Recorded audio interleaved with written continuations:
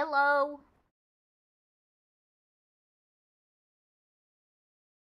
I'm back again with another stream.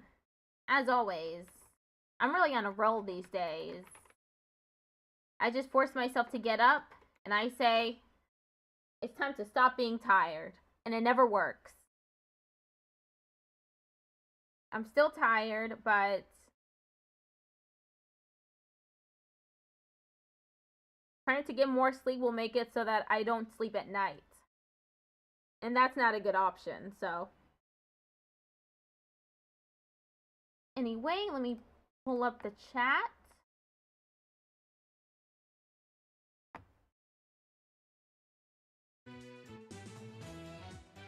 And the game projector.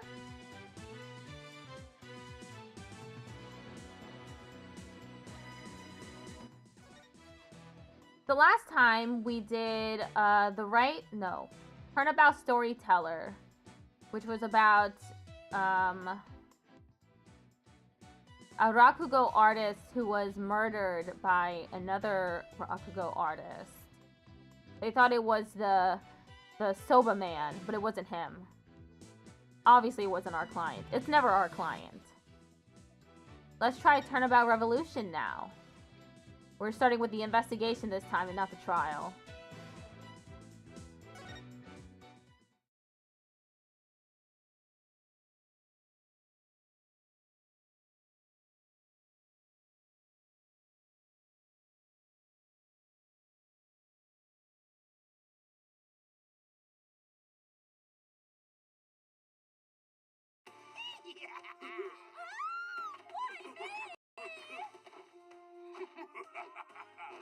It's time for a revolution! That's far enough. Huh? Who's they? It is I, the Plumed Punisher, warrior of Neo Twilight Realm.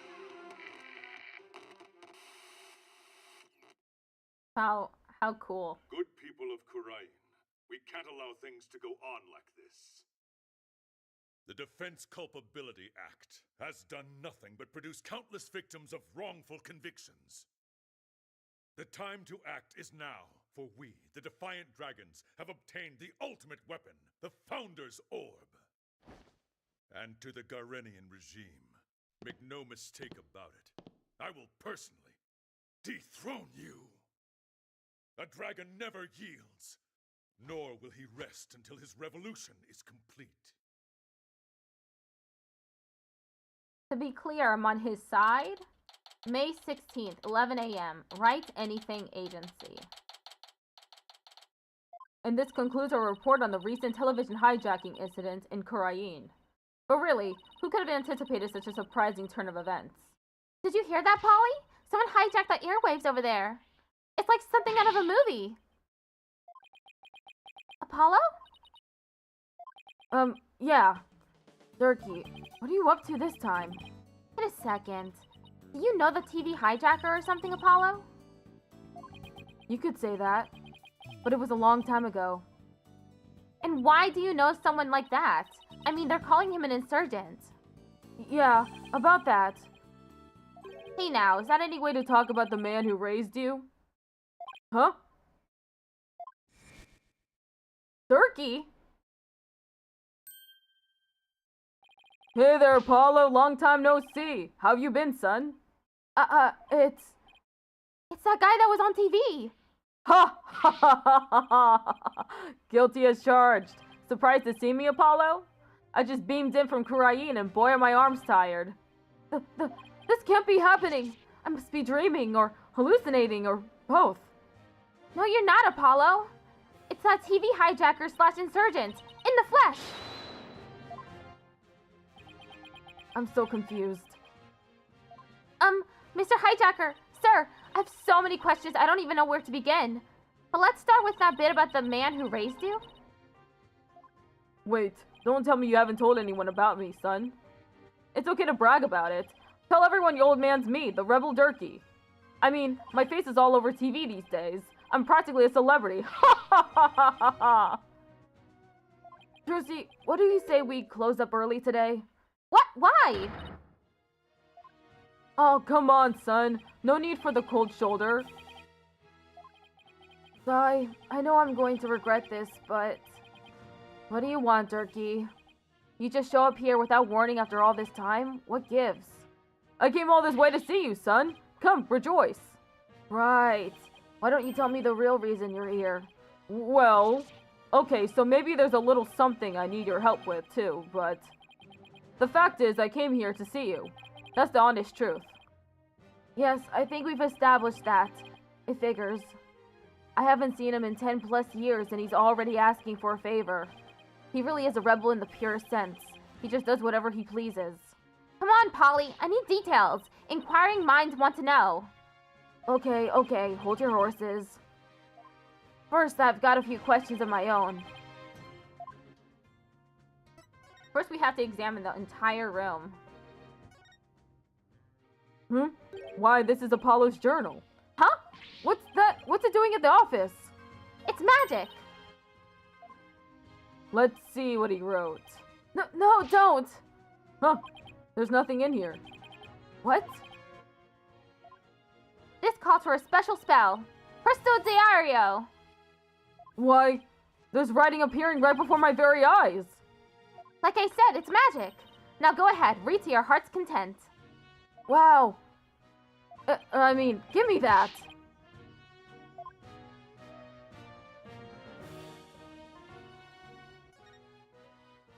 What's with this bright red jacket? Who would wear such a garish thing? Maybe one of our clients forgot it here. I'd love to get a look at the man who dared wear something like this. Me too! I know I don't wear it much, but she has to know it's mine, right?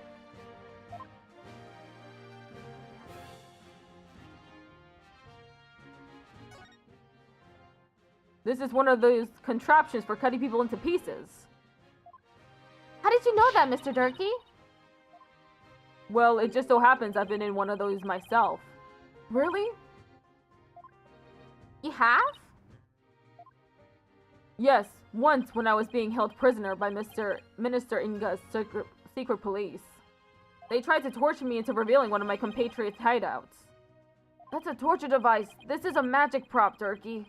Man, I barely escaped that thing alive. Well, you have my respect as a magician for your death-defying spirit.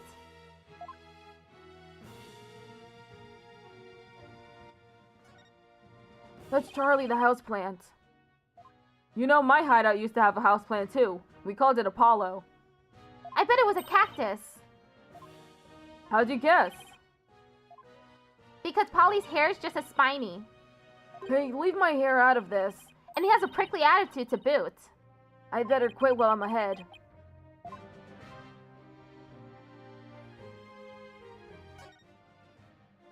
More magic props. Oh! I've seen a ring like this before. I used to be quite good with these. Really? Why don't you show us? Well, if you insist. I'll show you the act of daring do I used to perform to supplement my income. First, I have to light the ring on fire, then I'll jump through it. That's a fire hoop. This is a kid's toy, Durkee.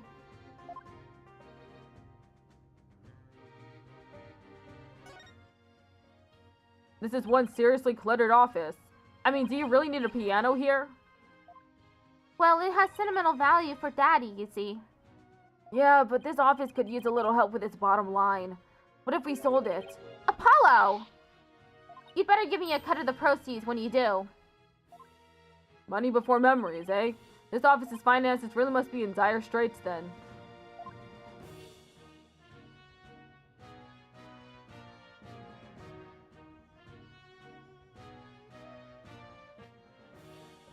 Seems I've clicked on everything. Yep. Talk. Durkee. Pleased to meet you, little lady. My name is Durkee Sadmadi. Sadmadi? This is Nayuta's father? Too? Wow, what a twisted relationship, huh? I'm a rebel by trade. A rebel? But on TV they were calling you an insurgent. So which is it? Personally, I vote for a rebel with a cause. A real headache for anyone in your way. Brucey. Ha ha ha ha ha! You got me there. I'm the head of a resistance group. The Defiant Dragons. We're like the good, the bad, and the ugly, but without the good part. In Korean, I'm like the boogeyman. A tall tale parents use to spook their kids straight. That's too bad. You seem like you'd be a fun, cool guy to hang out with. This little lady's a real catch, son. I'm talking bride material if you get my drift. Nope, nope, nope, they're siblings. They just, for some reason, they still just don't know. But they are brother and sister. We're not going there. Wait, what? Oh, stop it. This voice acting is adorable, not gonna lie. Thank you. I try my very best. You're embarrassing me, Dad. Ha ha ha ha ha! She's a plucky one, alright. Someone plucked me out of my misery. Now, about that man who raised you business. Foster father. What did Mr. Durkee mean when he said that he's the man who raised you, Apollo? The truth is, I grew up in the kingdom of Kurain. Did I, never mention that? Oh, so you grew up in Kurain? Wait, are you saying you're not from around here, Polly? No, it's just I was raised in Kurain when I was really little. Sweet home Alabama. Definitely don't want that to happen. No, no, no. Still, that's a shocker. It's like I hardly know anything about you. How come you never told me? Apollo, you really haven't said a word about your past, have you? What, that I was raised by a wanted criminal? It's like a bad joke. It does sound rather melodramatic. I doubt anyone would even believe you. So you two haven't seen each other in a while, huh? You could say that. I'd wager it's been at least 10 years. Wow, that's a really long time. Yeah, well, I figured he'd forgotten about me. Not a chance. It's just, well, starting a revolution takes time, and keeping it going even more so. And being a wanted man, I couldn't just hop on a plane to come say hello. I get it. It's fine. Though truth be told, it's weird having Durkee suddenly show up acting all paternal. I'd even almost forgotten about Kurain. No, that's not true. I probably tried to forget about it on purpose. Now then, Mr. Durkee, what is it we can help you with? Request. I need to get my hands on the Founder's Orb, the most sacred treasure of Kurain. That's where you come in. The Founder's Orb? Wait, but didn't you say you already have it in that broadcast of yours? Ha ha ha ha ha ha! Don't go believing everything you see on TV, little lady. No one's seen hide nor hair of the Founder's Orb for some time. No way! Southern parents be like, Dad, my girlfriend broke up with me. Oh, don't worry, son. You still got your sister. I am technically Southern, having grown up in Florida and living in Delaware, which is somehow part of the South, even though it's way up north. We don't got that really, but it's funny.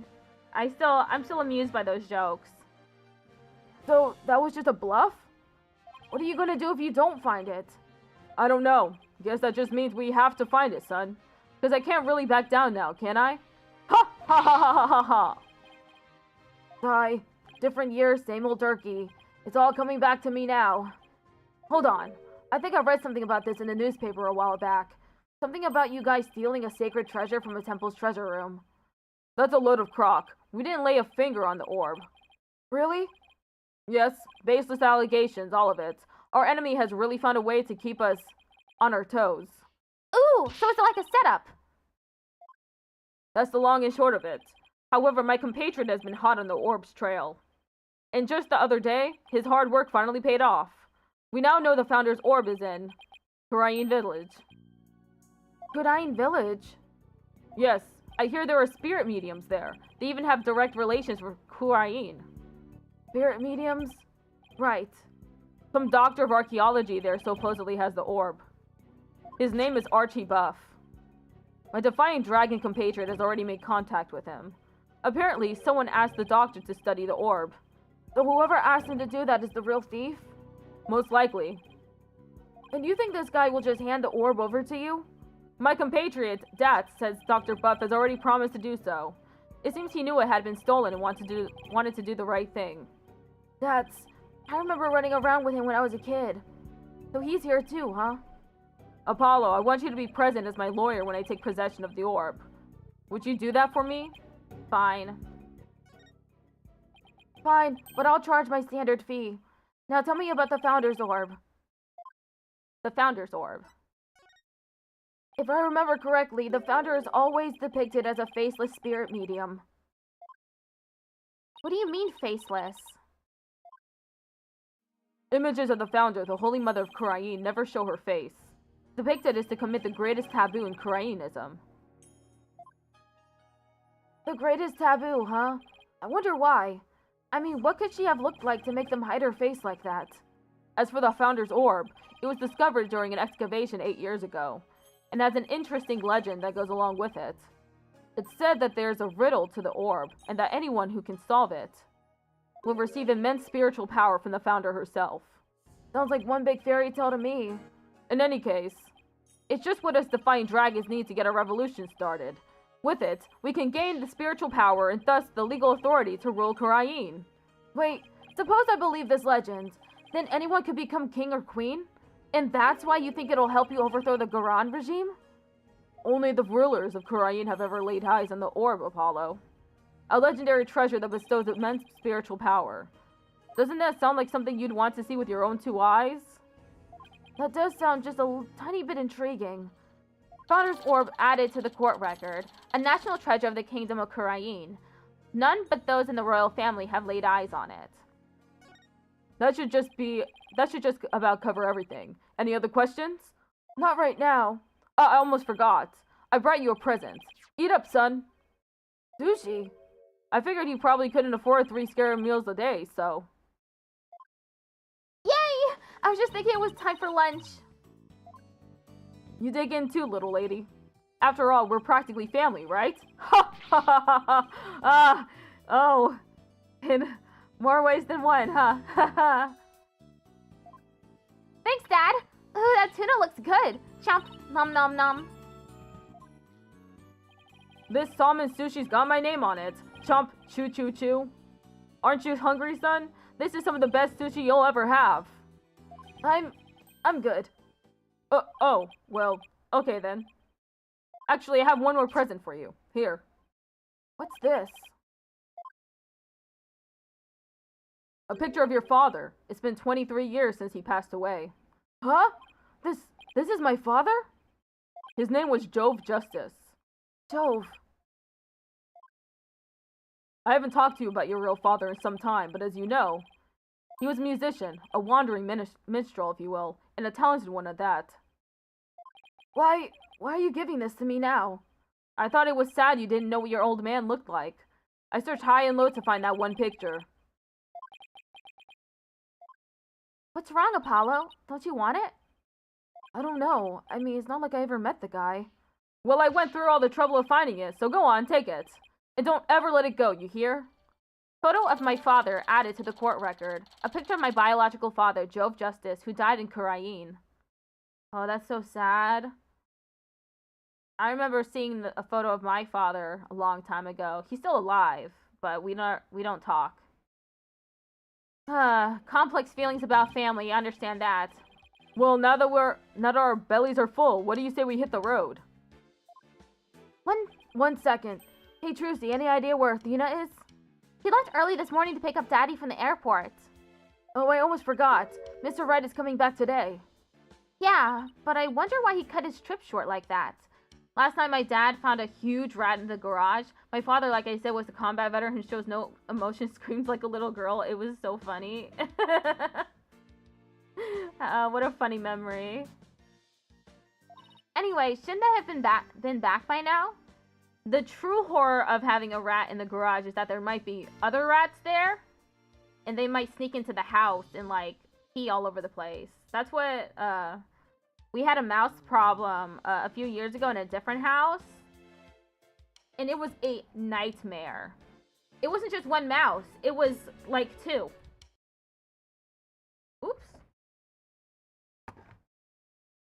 I accidentally knocked the Switch dock just now. Anyway, shouldn't I have been back by now? Knowing Athena, she probably got lost. Ooh, me too, Athena. Me too. They shouldn't have let you... If you get lost so often, they probably shouldn't have let you pick him up from the airport. Even if GPS is good, you know, reading maps is tough. Well, there's no point sitting around here waiting. Let's get going. I can't wait to see that super mysterious treasure. The Korean village, then. The founder's orb awaits. Unfortunately, that was the most emotion he has shown since my elementary school graduation. That is unfortunate.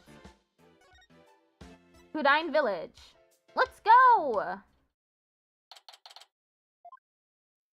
So this is Kudine Village, the mystical village of spirit channeling, and where ancient traditions come alive. Looks like a really peaceful place. Ah, I love the air here. Nothing beats the mountains, huh, Apollo? Come to think of it, we used to live way up in the mountains too, just like this.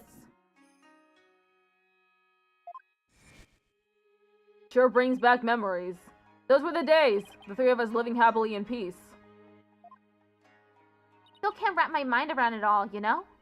That Mr. Durkee is not only Polly's daddy, but Prosecutor Sanmadi's as well. And the way you two talked about it like it was nothing the whole bus ride here. I guess it is a lot to take in. He's getting better though, ever so slowly. He's starting to break out of his shell. That's good to hear. I'm happy for your dad. So tell me, Mr. Durkee, what was Apollo like as a kid? Oh, he was full of piss and vinegar, he was. A real rascal, full of piss and vinegar.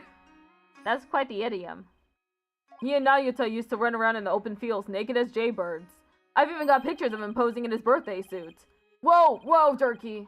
No way! Prosecutor Sanmadi used to be like that too? The two of them would end up with leeches on their butts and cry like babies. Ha ha ha! Durkee, don't you think you've said enough? Aw, you're no fun. Yeah, I wanted to hear more about the misadventures of Polly. Hey, what are you people doing here? Oh. Emma?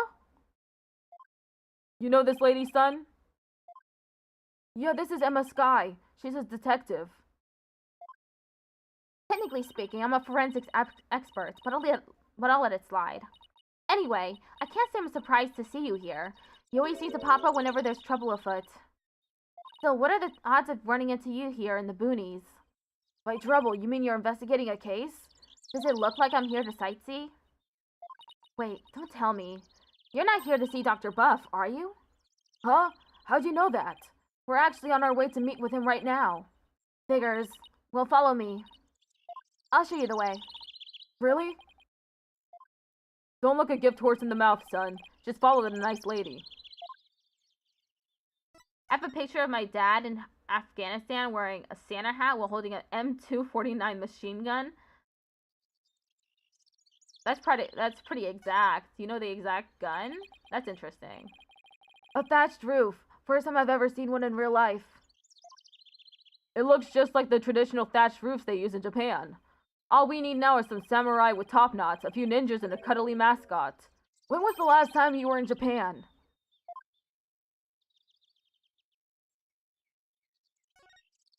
There's a big boulder towering into the sky over there. According to the sign, it's called the Kurain boulder. It also says that a spirit dwells within it. A rock with a spirit in it? It's called animism, the belief that spirits dwell within inanimate objects. They probably enshrined this boulder as a sacred object. The tradition of worshipping such objects is similar to our tradition in Kurain. Interesting. Who knew Durkee could make sense every once in a while? A phone booth and a bus stop made of wood. They both look really old. You hardly ever see phone booths in the city anymore. Afghanistan. I'm a big military nerd, so I know all that stuff. My spouse is in the military. He's in the Air Force. But I'm not a military nerd myself, so. Apollo, what's this glass box for? I guess you hardly see them in Kurain, too. Is that it? Oh, village. The mountain. Seeing those mountains really takes me back. I remember when we used to live high in the mountains to escape from the government. So you don't live there anymore? Nope. I needed a more convenient place to lead the revolution from. But that old mountain hut is still there. Man, I miss that hut. What, are you getting homesick, Apollo? You can come on back to Kurain anytime, you know? No, I'm fine. Besides, I've got a lot on my plate here.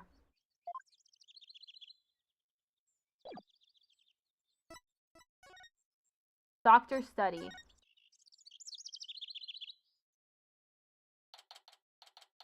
So this is Dr. Buff's study. Wow, look at all those books! A lot of books. The shelves go from floor to ceiling. It's like a library in here. Yes, and lots of artifacts too. A true archaeologist's paradise. You thank him for his service? He's not into being thanked for his service. Because it's just a job to him. But thank you anyway. Yes, and lots of artifacts too. A true archaeologist's paradise.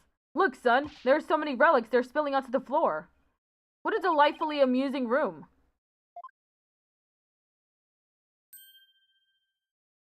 All I see is a mess. And what's with that white outline? Emma, where's the doctor? Well, the thing is, he died last night. Wait, what? It seems an avalanche of books knocked him off his bookshelf ladder. We're labeling it an accidental death. What? Please tell me you're joking. As if I'd come all the way out here for a few laughs, Apollo. Yeah, I guess not. A scholar killed by his own books. Oh man, what do we do now? I mean, how can he transfer ownership of the orb to you if he's dead? Yes, that is a problem. Emma, can you tell us exactly what happened? What do you think you're doing? You can't just poke around without my permission. Guess I should ask her what's going on first. The doctor's death. So the doctor died in an accident? I received a call this morning saying Dr. Buff had been found dead under a pile of books. This morning? Talk about bad timing. You mentioned that he had fallen off a ladder. Right. We believe he fell from the top of the bed ladder there. Apparently, he triggered an avalanche of books while fumbling to reach one, and that sent him headlong on a fatal fall onto the hard floor. How sad! Killed by his own books. But at least he was doing something he loved. For a scholar, I suppose it's kind of like a soldier being killed in the line of duty. You could say he died an honorable death. Emma, who was the first one to discover the body? About that. Whoever it was, it seems they wanted to remain anonymous. What? It happens now and then. Some people would rather not get involved with the police. I can relate to that.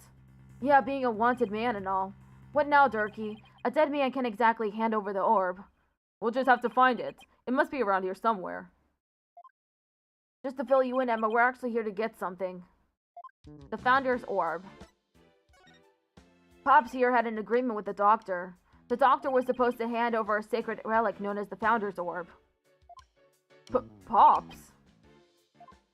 Oh, I see. That could be a problem considering he's dead. Do you have a plan B? I have an agreement in writing. My compatriot dad should have it. Well, there shouldn't be any problems then. So who is this gentleman you're escorting? Durkee. Oh, right, I haven't introduced you yet. This is Durkee. He's from the Kingdom of Kurain. All the way from Kurain, huh? So what do you do there? I used to practice law, but I'm taking a break from all that. I'm focused now on making Kurain a better place through volunteer work. Volunteer work, huh? How interesting. Well, it's not technically a lie. So how do you two know each other? Oh, he's sort of my foster father. Come again? Yeah, and he's Prosecutor Sanmadi's real father, too.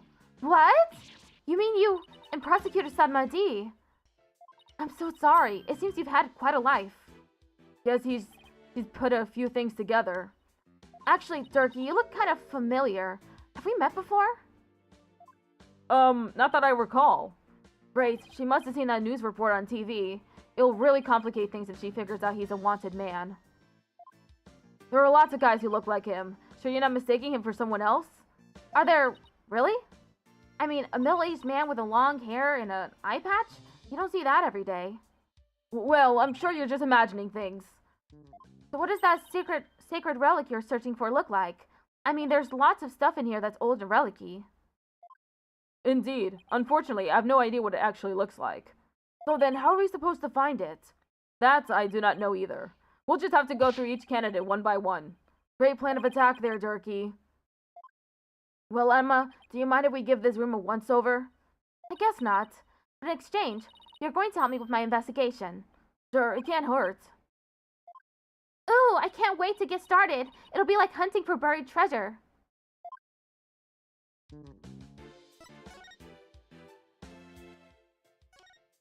The doctor fell from the top of that ladder.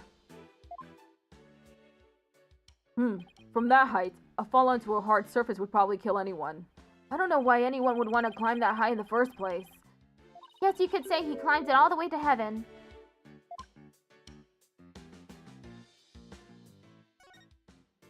It's a two-tone raincoat.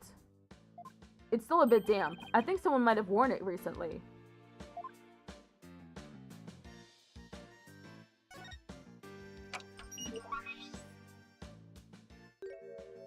This PC is password protected. Drusy, you think your magic can do something about this? I don't think it can override a password. Now, a locked desk. That I could get into. Like yours back at the office, Polly. Yikes, I better watch what I put in there. What? Do you put weird stuff in your desk? Stuff you don't want anyone to see? Jeez, are you a mind reader too? No, but unlocking your thoughts is a cinch.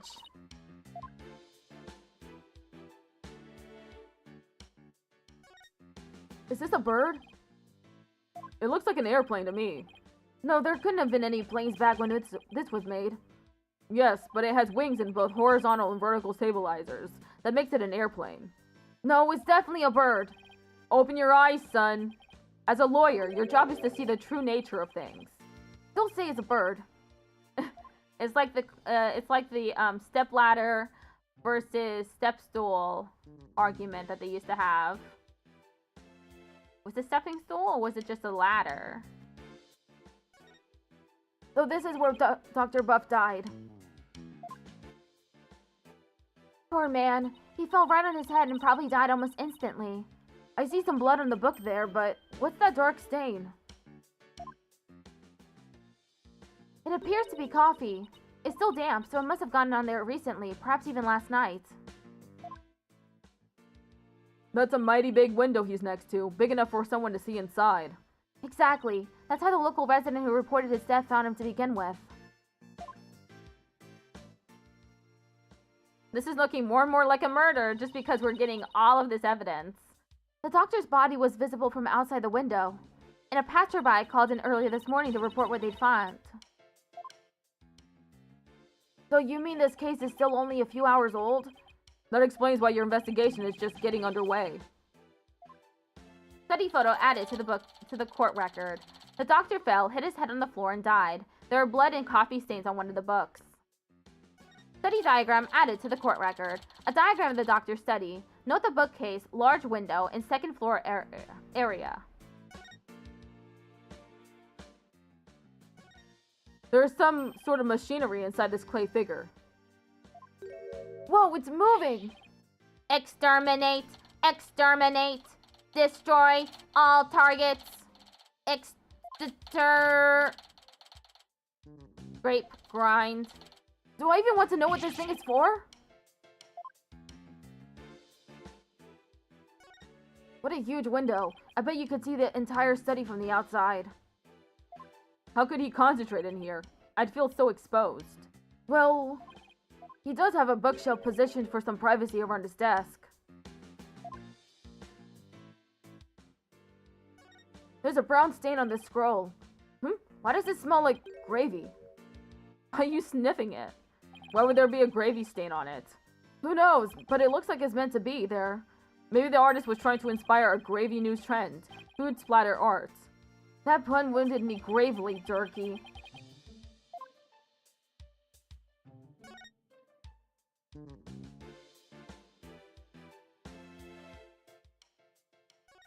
Look, it's one of the doctor's notebooks.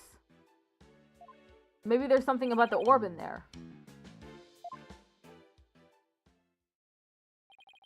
It's a photo of the treasure box, the one from Temple's treasure room.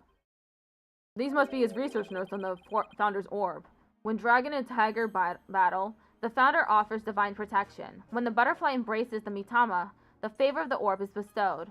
Offer thy prayers as fervent as fire, only then shall the Holy Mother return. Descending upon us all in her glory, the founder bestows the greatest power known. Mitama motif from Korean founding period. What's that on the right page? It looks like a poem or something. Let's see. Oh, it's the song that's performed during the Dance of Devotion. It's been sung during Koreanese rites of offering since ancient times. Oh, I think I've heard of that. There's also a legend associated with the song. Some see the solution to the orb's riddle is contained therein. It's in a song everyone in Korea knows? Not much of a way to keep his secrets. It's called hiding secrets in plain sight, Polly. Us magicians know all about that. Huh, that's strange. What is? Dr. Bust's notes contain the second half of the song. Only the first half is sung during the Dance of Devotion. Most people haven't even heard the second half. The second half? As in the part that begins, offer thy prayers? I'm impressed. That's some thorough research he was conducting. Research notes added to the court record. Research notes on the Song of Ceremony in the box containing the founder's orb.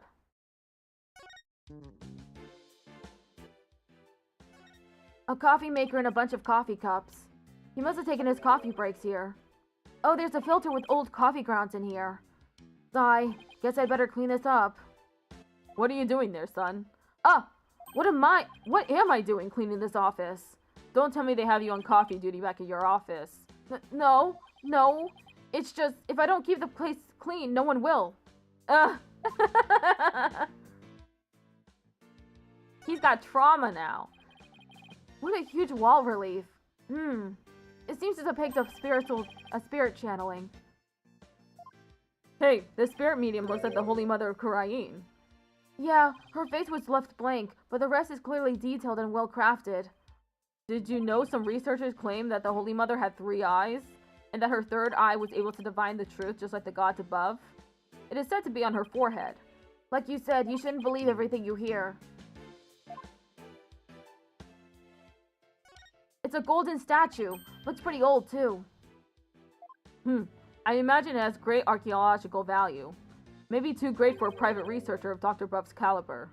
I wonder how he got his hands on something like this. Oh!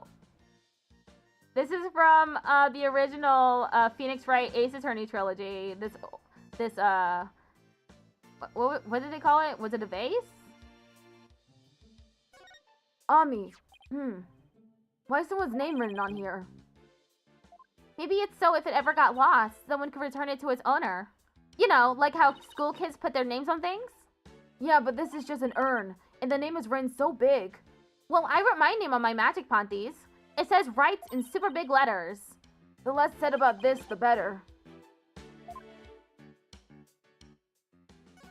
It's a spiral staircase. And it's connected to a hallway up there. Why'd they have to place the second floor so high up?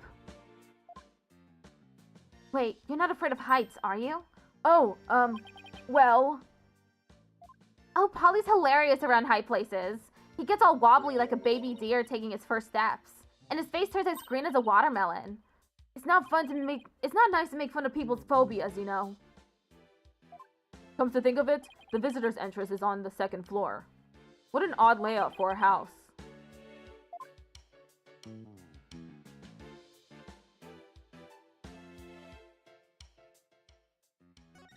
There are animal drawings on the floor. They look like those famous geoglyph things.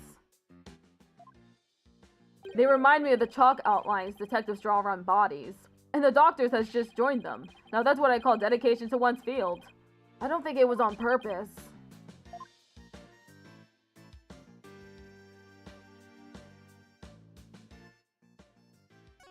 That's one big suitcase. It's locked. Is it the doctor's? No, someone left it here last night. So the doctor might have had a visitor? But how can you tell? That sticker there, you only see those on airport luggage. Which means its owner is likely from overseas. Is there any way to figure out who it belongs to? Not unless we open it to see what's inside. Guess not.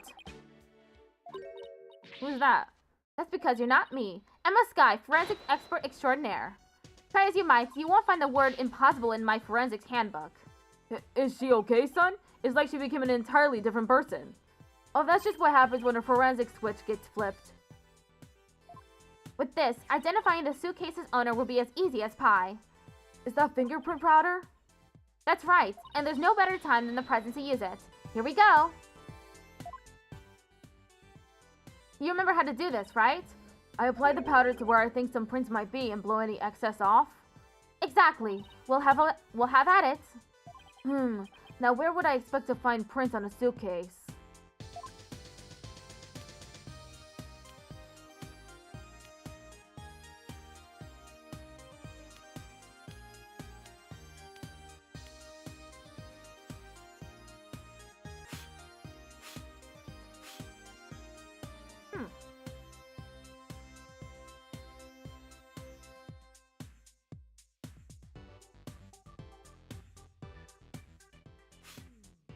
Not on the handle, huh?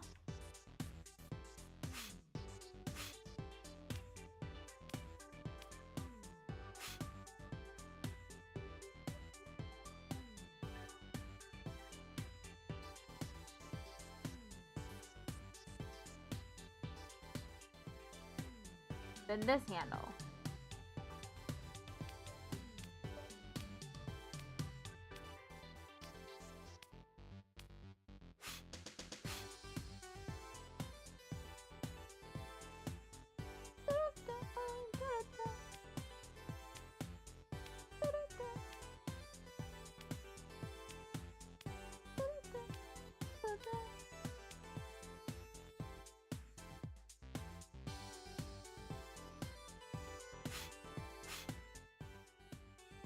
Well, we've got a handprint there, but not a fingerprint.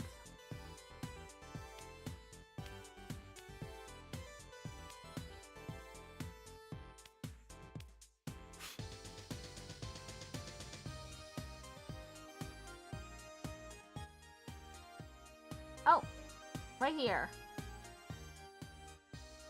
Can I get clearer fingerprints? Or is this all I have to work with?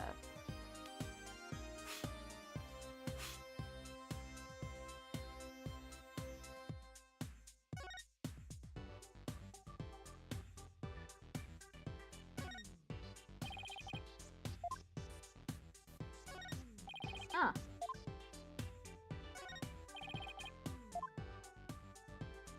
These are prints.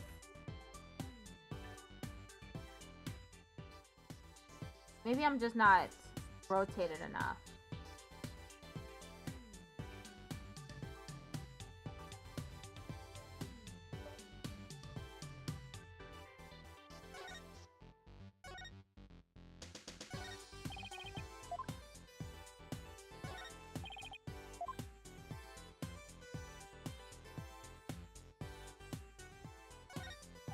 Weird.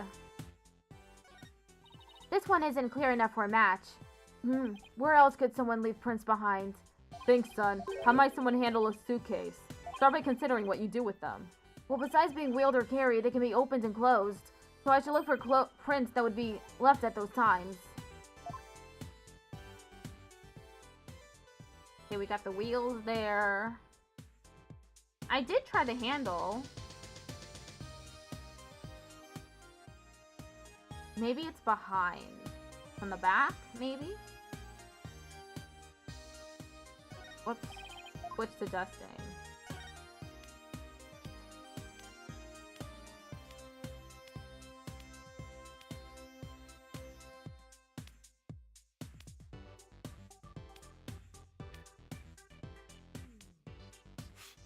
Okay. Nope. Maybe this?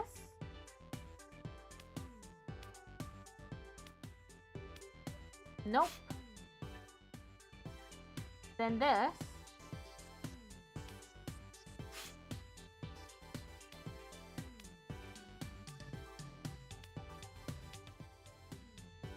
Not that either.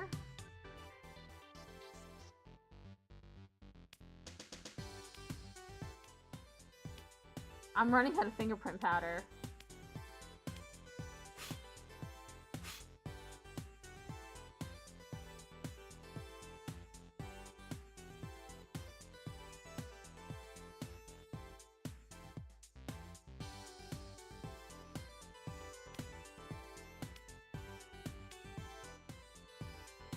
Huh.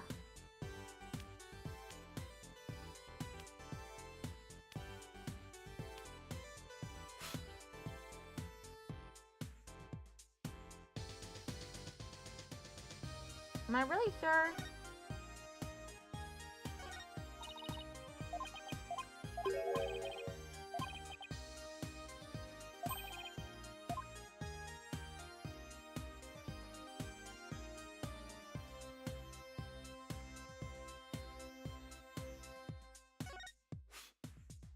I swear.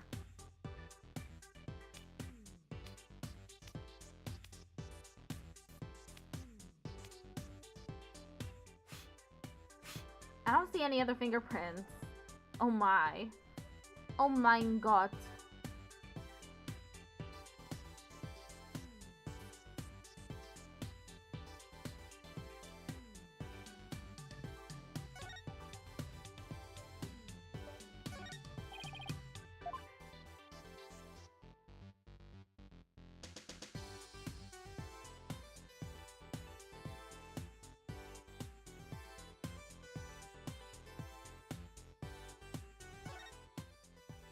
The fingerprint powder has refilled.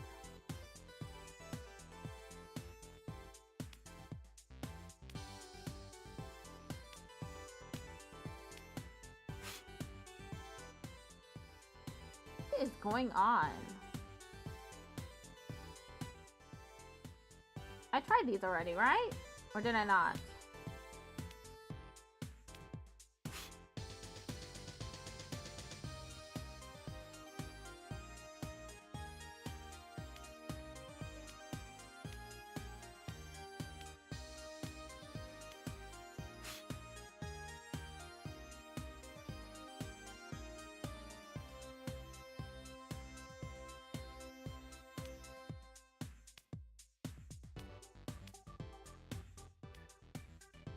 I don't see any fingerprints.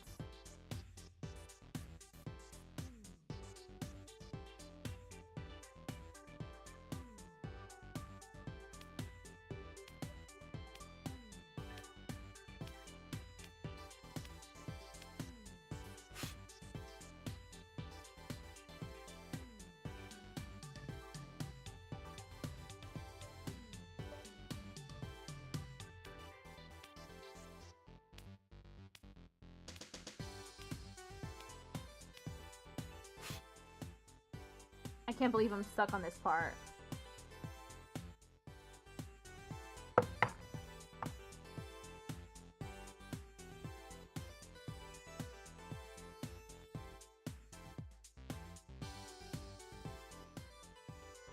Okay, I'm looking it up.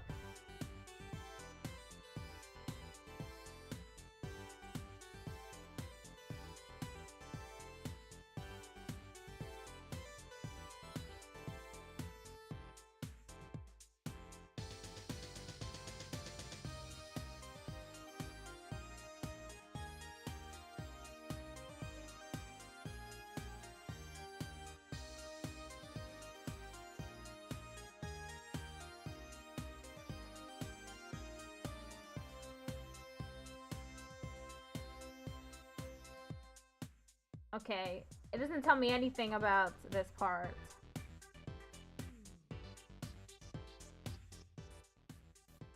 It's probably optional from what I saw.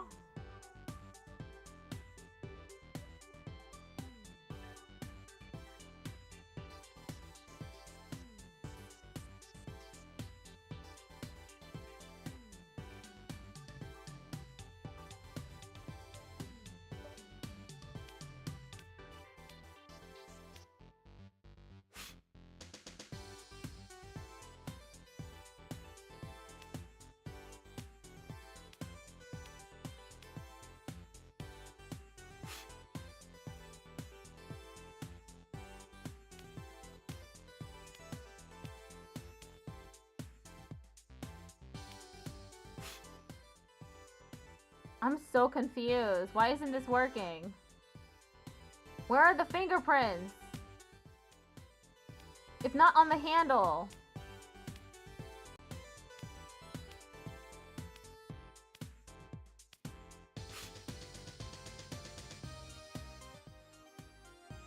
Not on there.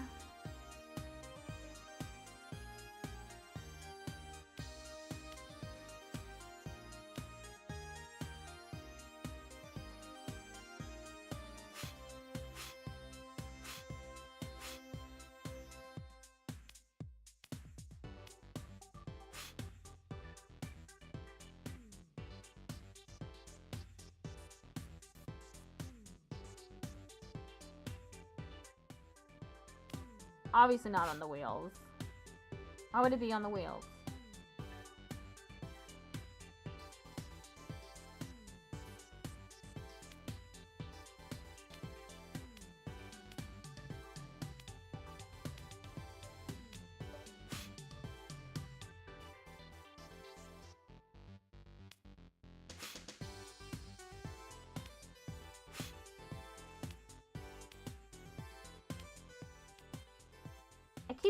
I keep dusting the same locations just because I don't know where else the fingerprints could be.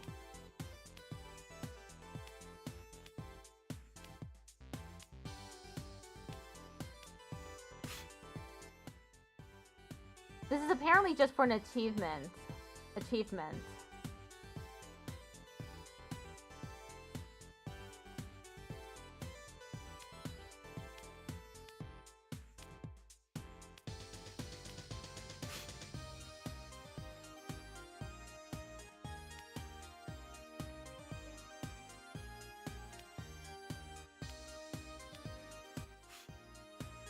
How about around it?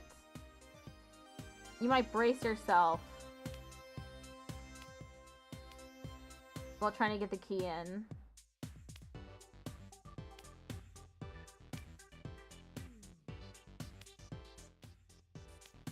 Nope.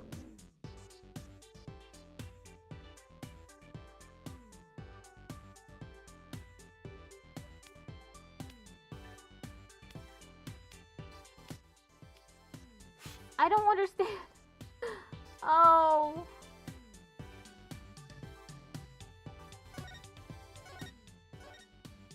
I reset the camera. Are there fingerprints on the stickers? Oh! There are.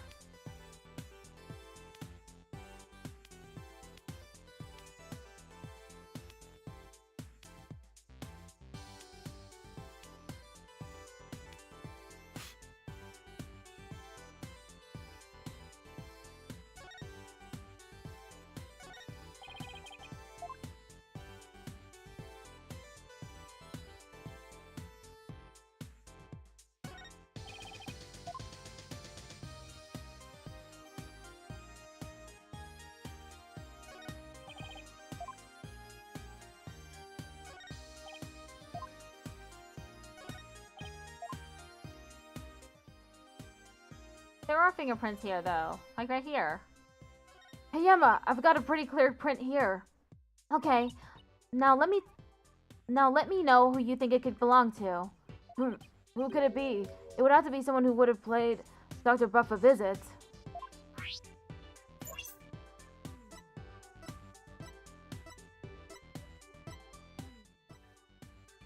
That's Aribo.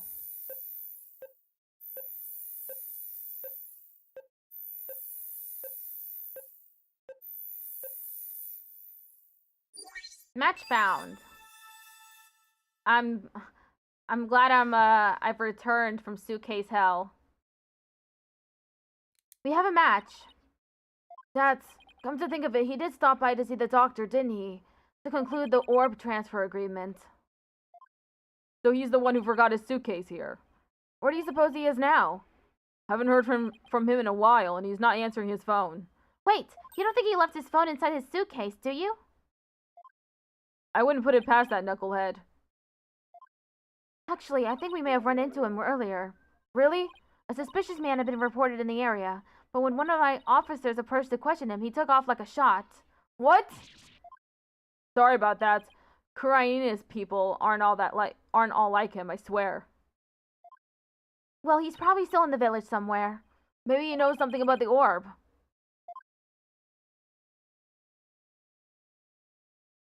It seems the orb isn't here. That means Dads might be our only lead at this point. Detective Sky said he might still be here in the village. We should try to find him.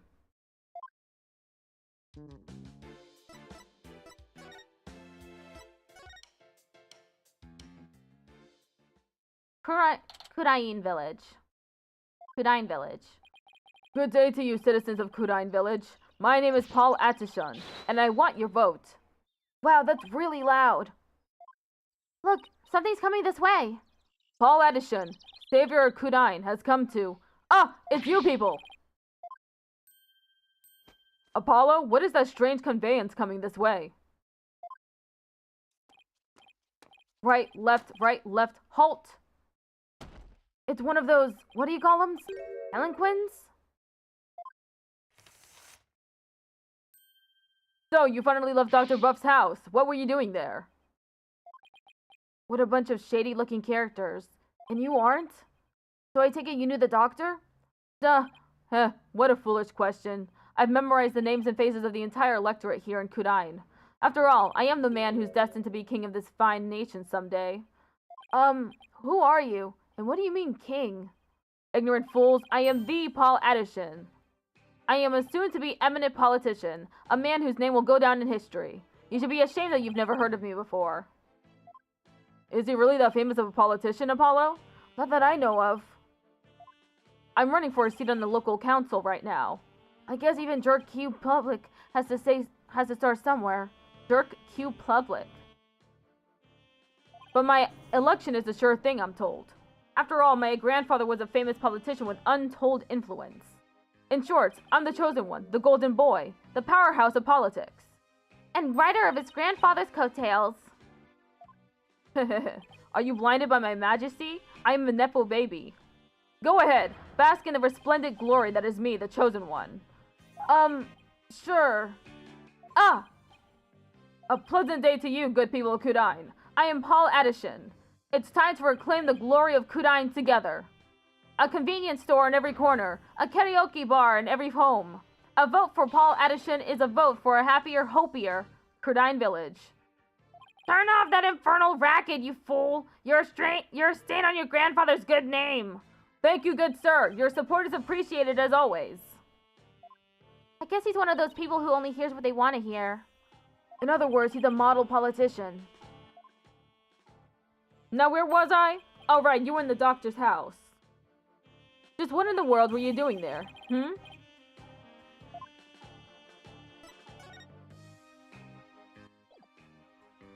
Paul Attishon. Is this what you ride around in when you're campaigning? That's right. It's perfect for the narrow roads and steep hills here in this village. It has a top speed of 5 miles per hour, but it suffers from serious reliability issues. Namely, these imbeciles tire out too quickly. Huff, huff, puff. We'll try harder next time, sir. Poor guys. They're exhausted and covered in sweat. The Attishon family has been in politics for generations, even back in the old country. Really? My grandfather, Abe Attishon, was a prominent member of Congress. And he was born right here in Kudine. There isn't a person here who hasn't heard of him. All I asked about was his palanquin. You must have heard of the Attishons. I'm even reviving our old country campaigning style. Oh, politics aren't really my thing. Druzy? I don't recall ever reading about them at school. The young people today. You people really need to pay more attention to politics. The doctor's house. So what business did you people have at Dr. Bluff's house? He was going to transfer ownership of the Founder's Orb to us. It's a sacred relic from the kingdom of Kudine. Ad starts in 1 minute. The Founder's Orb. So you tried to get your hands on it, did you? Wait, what do you know about the orb? I know that it's mine, and that's what. How do you figure that? Because I know it's not the Founder's Orb. Its real name is the Crystal of Ami-Fae. The Crystal of Ami-Fae? That's right. It's been passed down for generations in the Attishon family. Until it was stolen, that is. But just when I had zeroed in on the culprits, the doctor hid it away and then kicked the bucket. So you're saying Dr. Bluff stole your family heirloom? That's not what Darky said. Strange. But I've been told the doctor himself said that he had the Founder's Orb. It's all that weird foreigner's doing. He filled the doctor's head with nonsense. Nonsense like the Crystal of Ami-Fae being the Founder's Orb. Weird foreigner? Could he mean... Is this the foreigner you're talking about? Take that! Yes, that's him. I thought so. Now we really have to find that. Do you know where this man is now? I imagine he's at the detention center by now. I called the authorities after I found him hiding in my dog's doghouse. What? That buffoon. Well, at least we know where he is now. Let's head over to the detention center and see what he knows about the Founder's Orb. So you really are after my crystal? No, we're looking for the Founder's Orb and we have an agreement to prove it. Well, just so you know, you're not going to lay a finger on it. It's mine. And I intend to give it to my benefactor. Your benefactor? Okay. It's time for a break. Be back in 3 minutes.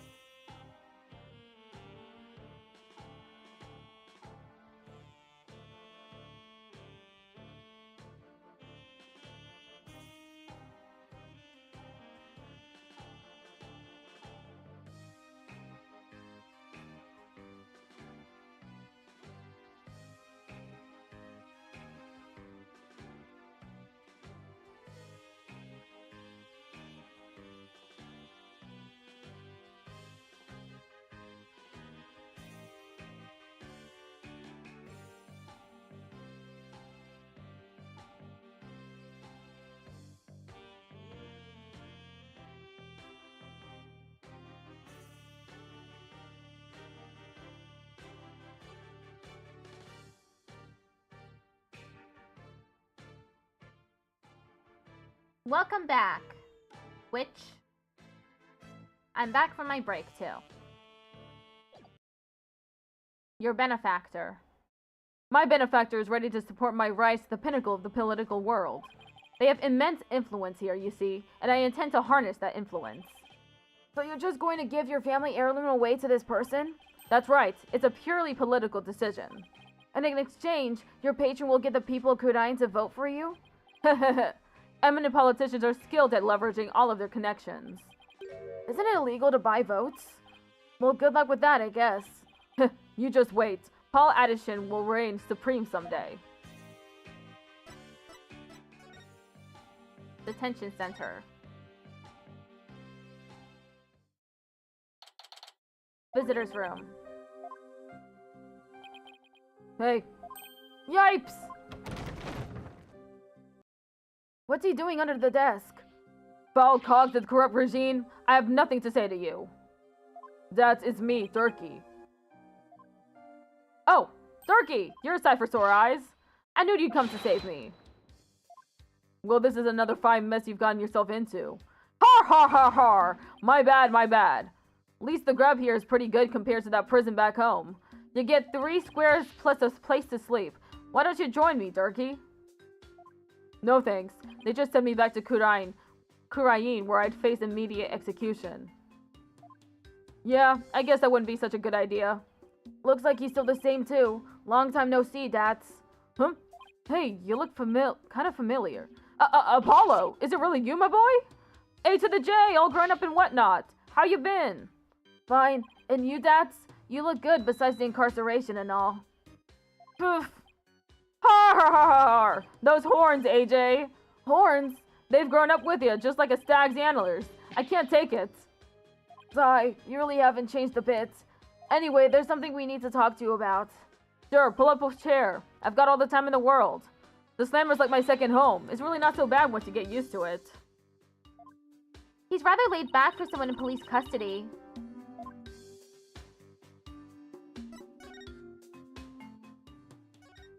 He's completely uninterested in us. That suits me fine. It will only complicate things if I'm recognized. Right, you're known as some sort of scary terrorist who fled from Kurain. Though in reality, no one would believe you're the real Turkey of legend anyway. Turkey, why are you holding that mic? I get this strange urge to speak whenever there's a microphone before me. We, the Defiant Dragon, shall... No, stop! Stop!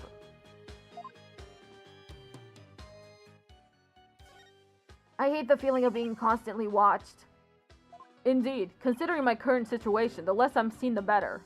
Well, it's not like there's an international arrest warrant out for you. True, but I seem to have made quite an international splash with that hijacking stunt.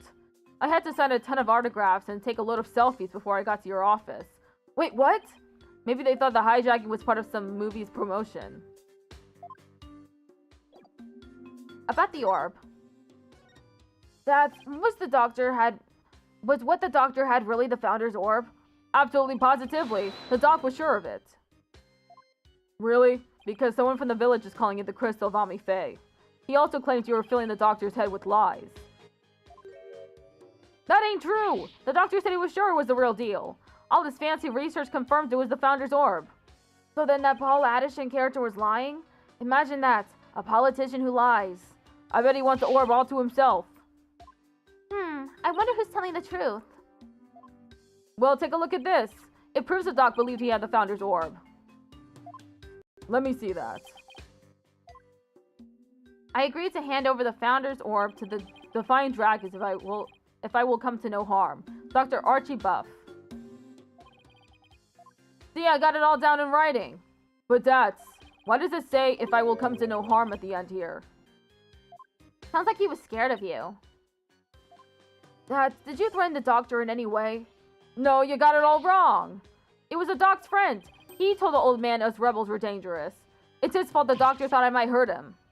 Sounds like the work of that politician. He's really made a mess of things. Orb transfer agreement added to the court record. States, I agree to hand over the Founder's orb to the Defiant Dragons if I will come to no harm. Reason for arrest. What have you done now, Dats? Nothing. I'm innocent, I tell you. It all started when this dog-faced cop tried to question me. He looked so funny, I started laughing at him. That's when they came after me. But it was hilarious, I tell you. I'm in a human police dog? How funny is that? Right. So what happened after that? They caught me hiding in a doghouse. Saying Pooch ratted me out. I guess that's what I get for laughing at one of his doggy comrades. Sounds like the dog's got the last laugh. Weren't you cleared of those jailbreak charges? And you're captured by Lady Kira deemed unlawful? Yeah, but the cops here don't seem to like me anyway. What are the charges this time? Unauthorized entry or something like that. They think I'm an illegal alien. And I can't prove otherwise because I lost my passport. Is there any way they let you go? Not without my passport. If only I had it. Turkey, AJ, you gotta find my passport. Alright, we'll find it. One more thing to add to our to-do list. Now, where might Dats's passport be? Oh, about the orb's whereabouts. Maybe the doc's kid knows something. The doctor has a kid? Yeah, a bit of a shut-in, though. The poor thing's own bedroom has become like a self-imposed prison. A shut-in? Sounds like it will be a challenge just to get a conversation going. Time for your questioning. Follow me. It must be lunchtime. Today is fried chicken, if I'm not mistaken. You'll get your lunch if you behave yourself. Durkee, AJ, I'll see you guys around. Our only lead now is Dr. Buff's kid. But luring a shut-in out is not going to be easy. I know.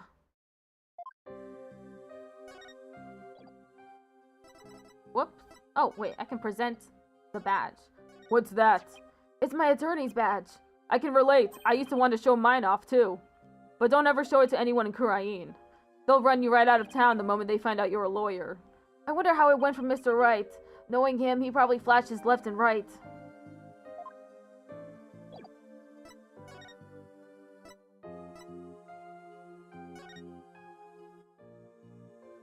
Doctor's study.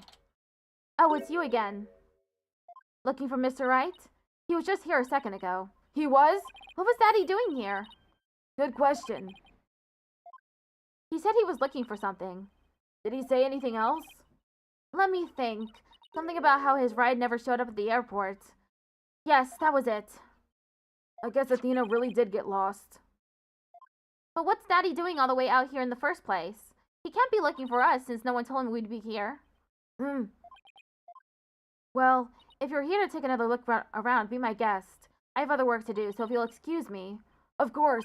Thanks, Emma. First and foremost, we'd better find Datz's passport. We should also have a word with Dr. Buff's child. Hey, is it just me, or is there something new here?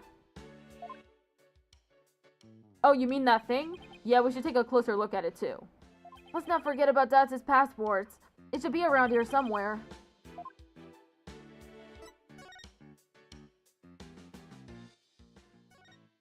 What's this, a model helicopter? Don't you know anything, Apollo? It's a drone. They're all the rage right now. I bet it belongs to the doctor's kid. We need to ask them about the orb's whereabouts. Yeah, but luring out a shut-in isn't going to be very easy.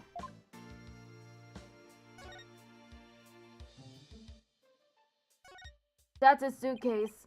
Maybe his passport's in there. Ah! It's no good. It's locked tight. We should have asked him for the key.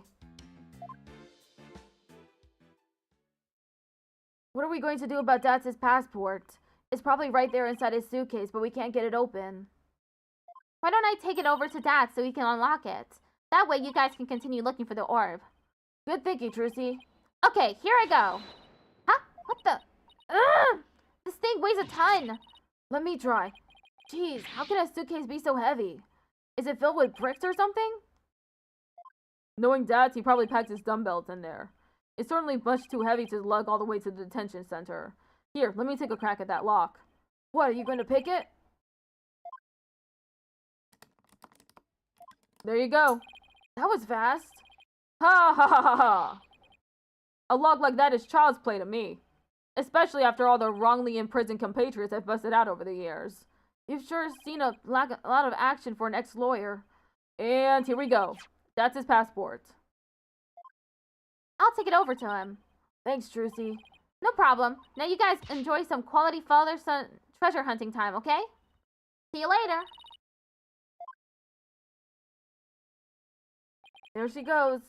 I wish she wouldn't make such a big deal out of our little family situation. Father-son time, eh? Been ages since we've had a father-son talk, huh, son?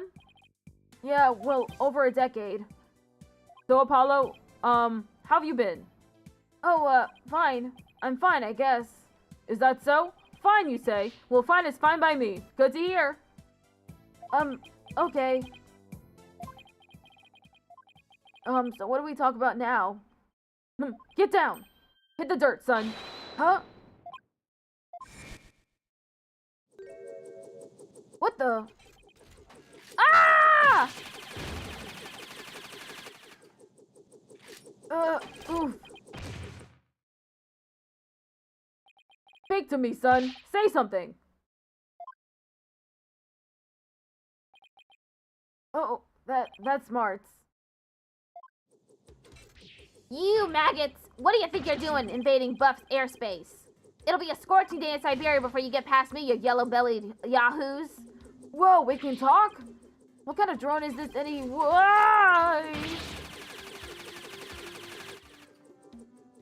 Drone nothing. That's Sergeant Buff to you, soldier. You got that, you lowly grunts? Ow, what the who now? Buff, sounds like the doctor's son is behind the controls. He's controlling this thing? Apollo, let's play along for now. At least until we can get the information we need out of him. Got it. Sergeant Buff? Sergeant Buff, sir. You forgot to say sir. Ain't you never seen a war movie before? Oh, right. Let me try that again. Sergeant Buff, sir. Better. Much better. Now state your name, unit and rank, soldier. Oh, I'm Apollo Justice. I serve at the Right Anything Agency. And my rank is, fledgling lawyer? Sir. Affirmative, Private Justice. Private? Listen up, diaper baby. Your commanding officer's orders are absolute. Disobedience means a one-way trip to the firing squad. Do I make myself clear? Oh, sir, yes, sir. Good, good. We might make a man out of you yet, Private. Now for you, Cyclops. Huh? Oh, you want my name, unit, and rank too? I'm Durkee Sadmadi. I command the rebel group, the Defiant Dragons, and my rank is, leader, sir. Excellent. Looking aboard, Commandeer Durkee. Wait a second. What's with that ridiculous mop you call a head? Soldiers should be clean cut. Sorry, but this is my signature look. Whoa! Fine. I'll get a haircut before we ship out. Listen up, you. It's kill or be killed out on that battlefield. No place for leave-in conditioners. All you've got is your life, and you're lucky to have that. He's oddly obsessed with field survival for someone who never goes outside. This is going to be harder than I thought, son. Sergeant Buff. Are you controlling that drone from your room, sir? Affirmative. But I can see everything you do from here, so... Scene hut, soldier! Wipe that stupid look off your face. I'm going to whip you sheltered peaceniks into shape. With what, your charming personality? Look, it's got a camera and speakers, too. And that's not all, Commander.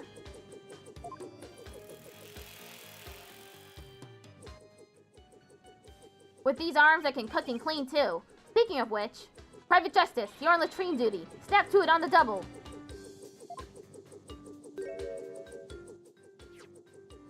Sigh, as if I don't see enough of the toilet back at the office.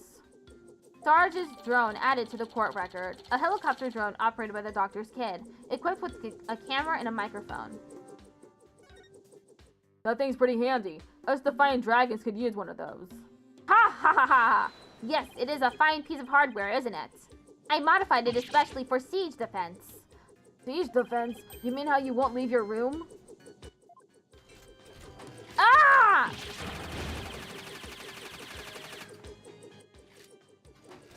Holding up in a stronghold to defend against an enemy is an age-old military tactic. A timeless strategy still applicable in modern warfare. I hope you're not trying to mock the wisdom of my forefathers. I meant no offense. It was just an observation. So the greenhorn who ain't even discharged with firearms got something to say, does he? Sorry. It won't happen again, sir. Darn tootin'. Now state your intention, soldier. Location of the orb. We had an agreement with your father. He had promised to hand over the Founder's orb to us. What? Papa promised you that? He did, but he died before he could tell us where it's hidden. Now we have no idea where it is. Oh, sniffle. Papa, why? Why do you have to die? It was an unfortunate accident, and I'm sorry for your loss. If it helps at all, I know how you feel, Sergeant, but... Ah! What do I do now? You insignificant maggot.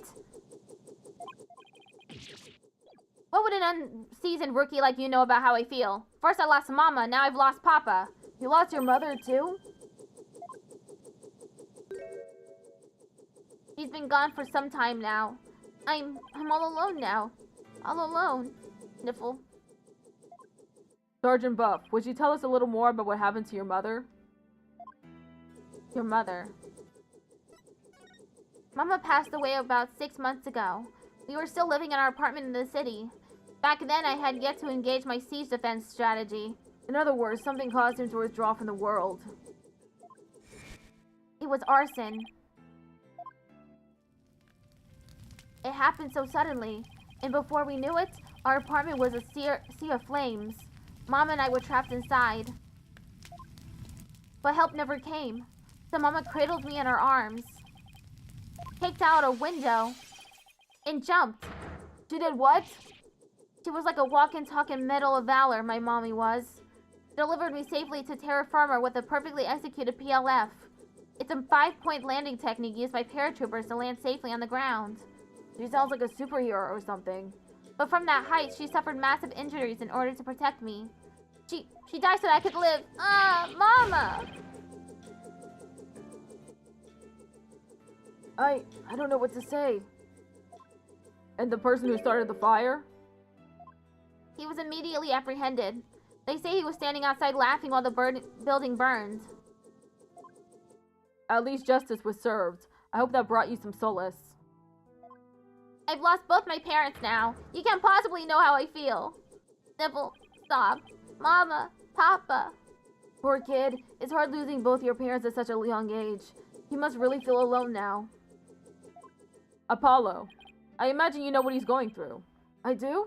The road to recovery begins by talking to someone who's suffered the same hardship. I know you have something that shows you understand.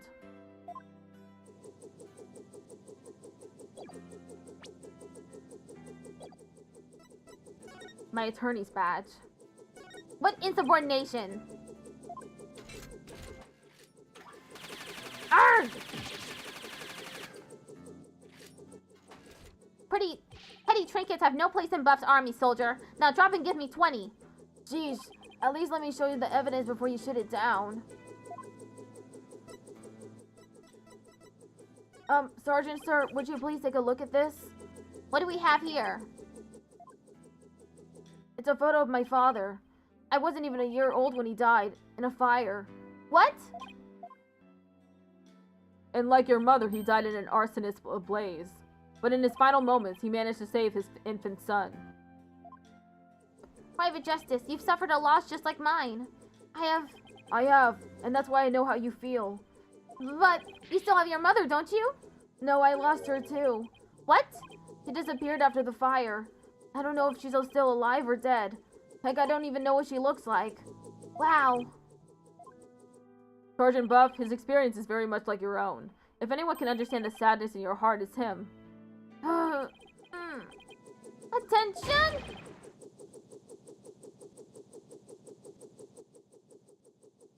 I salute you, Comrade Justice. You are no longer a private in the Buff Army. Henceforth, you will be a corporal. Corporal? Congratulations on your promotion, Corporal Justice. I'm just glad that seemed to cheer him up a bit. Now, comrade, let's toast to your new stripes. And call me Sarge. Don't be shy. We're a band of brothers now. Ha ha ha ha ha! Now's our chance, Corporal. Ask him about the Founder's Orb. Turkey's getting way too much of a kick out of this. Location of the orb. Sarge, sir, do you have any idea where the orb might be? It was here in Papa's study until last night. But he said he was going to hide it somewhere. He mentioned something about a shady character being after it. Where do you think he could have hidden it? Somewhere in the village, I'd guess. He said he found a suitable hiding spot for it. So he was here last night. That is, until he went out to hide it somewhere in the village. The only question is where. Maybe you left some clue here in this study. Let's search the place again. We should also find out more about Dr. Buff. It might steer us toward the hiding place. Dr. Buff. So, Sarge, what was your father like? Papa was as kind as Mama was courageous. His whole reason for moving to the countryside was for me. What do you mean? I initiated my siege defense strategy after Mama died. Papa was so worried about me, he moved us here to the countryside. He thought the fresh air, blue skies, and natural surroundings might alter my tactics. What a fine father.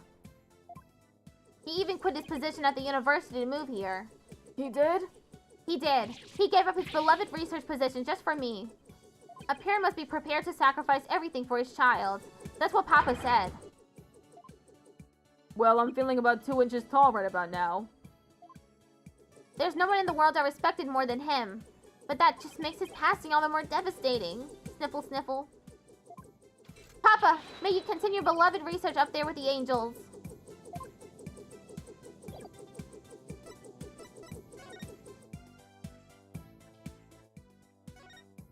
It's a raincoat.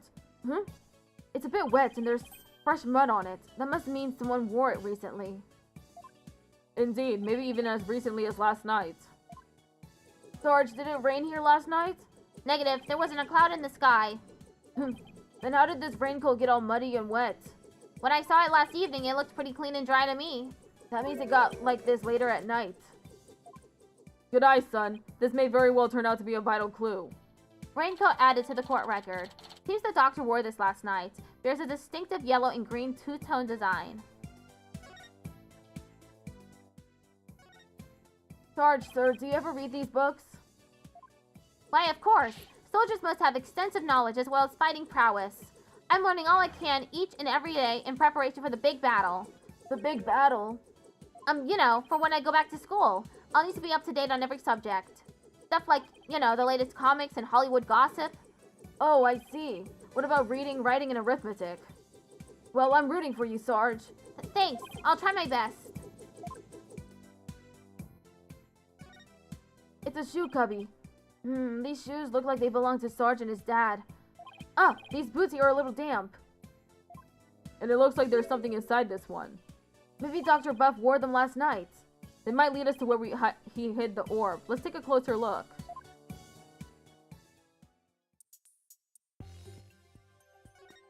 We might get a better look inside if we undid these straps.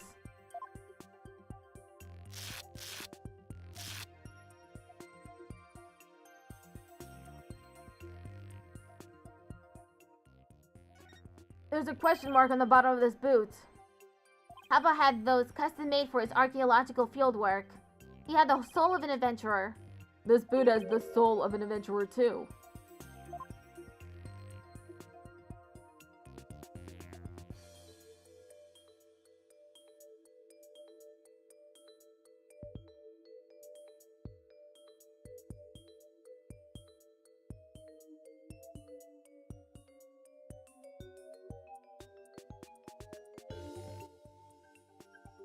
Oh, inside. I see it.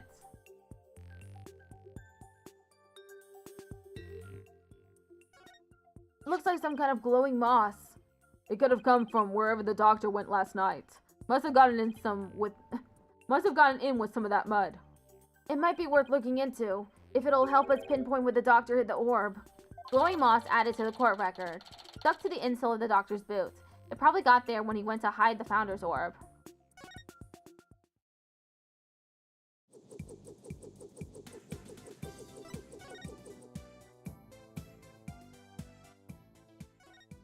This computer could provide some useful information. Rats, it's password protected. Turkey, you're good at getting into places you're not supposed to. Don't look at me, I don't know the first thing about computers. Ha ha ha ha! Leave it to me! A modern-day warrior must be well-versed in technology and have mean pride. After all, he who controls information controls the battlefield.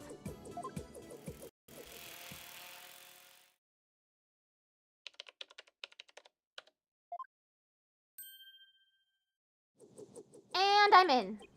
Looks like modern day warriors have mean keyboard skills too. Okay, let's see what we can find. Oh, what's this? An email message?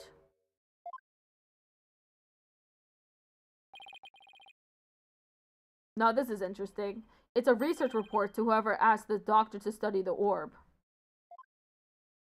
Here, I put the data on this. Take it and use it well, soldier. Email added to the core record. Data obtained from the doctor's computer. Includes a report on his research into the founder's orb.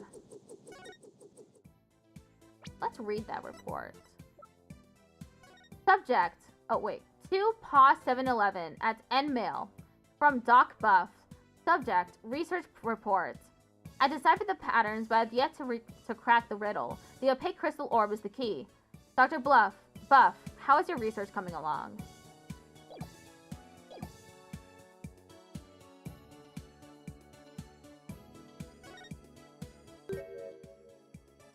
Exterminate. Exterminate. Destroy all humans. What's this thing's problem? It's an OP art, an out-of-place artifact. Papa wanted it in an online auction. An online auction? Yes, he says it's an alien weapon that destroyed an entire ancient civilization. Where do I even start with an explanation like that?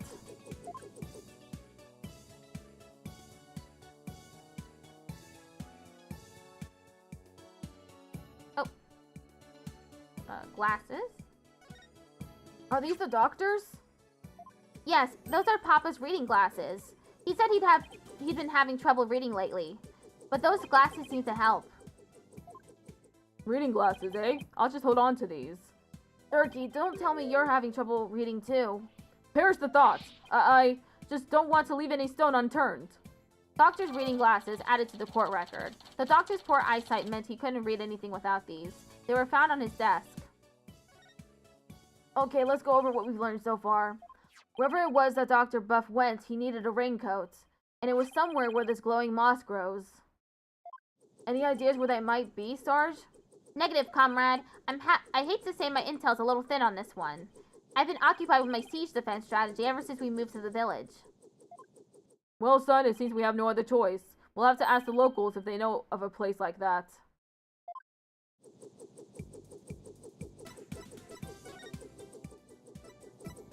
Kudain Village.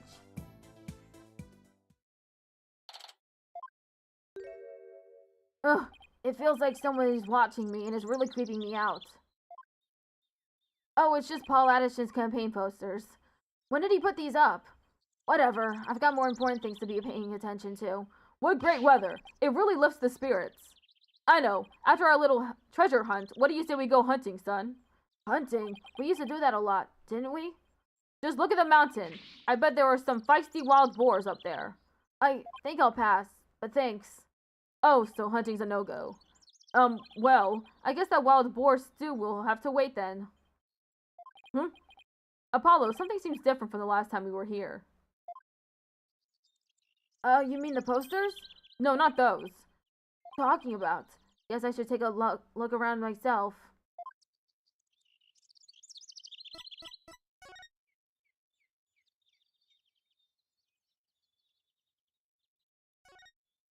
What do we have here? It looks like an unfinished picture, like something a little kid might paint. You're right, but I can't quite tell what it's of. I think it's supposed to be nighttime, but what's that thing on the left? A monster or some kind of alien, perhaps? In any case, it's a pretty poor excuse for a drawing. Well, what did you expect from a little kid? A little kid? Huh? Oh, it's you, Pearl. Why, Mr. Apollo, is that you? What a pleasant surprise! It's been quite some time. How have you been? Fine, thanks. You're looking good too, Pearl. Aren't you going to introduce me, son? Of course, this is Pearl Fay. She's a spirit medium here in Kudain Village. Pearl, this is Durkee, my, client. Hello, sir. Pleased to meet you. If there's anything I can do to help, please let me know. Nice to meet you too. And what a polite little girl you are. Actually, I'm a high schooler. Whoops, sorry about that. So you're a spirit medium? Does that mean you can channel spirits then? Yes, I'm still in training though. But I'm well versed in the art of spirit channeling. Well now, isn't that something? I mean, back in my country, our little princess hasn't channeled a single spirit yet. Pretty impressive, young lady. Oh, but compared to Mystic Maya, there's so much more I must learn. Mystic Maya? Alright, Maya Fay, Mr. Wright's former courtroom assistant. He told me all about her. She's a spirit medium too, if memory serves. Yes, she's an amazing medium, and soon she'll be the next head of the Fae clan too. Mediums and spirit channeling. I've heard all about it from Mr. Wright. He said that mediums will even physically become the person they're channeling. I wonder if even little Pearl would turn into a hulking giant if she had to channel one. I hope you don't mind me asking, but what brings you all the way out here, Mr. Apollo? Oh, just a small matter to take care of. Wait, Would it happen to be the matter Mr. Edgeworth was looking into? Prosecutor Edgeworth? What's he doing here? Oh, so it's a different matter then. Because I just saw him a moment ago. He appears to be searching for something. Oh? Mr. Edgeworth is a friend of Mr. Wright's and the district court's prosecutor. Why would he be here in Kurain? Well, no point of obsessing over it. Chief Prosecutor. Come to think of it, you live here in Kurain Village, don't you, Pearl? Yes, I was born and raised here. This is perfect, Apollo. Let's ask the young lady if she knows where the doctor might have gone last night. I was thinking the exact same thing. Maybe I should show her what we found in the doctor's study. Kurain Village. What a peaceful place. Nothing beats mountain air. Many of the villagers have left for the city, but I just love it here. Blue skies, lush forests, star-filled skies at night, and fireflies in the summer. Plus, the big, beautiful blue ocean is just beyond that mountain. The ocean? What do you say we go for a swim, son? Oh, I think I'll pass. Besides, I can't swim. Pearl? Kurain Village is like the home of spirit mediums, right? Yes, and I'm part of a long line of mediums. I've never seen a channeling before, but... is it possible to channel the spirit of anyone who's passed away? No, not just anyone. You must know their face and true name. Really? You can channel a spirit just by knowing their face and name? That's an amazing ability. It is, but it can only be learned by those with the gifts occurring in certain bloodlines, and years of intense training. At present, Mystic Maya and I are the only ones in the village who can channel spirits. Looks like spirit mediums are highly valued here, much like they are back in Kurain. I heard there used to be many more of us a long time ago, but now we are in very short supply. Most of the women nowadays don't want to stay. They want the thrill of the big city. Yeah, well, you guys aren't exactly close to any shopping malls or nightclubs out here. What about you? Are you not interested in things like that? Who, me?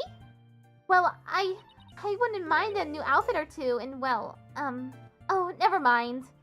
It's okay, Pearl. You're right at that age after all. Paul Addison. Oh, we met this weirdo earlier named Paul Addison. Do you know anything about him? Yes, he's been campaigning a lot around here lately, and the noise he's been making has become quite a problem. People are especially upset that he's campaigning at all hours of the night and day. Well, the local police should arrest him for disturbing the peace. Unfortunately, there's little they can do because the Addison family is so powerful. Well, isn't he the proverbial pampered provincial prince? He seems pretty intent on winning here in Kurain. Is there some special reason why? I'm not sure, but I have an idea. The spirit mediums of Kurain once held considerable sway in the political world. Judging by his slogan, maybe that's what he's after. Great. So he's just another politician seeking powerful connections. The ability to commune with the dead gives comfort to those anxious about the future. Tiny Kurain has preserved its independence by the Queen's power of spirit channeling. It must play a similar role in this village.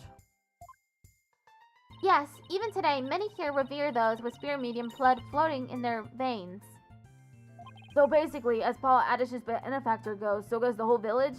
Who is this benefactor? Who could hold this much sway over Kurain Village?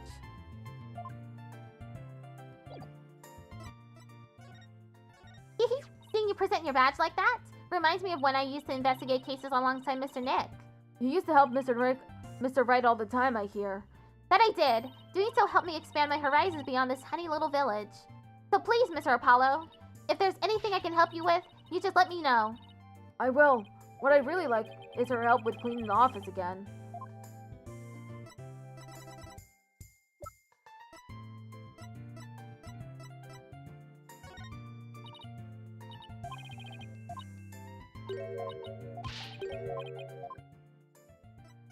Pearl, do you have any idea where this moss might grow? That looks like Mitama moss. It grows on Mount Mitama and gives off a soft glow in the dark. Mount Mitama? See that mountain over there? That's Mount Mitama. Mitama. And how would one get there? You can take a bus from that bus stop over there. May I ask why you're so interested in that moss? Well, Dr. Buff was supposed to give us something, but it seems he hid it somewhere last night. He did? Maybe that's why he, Pearl, do you know something that might help us?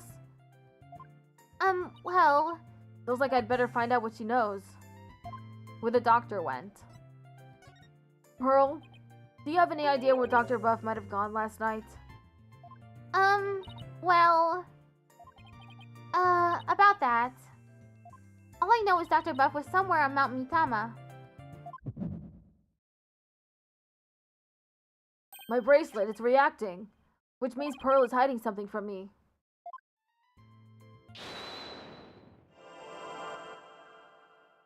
I saw her sweat. Little sweat over here.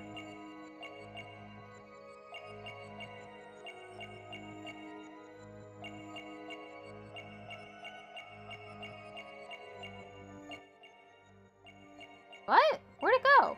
Where's the sweat? Listen again. Okay, so it's not there.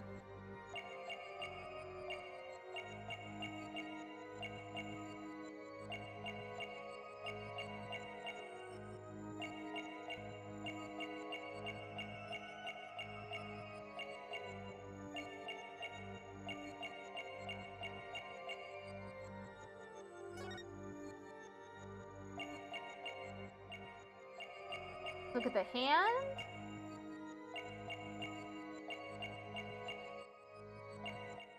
Huh. Not this either.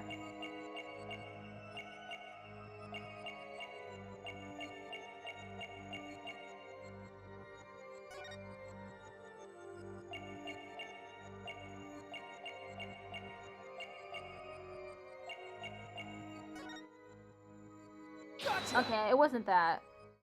Pearl, you seem uneasy about something. Anyone would feel uneasy being stared at like that.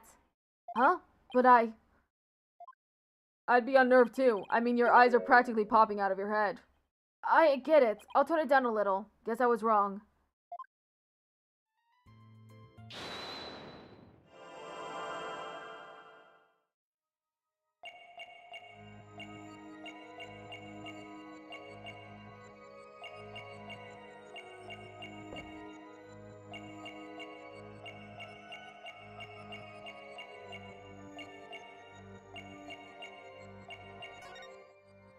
Gotcha! It was the hand. Pearl, you seem anxious about the topic of Mount Mitama. I could tell because you'd rubbed your thumb over a splotch of dried paint as you said it. Oh, well... That nighttime painting is yours, isn't it? This is so embarrassing. As you saw, I'm not a very good artist. But that picture has nothing to do with Dr. Buff.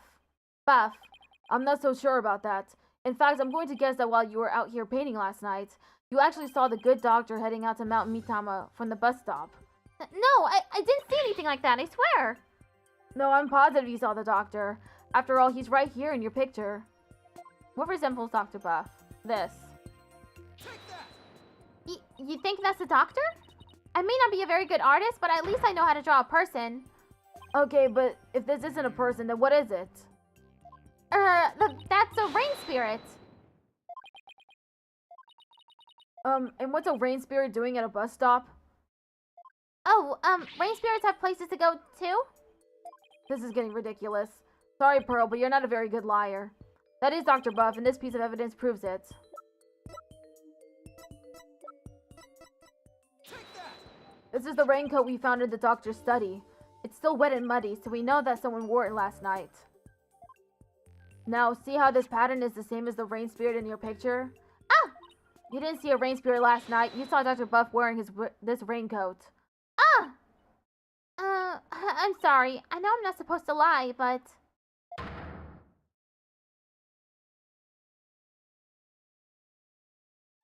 Where the doctor went. I'm sorry I didn't tell you before, Mr. Apollo, but I did see the doctor last night. It's alright. Just please tell me everything you know. Of course. I was painting out here last night when the doctor came up to the bus stop. He was wearing a raincoat, even though it wasn't raining, and a helmet with a light on it. Sounds like he was well prepared for something. I know. That's why I asked him if he was going off exploring again. He looked startled, like he hadn't noticed me there.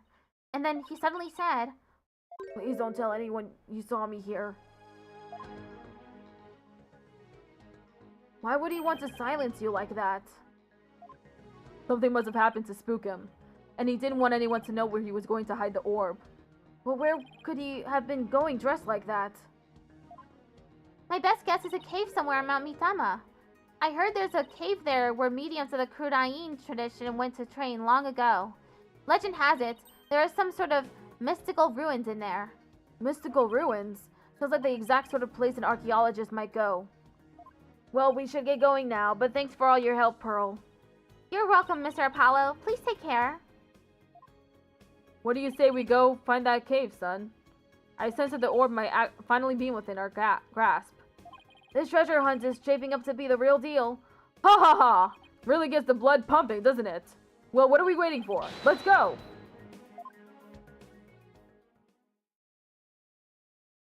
Mount Mitama, cave entrance. Whew, I'm all out of breath. Oh, come on, that was nothing. And you're so much younger than me. I, huff, puff, don't normally get this much exercise. Cough, sputter. Need a break? No, I'm fine. Huff, puff. Turkey, look! There's Mitama moss growing in that cave over there. Hello, Furian, official. How you doing? This must be where the doctor was last night. Let's take a look inside. Could be better? I know how that feels. Cave. I can't see a thing. Relax, your eyes will adjust eventually. Now follow me. I really think we need a flashlight, Turkey. Should have brought one along then, son. Family drama? Ugh, yikes. That's no fun.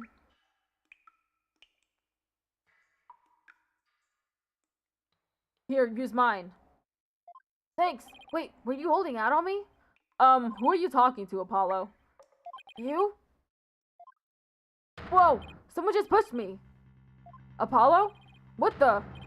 Apollo! Ah!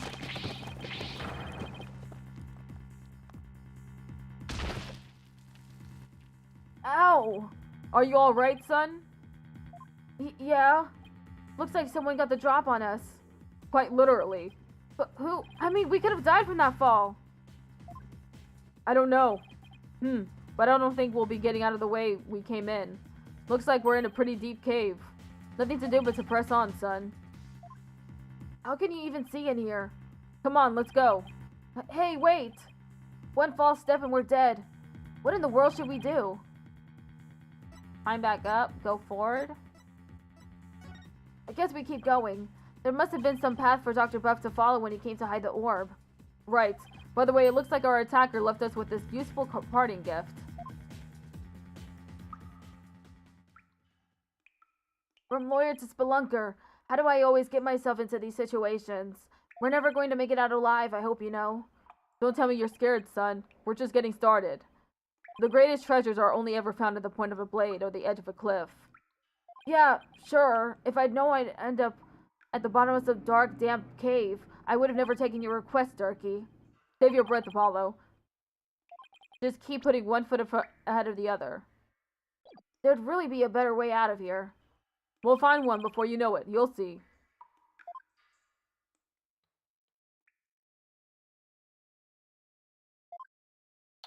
Cave. Huff, puff. We've been walking for over an hour. It's like a maze in here. I couldn't get back to where we started if I wanted to. Yeah, this cave goes deeper than I thought.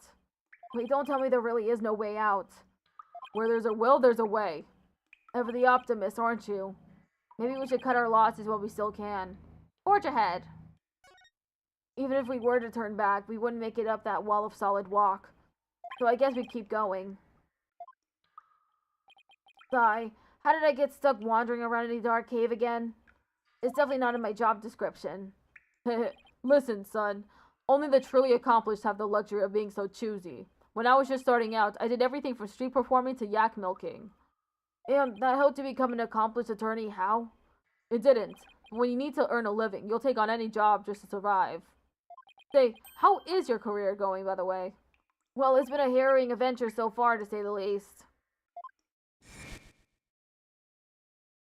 My first trial really put me through the ringer. And my next case had me investigating a pair of stolen panties.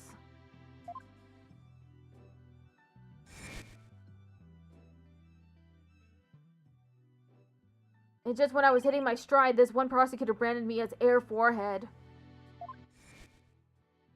Oh, and then there's this other ridiculous prosecutor who wields a samurai sword. Sounds like you've, seen quite a bit. You're telling me. Listen, Apollo. I'm sorry I didn't contact you for so long. It's fine, Turkey. What happened, happened. Careful, the ground doesn't feel as solid here. What? Yikes, the cave floor's collapsing. Ah! Not again! Ah!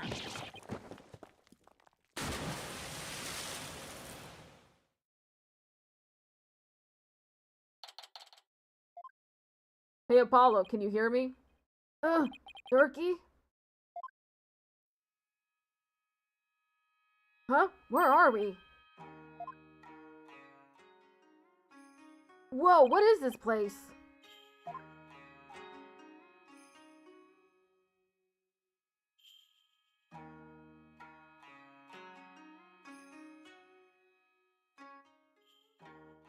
I was shocked too. These ruins look really old. It's not exactly something you'd expect to find in the middle of the cave system, that's for sure. Maybe the doctor hid the orb around here? I mean, those look like footprints over there. Son, I think our little adventure is about to pay dividends. Time to find that orb.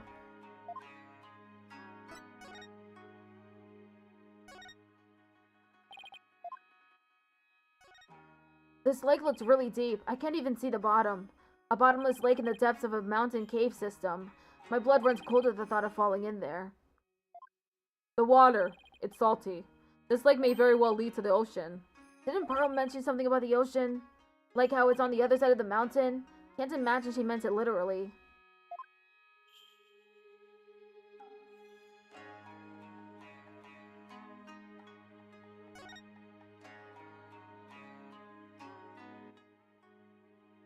So that's the hole we fell through. Doesn't look like we'll be going back that way. We're lucky we survived the fall from way up there. Yeah, you are lucky. Jesus. Indeed. If that hole hadn't been above the lake, we'd be history. You passed out the moment you hit the water. Yeah, well, water's not really my thing.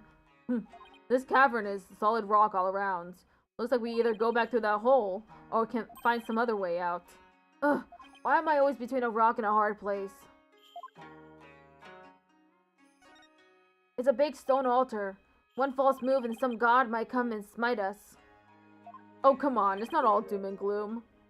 I dare you to look at our surroundings and say that again, Durkee. Ha! Ha ha ha ha! You've got me there, son.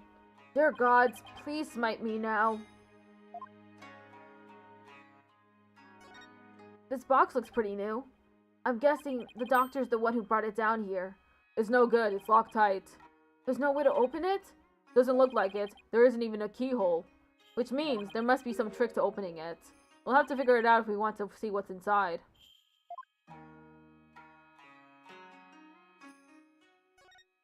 What's a plastic bottle doing here? There's seaweed stuck to it, which means it probably came from the ocean. It's possible this cavern is connected to the sea somehow. These have got to be the doctor's footprints. They match the bottoms of the boots we saw in this study. So we made it all the way down here. The water's washed most of them away, but his footprints are everywhere. Really? Because these are the only set I see. He must have been looking for something. Ah, those prints. They're coming out of that lake. Hey, you're right. But that would mean Dr. Buff came walking out of the water. Let's sum up what we know so far. The orb is almost definitely inside this box contraption that we can't open. As for this cave, there doesn't seem to be a way out. We're this close to the orb. Aw, come on now, son. Don't be like that. It's just a bit of bad luck, that's all. A bit. Murphy called. He wants his law back. What doesn't kill you makes you stronger, right? Ha ha ha ha! How can you laugh at a time like this? We're stuck here for now, so we might as well just try to open this thing. Okay, let's see what we're doing with.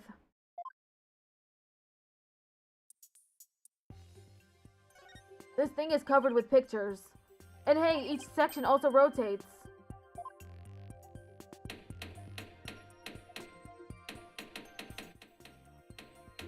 Take a look at this, son. See the picture of a dragon battling a tiger? And this green and purple one is of a Kuranese butterfly and Mitama. I wonder if there are clues for figuring out how to open the box.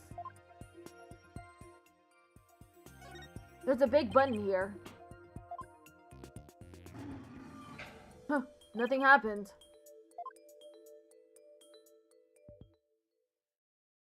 It appears this box uses a picture-based combination lock. We'll have to arrange the pictures on each side in the correct sequence. Let's see.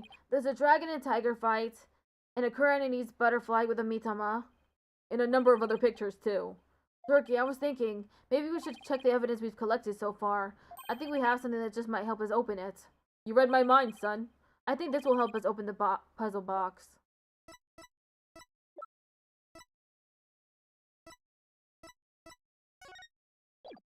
Take that! Dr. Buff's research notes mentioned the Song of Ceremony. Maybe its lyrics and the pictures on the box correspond somehow. I think you're onto something, son. Okay, let's give it a shot. Each dial has 6 pictures, and there are 4 dials in all. The box should open once the pictures are arranged in the right order. Monkey Puzzle Box, here comes justice. Okay, dragon and tiger battle.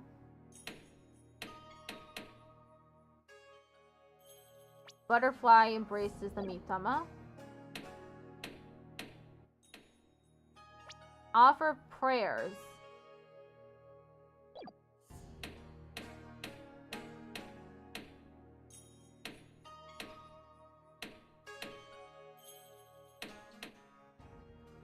Descending upon us all in her glory.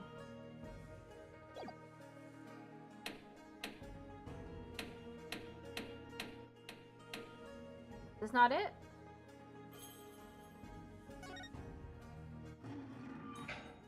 It won't open. Maybe the pictures aren't in the right order. The case should open if the pictures are arranged properly, but... I know, I should carefully consider which part of the song corresponds to which picture. Also, I guess I can zoom in and out. Not that I need to or anything, thanks to the amazing lighting in this cave.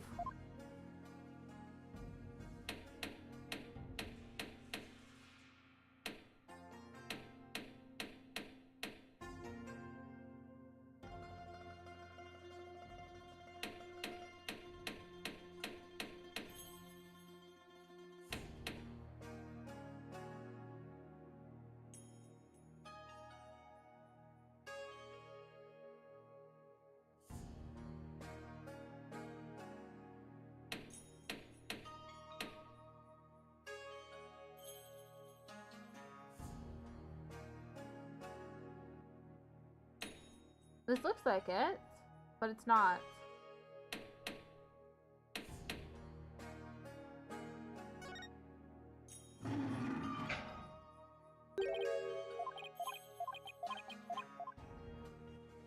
When dragon and tiger battle, the founder offers divine protection.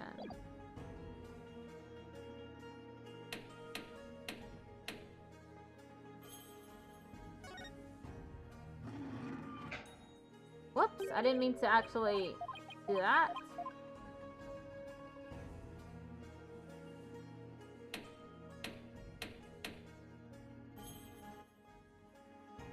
Offer thy prayers as fervent as fire.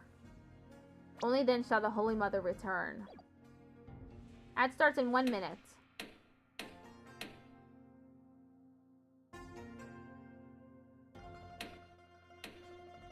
Oh, whoops.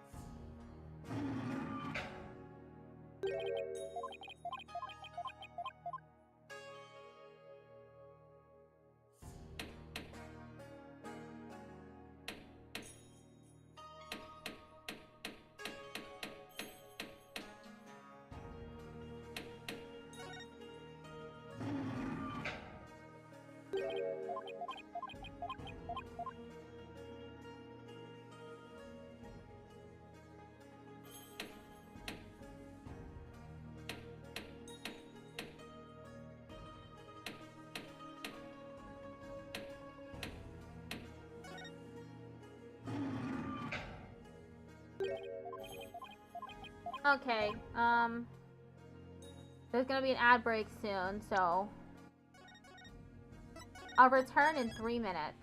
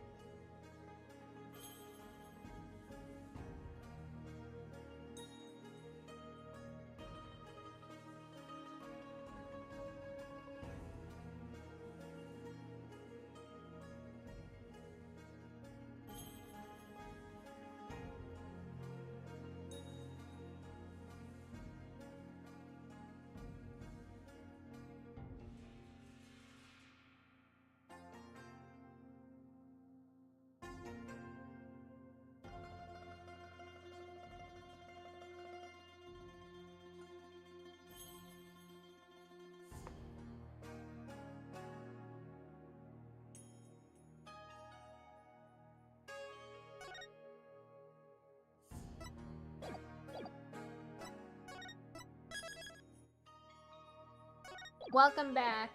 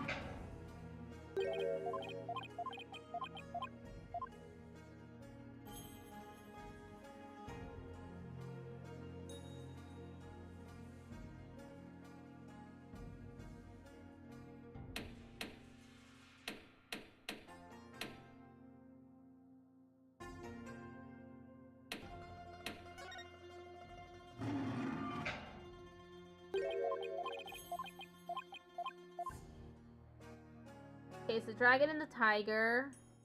Then the butterfly with the mitama. It's these pictures. Just on.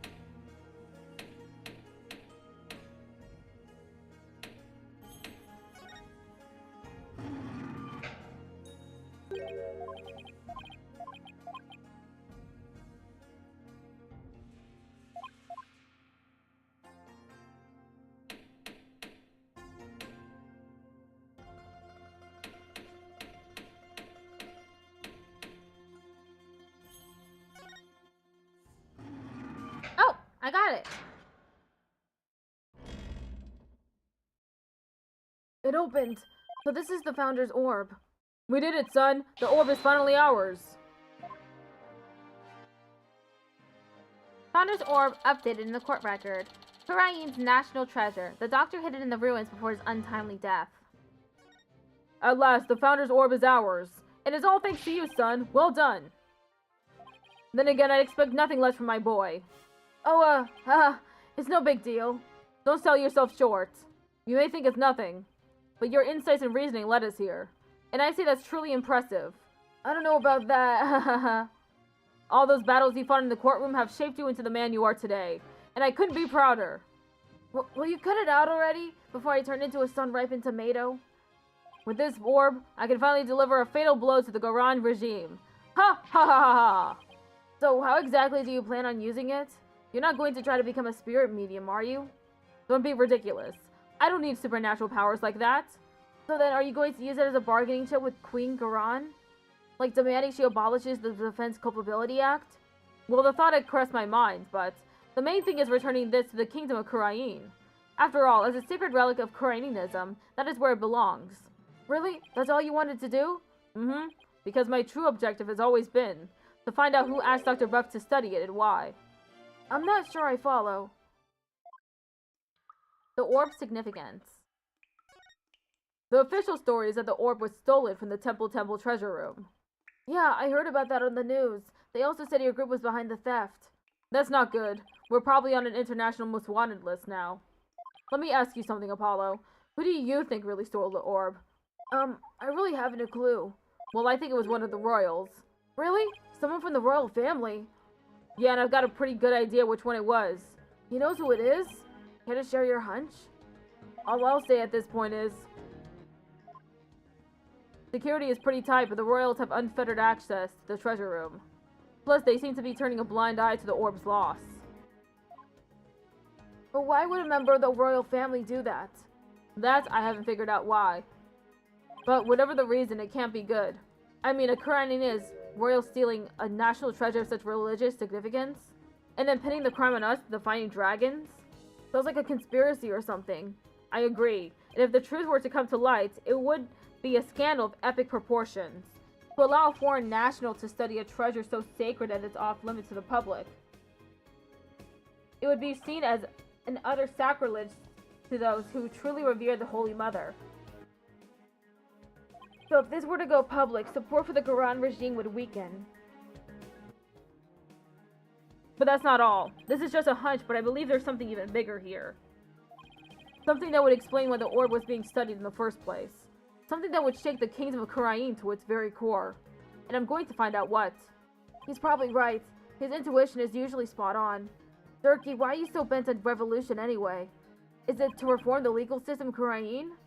There's that, but I'm also doing this for my club. I want to save Nahyuta. What do you mean? This is for your ears only. It's the other reason why this revolution needs to succeed. Nahyuta. Nahyuta, I never thought that our reunion would take place in a courtroom. Oh, so you've run into each other already. Yeah, but it was like he was a different person. He used to be such a kind, cheerful kid, always smiling and stuff, but now... He tries to convict Trucy for a crime she didn't even commit. Plus, he kept telling me I had a putrid mind and to let it go and move on. Has it really gotten that bad? It must be Goran's influence. He wasn't like that when he first stepped into the courtroom. Back then, he still had a keen sense of justice. I vowed to bring the Goran regime down and reform the legal system. That's what he swore to do, but that was also 5 years ago. He'd been the shining star of the Divine Dragons and our greatest hope. Wait, Nahyuta was a dragon? He was. But these days, he's more like Goran's lapdog. Talk about a complete about-face. Why would he do that? Something must have happened to him. Something that sparks a radical change. Still, I don't think he truly believes in the new path he's taken. It's not conviction that fills his heart, it's resignation and despair. I see. The only thing I know for sure is, Nahyuta is suffering, and he is suffering in silence. Nahyuta is suffering? Yes. He knows the rightful state of Kurain's legal system, but something forces him to bend to Garon's will, and is tearing him apart. But it's been 5 years. Do you really think he even still wants to reform the legal system? As long as he carries what I've taught him in his heart, I do. Durkee's teachings. A dragon never yields. That's what you always told us. That I did. It's a belief I've held since back when I was a lawyer. The dragon stands at the pinnacle of the natural world. Nothing and no one can bend its will. That's why we lawyers must pursue the truth like an unyielding dragon, right? We must fight for truth to the bitter end, no matter what it takes. Durkee and Mr. Wright, they have that much in common. That's why I've held on to this badge, even though there are no more lawyers in Kurain. I believe that one day our legal system will return to its former glory. And this badge here is a testament to that belief. I wonder if Nayuta still believes in what you taught us.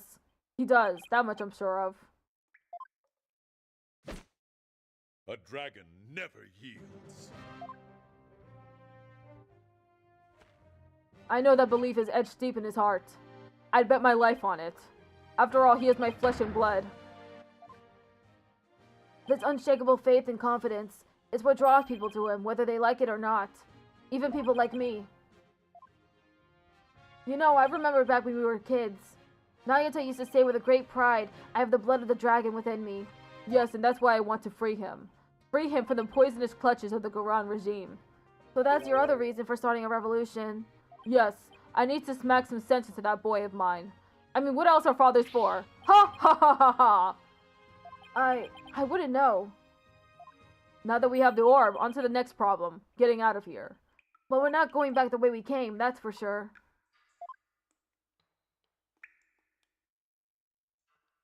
That hole we fell through is way too high to climb back up to.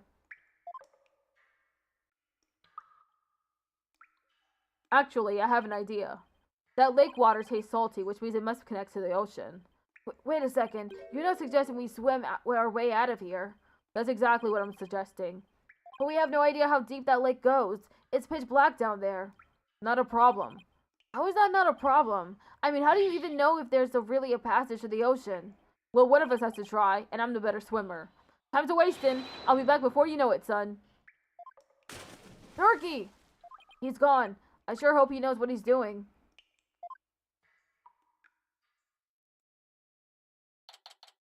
Kuraini's ruins. It's been 20 minutes. I hope he's okay. What's going on?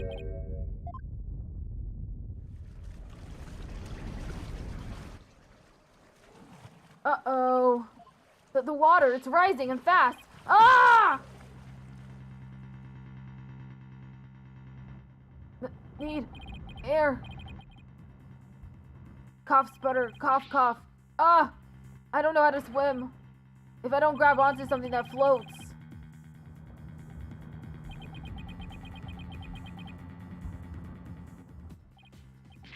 This is bad. I better think of something quick. I've got it. As long as I hold on to this, I should be able to stay afloat. Nothing particularly interesting here. Hey, maybe I can use this like an oxygen tank. Wait, what am I thinking? I need to stay calm and be more rational about this. This is not good. The water's almost up to the top of the altar. It won't be long before it reaches the roof of the cave.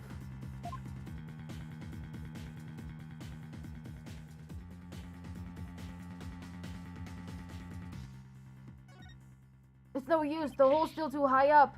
I'll have to find another way, and quick, before I drown.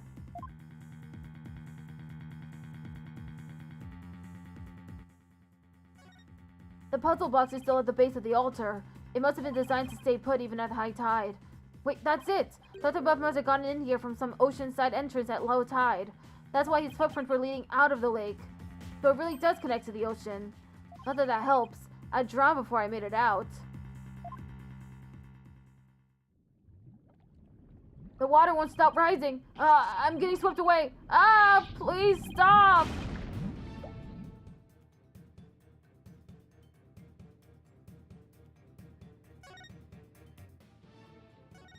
The water's just high enough for me to reach the hole. I'm saved! All I have to do...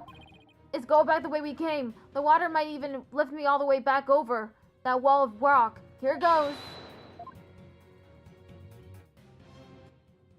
Huh? The hole, it's full of rubble. The tunnel collapsing above must have filled it in after we fell through it. Ugh, this can't be happening. No, I can't give up now. I refuse to die here.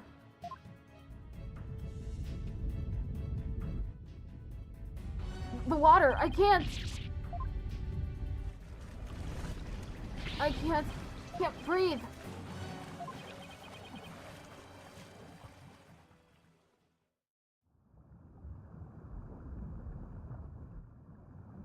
Is this the end? Turkey, I wonder if he made it out. So this is what it feels like to drown. I would have eaten that sushi if I'd known it would be my last meal. I feel like I've been through this before. Now I remember. It was back when all three of us were living in that shack in the mountains. Nayuta and I were playing by the riverside when we got swept up in the rapids.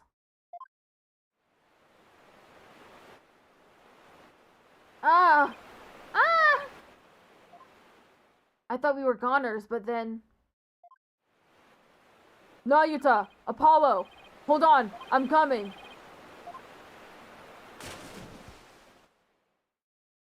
Sniffle. Sniffle. Sniffle. Wah! Wah! Ha ha ha! That was a close one. Thought I'd lost you two. I'm sorry, Turkey. Alright, that's enough now. Didn't I teach you that boys don't cry? Something really toxic and really ridiculous? Thank you, Father. Sniffle, hiccup, hiccup. You could have been killed, but you risked your life to save us. Why? What a silly question. What father wouldn't risk his life to save his own children? Nayuta, Apollo, don't you ever hesitate to call me when you need me, okay? Understand? Hey, Turkey. This isn't forever, right? You'll bring me back from America someday, right? Of course. I'll come pick you up as soon as things settle down here. Promise. Okay, you promised.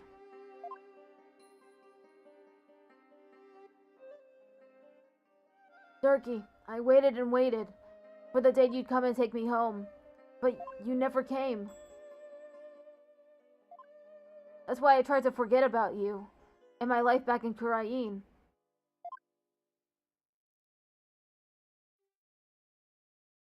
Turkey, why didn't you?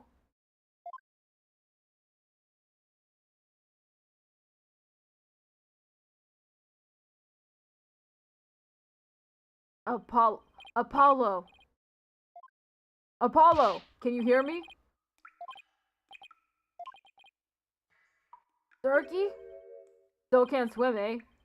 You came back? But why? I said I'd come for you, didn't I? Yeah, but you can't hold me and swim. We're both going to... Stop talking. You'll bite your tongue. What? Whoa, whoa, whoa, whoa.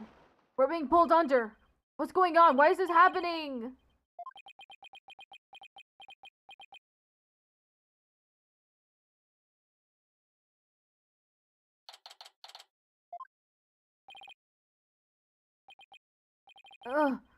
Where? You finally came too, son. Get your fill of seawater? You'll think your name's not Neptune, huh? Ha ha ha ha! Turkey! Ha ha ha ha! You're telling me. Check it out. Snot's coming out of his nose. What a miraculous escape! Not even some of the escape artist grades could pull that off. What on earth happened? Sorry it took me so long, son. I made it to the ocean, but I figured you still couldn't swim. So I found a local fisherman and had him take us out near the undersea cavern. He tied a rope to me and I came and grabbed you. Then he yanked me back. Oh, so that's what pulled us under with such force. Don't forget about me. I used to sit in your escape act too, Polly. I've helped compatriots escape from all sorts of places. Mountain jails, island prisons, but an undersea cavern. Now that was a first. Turkey, you risked his life for me. Turkey, I'm only alive because of you. Thank you. Oh, you're welcome. I just did what any father would do for his son. He saved my life yet again. Oh, I'm so hungry. Ha ha ha ha ha! I guess seawater doesn't make for much of a meal. It's 'cause Polly didn't have any sushi. Oh yeah, I haven't eaten anything since this morning. Oh, that's right. Hey AJ. Turkey had me buy this for you. Thought you might be hungry. Ready to have some this time around? Yeah, thanks. Jump, nom nom nom. Oh wow, this is delicious. Ha ha ha ha ha. Glad you approve. I'd better get some before you eat them all. Chomp, chew chew chew. Just like old times. Turkey used to slice up the fish he caught, and we'd all eat fresh sashimi together. He used to talk about all the vitamins and minerals packed in the raw fish. Chomp, munch, munch, munch. Hey, by the way, let me see that orb, AJ. Here you go. Whoa, so that's what it looks like. You found a legendary treasure. Nice work, Polly. Thanks. Guess you could say mission accomplished. With the orb, our revolution can take a big step forward. Let's celebrate the eve of our revolution. We'll get all dressed up and feast till dawn. Yeah, now you're talking. Time to party. After all that, I just want to go to bed. Sure wish Nayuta was here. Maybe one day we'll enjoy times like these together again. The revolution. If it can bring back those happy days, you can sign me up for... Sorry to interrupt your little party, but I'm here for my crystal.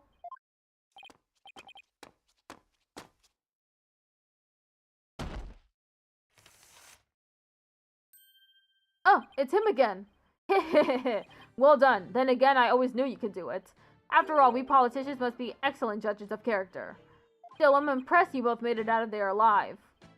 Wait a second. You're the one who shoved us into that pit? It sounds so bad when you say it like that.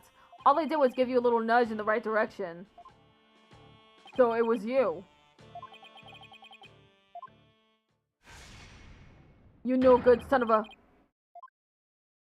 Eep! Don't look at me like that.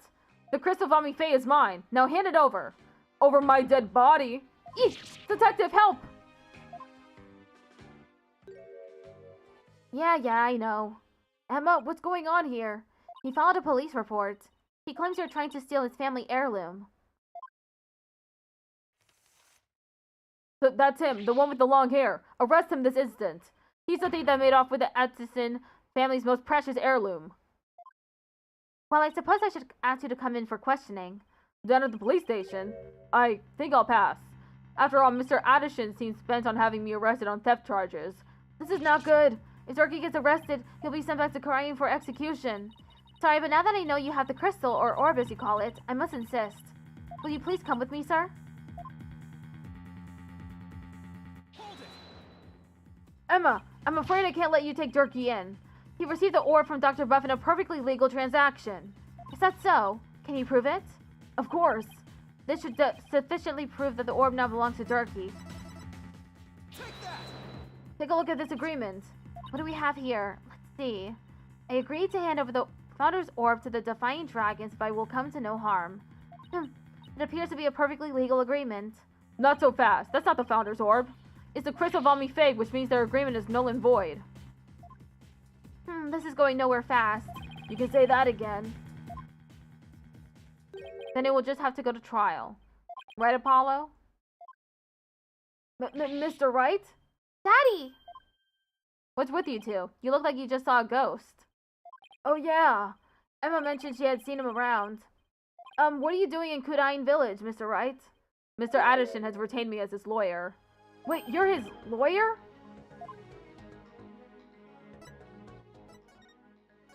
I think you would have more pressing things to ask me about. Yeah, I better ask what I can while I can. Legal advisor. Mr. Wright, why are you serving as Mr. Addison's lawyer? Because he hired me. He needed my help in getting a family heirloom back from Dr. Buff. And it seems he currently foresaw that something like this might happen. It's because those shifty insurgents were harassing poor Dr. Buff. So I knew I might need a lawyer if things went south. I figured with a celebrated lawyer like Phoenix Wright, I couldn't go wrong. Is this what you came back from Kurayin for, Mr. Wright? It was just good timing. My work over there just happened to wrap up, so here I am. Plus, Mr. Addison is a very important client. They know each other? But I've never heard Mr. Wright mention his name before. The Crystal of Ami Faye. Mr. Wright, are you sure this is Mr. Addison's family heirloom? That's my client's assertion. He says it's the Crystal of Ami Faye. Apparently, it's the crystal she once used when channeling spirits. Who's Ami Faye? She brought Kuranese channeling to Japan, and her descendants brought it here. Her true origins are still rather murky, but what's clear is she is the founder of the Kurain channeling technique. Oh, so she's like the one they called the founder of Kurain, the Holy Mother. Apollo, I don't plan to betray my client's confidence. I may not know all the facts yet, but I do know we won't be handing the crystal over to you. What are you saying? I'm really sorry it's come to this, but... Mr. Wright, I don't understand. Let me spill it out then. If you continue to claim that the crystal belongs to your client, then I will be seeing you in court. What? What's gotten into you, Daddy? Nothing, this is strictly business. Two lawyers from the same firm facing off? What are the odds? Lucky for me, I believe I have the right man for the job. Whatever are you going to do? Remember, he is your boss. Ugh, how did it come to this? Mr. Wright, please, don't do this. Apollo, there's no point in arguing about it here. When it's now clear we're headed to court. That's where we'll find out who the crystal really belongs to. I don't believe it.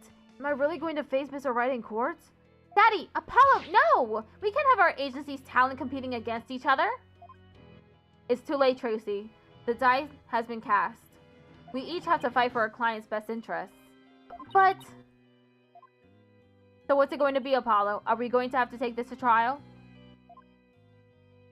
I have to battle Mr. Wright in court?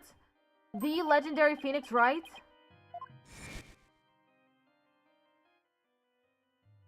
No matter how many trials of his I've watched... Oh, whoops, wrong voice. No matter how dire the situation, he's always pulled out a win in the end. Can I do it? Can I really take on the man whose footsteps I've been following in?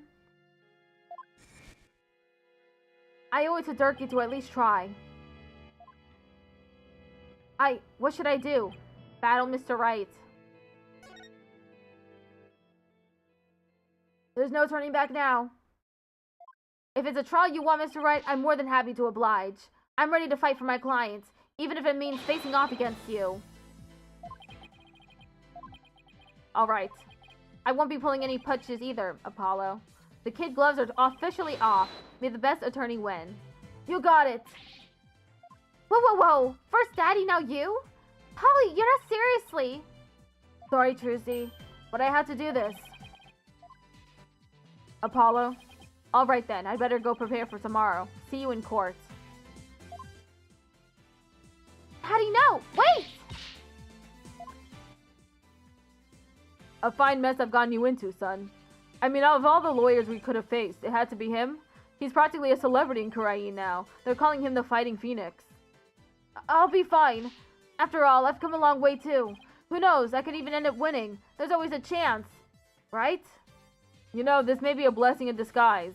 If the trial proves what we found is indeed a Founder's Orb, then whoever asked Dr. Buff to study it may be revealed too. This is our chance to finally pull them out of the shadows. The first step of your revolution, huh? Yes, the revolution to restore Kurain to its former glory and save Nayuta's soul. Durkee, I swear to fight as hard as I can in court to make that a reality. We're going to win this one, you'll see. I know you can do it, son. It doesn't matter that I'll be going up against Mr. Wright. I have to win this for Durkee. And for Nayuta. His salvation along with all of Kurain depends on it.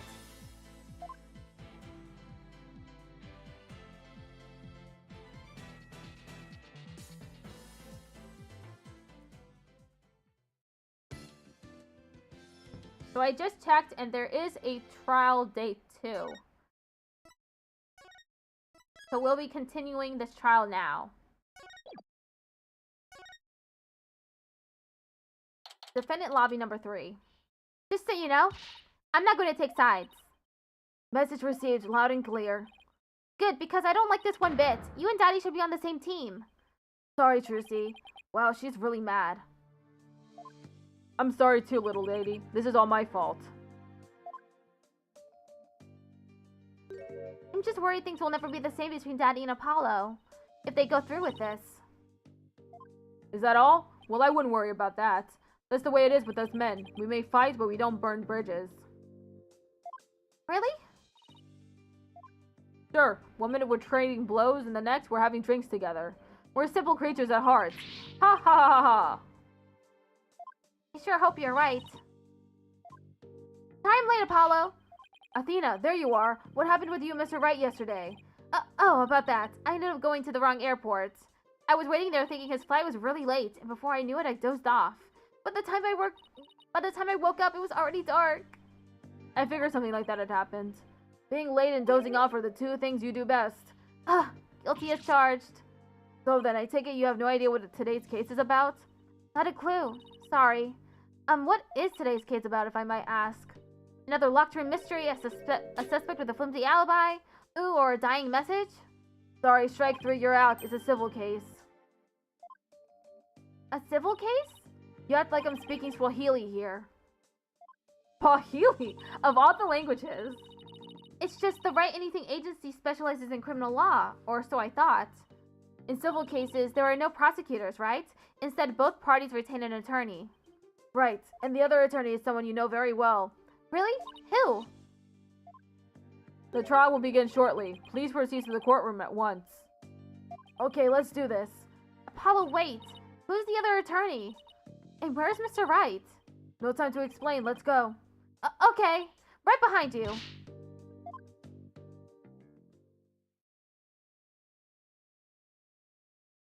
Courtroom number 6. Day 1, court is now in session. All rise. Court is now in session.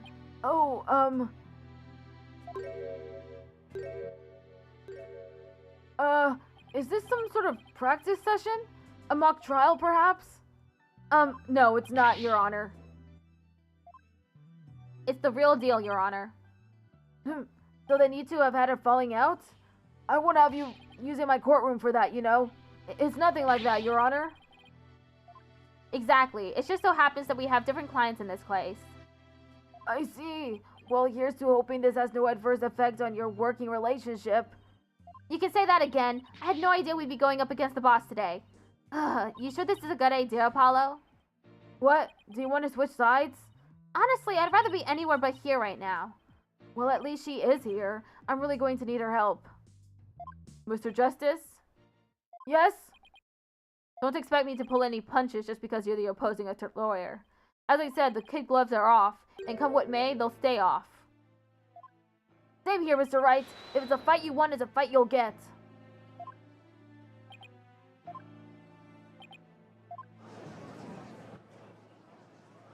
Don't these people got jobs? Why are they always in the gallery?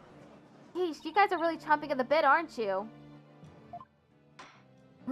I don't mind a good fight between co-workers. Just keep this civil case civil.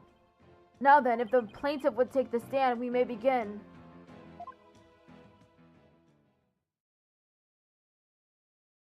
Right, left, halt!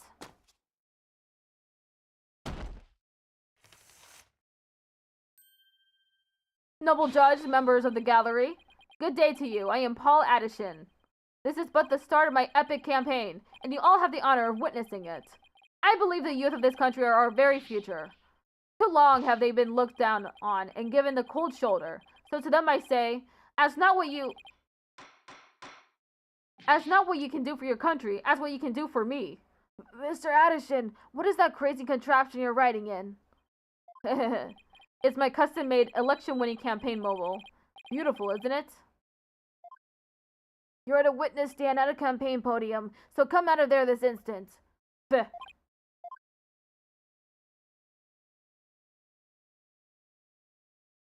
All right.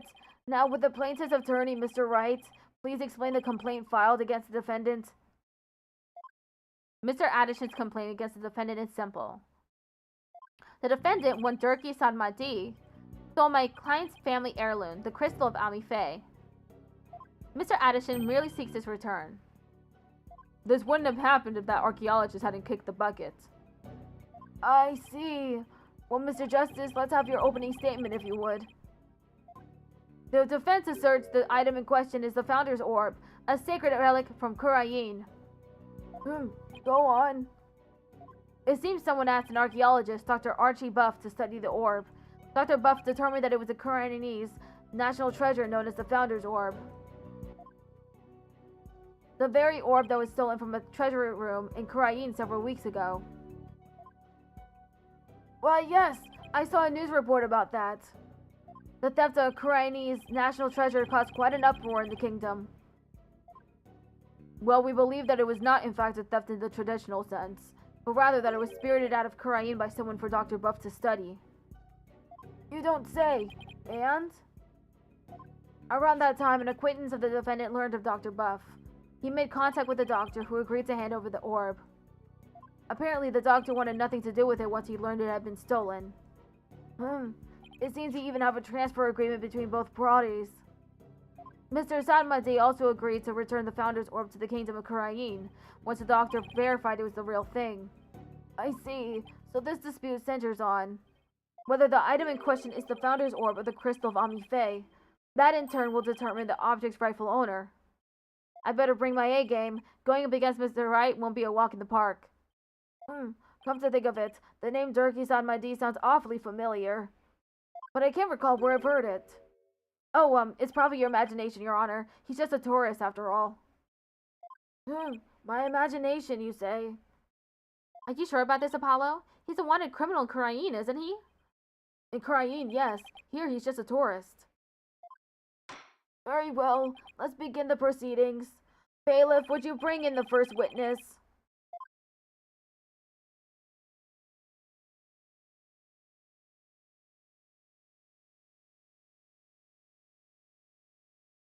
Emma Sky. Emma? Show some manners, we're in court. I know, it's just, this is a civil trial, so I was surprised to see a detective take the stand. I had her do some digging on Dr. Buff. What for? You disappoint me, Apollo. First, you know I'm not just a detective, I'm a forensic scientist. Do try to remember that. Second, you almost write an apology. After all he's done for you, you have some nerve. First, I'm sorry. And second, I'm really just trying to do my job. You'll never get anywhere with that attitude. Take some advice from someone who's been there. Why do I feel like I'm on trial here? Detective Sky, your testimony, if you please. Witness testimony. The doctor's dark secret. The police have had their eyes on Dr. Buff for some time, and just today a number of stolen artifacts were discovered in his study. Among them were a priceless urn and a statue that were stolen from the Fae clan.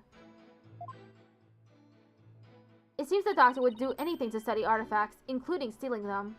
As for the relic at the center of this dispute, he likely stole it from the Addison residence. The doctor is a thief?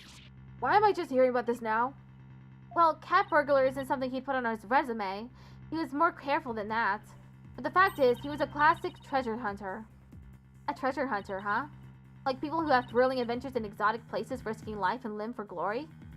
I doubt Dr. Buff was the star of his own hit movie series, Athena. Out of respect for the dead, I will say that Dr. Buff wasn't doing it to get rich.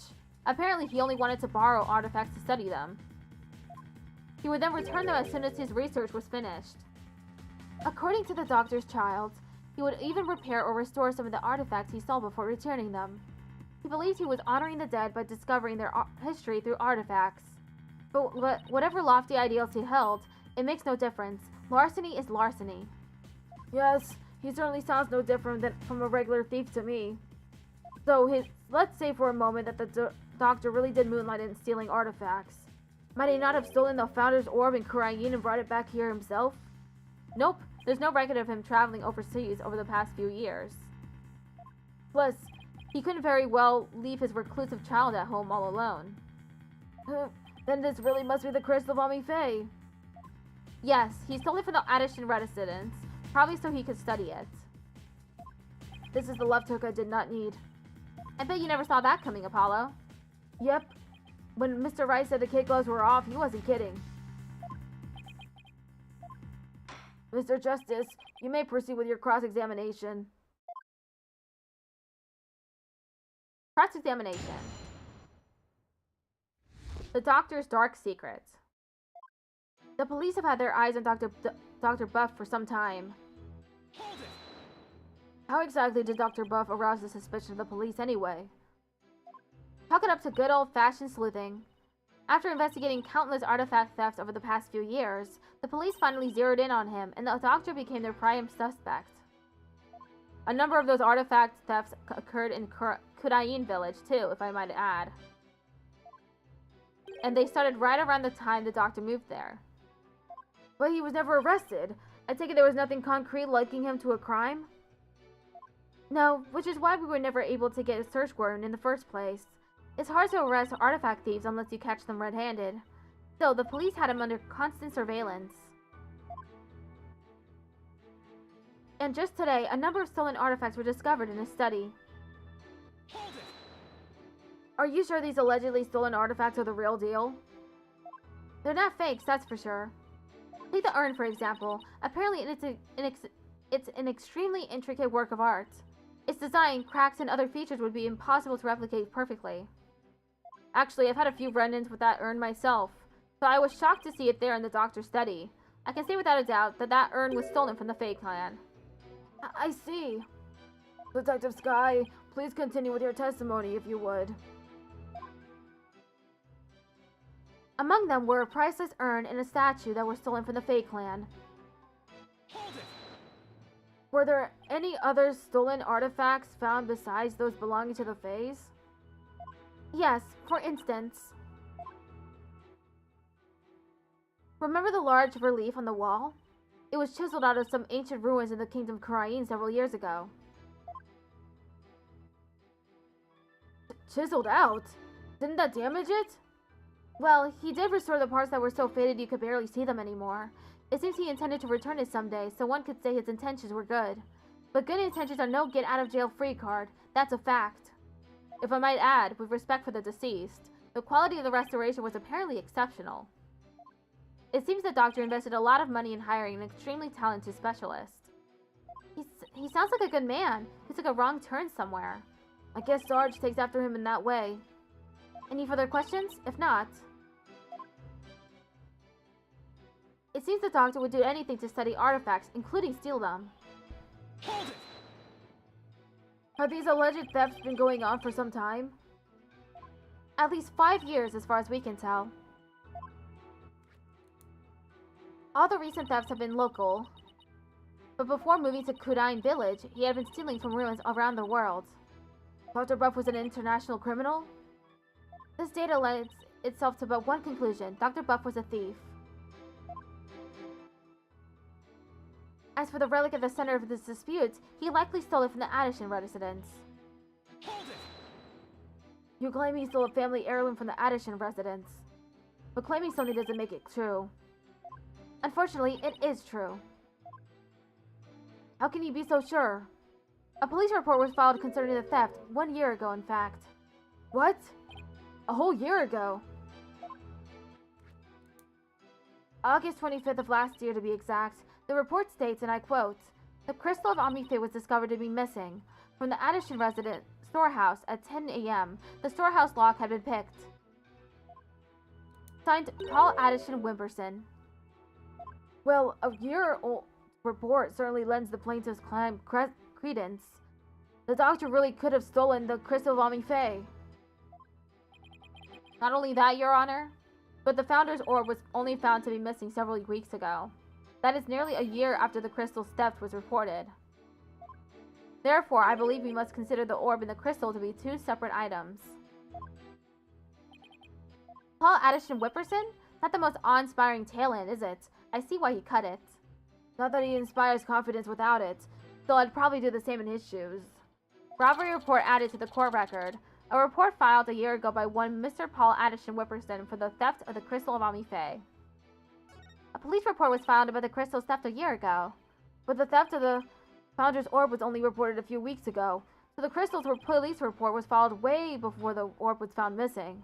That suggests the stolen olive relic is the crystal of Ami Faye, as Mr. Addison Whipperson asserts. I doubt the police report is a fake. After all, Emma is the one who submitted it as evidence. Still, I feel like something we learned in that police report is important somehow.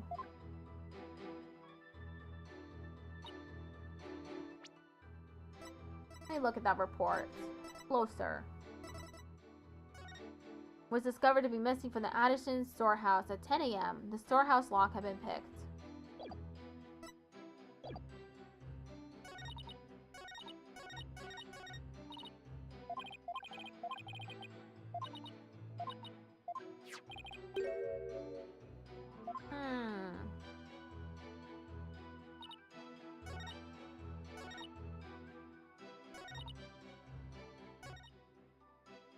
Storehouse instead. Objection! The statement contradicts with this piece of evidence. And how does it contradict with the evidence, Mr. Justice? Can I have about 5 minutes to figure out the answer to that? The defense will figure it out before he presents his evidence next time. Sounds like a plan.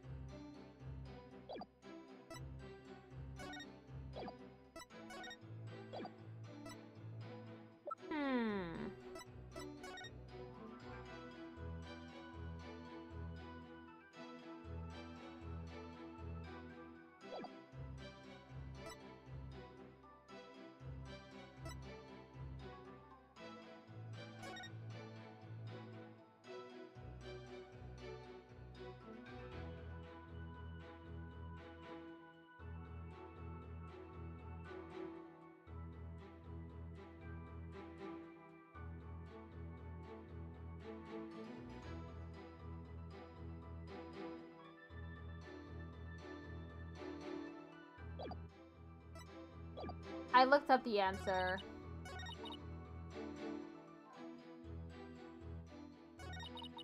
It's this.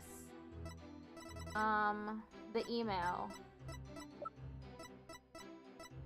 Objection! The doctor stole the relic from the plaintiff? Are you sure? Because that statement doesn't agree with a certain piece of evidence. What do you mean? Take a look at this. What about it? This contains an email from the doctor's computer. Email in that little piece of plastic? I'm afraid I don't understand. Oh, the stick here can store all sorts of computer data. I still don't get it. Here, just look at this. Apparently, the doctor was reporting his research findings to a certain individual. Now, take a look at this. It's the police report Dr. Sky presented to this court. You can see the plaintiff's legal name on it. Paul Addison Whipperson. I can see why he dropped Whipperson from his name, but that's hardly breaking news. Look closely, Your Honor. Ah! His initials! You're right. The plaintiff's full legal name is Paul Addison Whipperson. Now consider this. The email's recipient address starts with 3 letters. P-A-W. Ah! Don't tell me. Oh, but I will anyway. The individual who hired the doctor to study the disputed item is none other than Paul Addison Whipperson. Wait, that means... Exactly. He wouldn't have asked the man who stole his family heirloom to study it. Therefore, how could this possibly be the crystal of Ami Faye? Ah!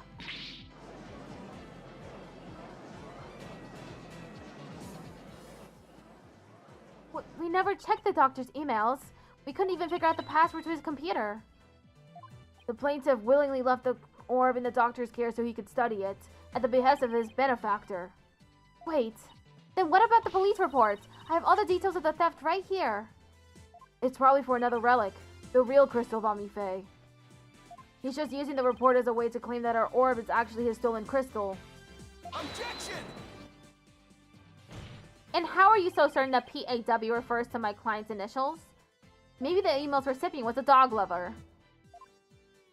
Perhaps. So let's get to know your client a little better, shall we? Mr. Paul Addison Whipperson.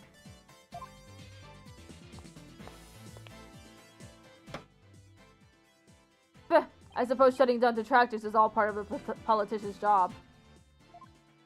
Answer me this, Mr. Addison Whipperson. What is your birthday? What is your birthday? My birthday? It's July 11th, but what's it to you? Oh, I see. You can address birthday gifts to my office. But full disclosure, I only accept gifts valued at $1,000 or more.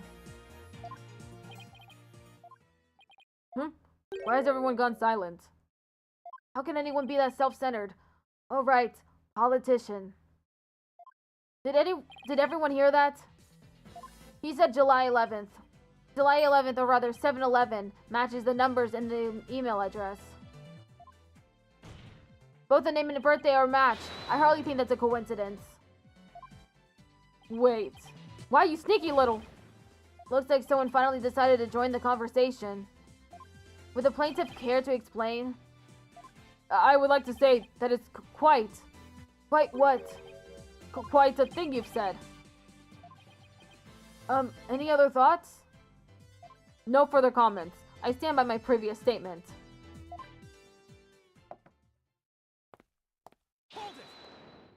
You can't just walk away. Even politicians have to explain themselves in a court of law. I'm afraid I simply don't know how it happened. I can't possibly explain matters outside of my purview. Perhaps it was a mistake on the part of my secretary? Oh no, you don't, you slippery eel. Mr. Wright, would you care to explain? Respond. I won't argue your assertion. My client lent the treasure in question to the doctor and asked him to study it. It seems that much is a fact. Now we're getting somewhere. However, it has no bearing on the issue of ownership. How so? Mr. Addison, I fully understand your position here. You had to hide the fact that you sent the crystal out to be studied. Your family would have been very upset if they had found out. It's a family heirloom, after all. You've got to be kidding me. Mr. Wright is, well, right, of course. But then he always is. That's why he was my lawyer. The crystal is a precious Addison family heirloom and has been for centuries. But Dr. Buff was so eager to study its proud heritage, I just couldn't say no. I didn't even tell my grandfather. Objection! But in order to win the backing of your so-called benefactor, you were going to give what you claim to be the crystal of Ami Faye to that person?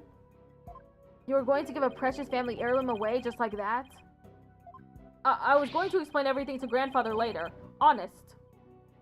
My client's grandfather is very proud of his grandson for following his footsteps, and if refusing him would have meant dashing the dreams of his darling grandson, I thought the kindly old man could have said no. Well, grandchildren are meant to be spoiled. That's what grandfathers are for. Your Honor, please. I mean, it's been in that family for centuries. My grandfather thinks highly of my talents as a politician. That's why he entrusted me with this very important name placard today.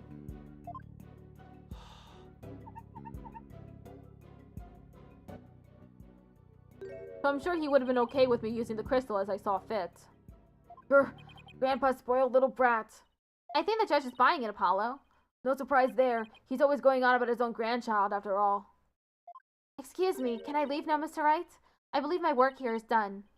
By all means, Detective Sky. Thank you for your assistance. You're welcome. It's nice to testify at a civil trial once in a while. See you around.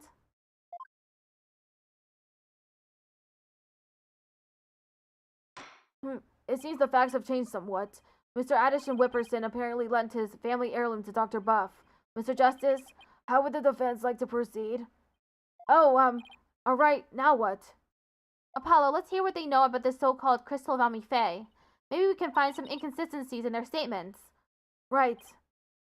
Okay then, Mr. Wright, if the item in question really is an Addison family heirloom, then let's hear all your client knows about it. Of course. Mr. Addison Whipperson, please tell the defense everything you know about the crystal's origin. Alright, now then, listen and learn. This is the tale of the crystal of Ami Faye and the illustrious history of the Addison clan. Are you ready? Our story begins back in the old country, when the Addison family reigned supreme. Witness testimony. The illustrious history of the Addison clan.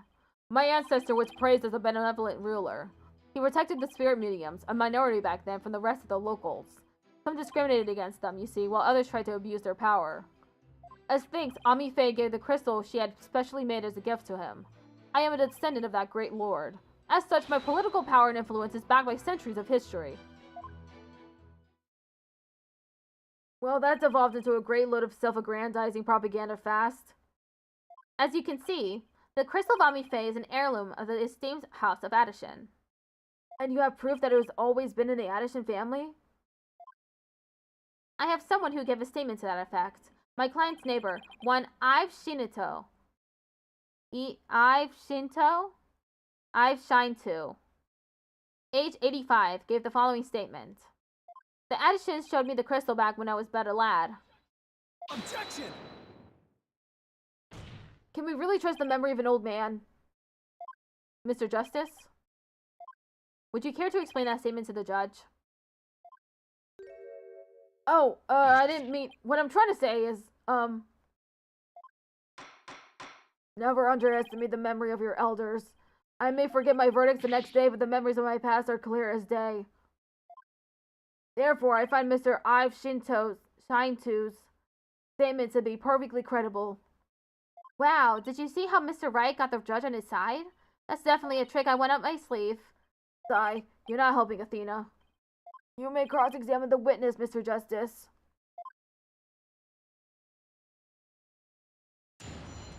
Cross-examination. The illustrious history of the Addison clan. My ancestor was praised as a benevolent ruler. Hold it! That object you set down there, is it something of importance to you? It's a name placard. This one here belongs to my grandfather, Abraham Addison. He had it custom made during his distinguished political career.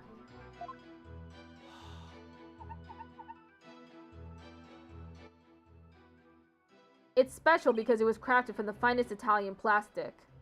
I was unaware the Italians were famous for their fine plastic. You can touch it if you want. No, I'm fine. Very well, I'll just continue with my testimony. My ancestor was praised as a benevolent ruler, but he was also an eminent politician. He protected the spirit mediums, a minority back then, from the rest of the locals. Hold it! So I take it the relationship with the Fae clan was a close one? Ad starts in 1 minute. A smooth and open line of communication with my entire electorate. That is the Paul Addison way. Huh? Oh, sorry. I was asking about your ancestor. Whether it's about me or my ancestor, feel free to ask me anything you'd like. Transparency in government. That's the Paul Addison way. More like dodging questions. That's the Paul Addison way. Thanks, I'll be sure to ask when I have something you'll actually answer. As I was saying, the Addison family protected the Fae spirit mediums back then. Some discriminated against them, you see, while others tried to abuse their power. Hold it! Spirit mediums were targets of discrimination? Yes, some people even treated them like they were monsters. The transformation the mediums underwent when channeling spirits frightened the locals. And then there were those who tried to use them. You mean they sought to control the channeling powers of the mediums? Discriminating against a minority is absolutely despicable. A vote for me is a vote to end discrimination. I vow to root it out wherever it may be. That is my promise to you. He's totally ignoring your questions. It's like you're a moderator at a political debate. Yeah, only he cares about his talking points. As stirring as your campaign is, could we please get back to your testimony? Whoops. As you wish. Now then, for the crystal of Ami Faye. As thanks, Ami Faye gave the crystal she had specially made as a gift to him. Okay. Another break has started. Be right back.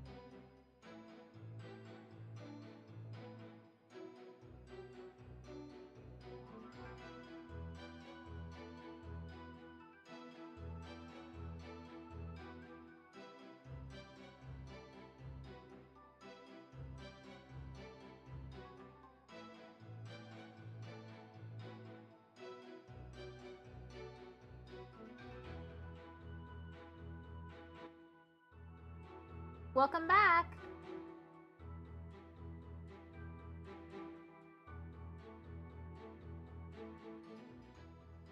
Let's continue the trial.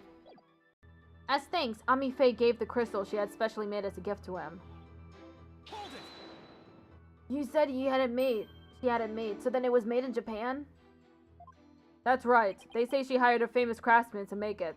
And they say it's quite valuable, too.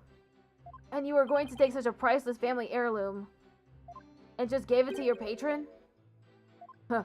That's so typical of you ignorant common types. Making difficult decisions when the chips are down is what being a politician is all about. But only when it's in service of your own political career, you mean. The crystal is a testament to my ancestors' remarkable achievements. And furthermore, I am a descendant of that great lord. Hold it! So tell me, Mr. Addison Whipperson, are you famous in Kudain Village? You could say that, but I find my popularity to be rather bemusing. Bemusing? Yes, my campaign posters keep going missing as soon as I put them up. My avid supporters and female fans are likely taking them home to hang in their bedrooms. I guess ignorance really is bliss. All this only proves my fine lineage.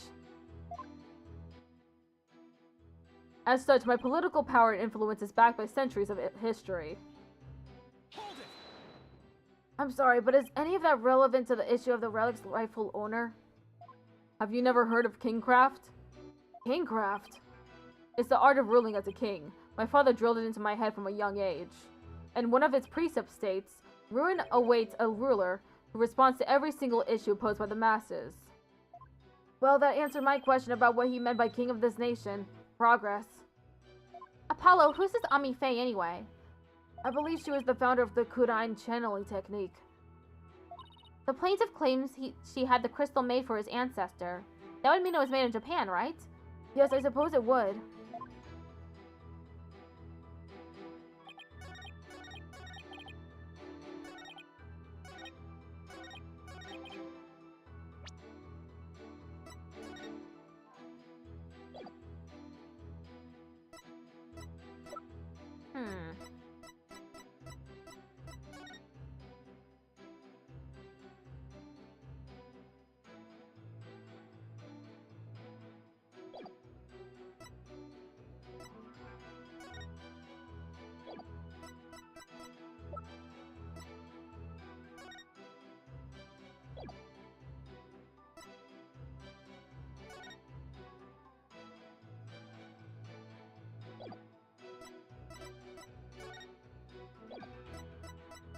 Objection!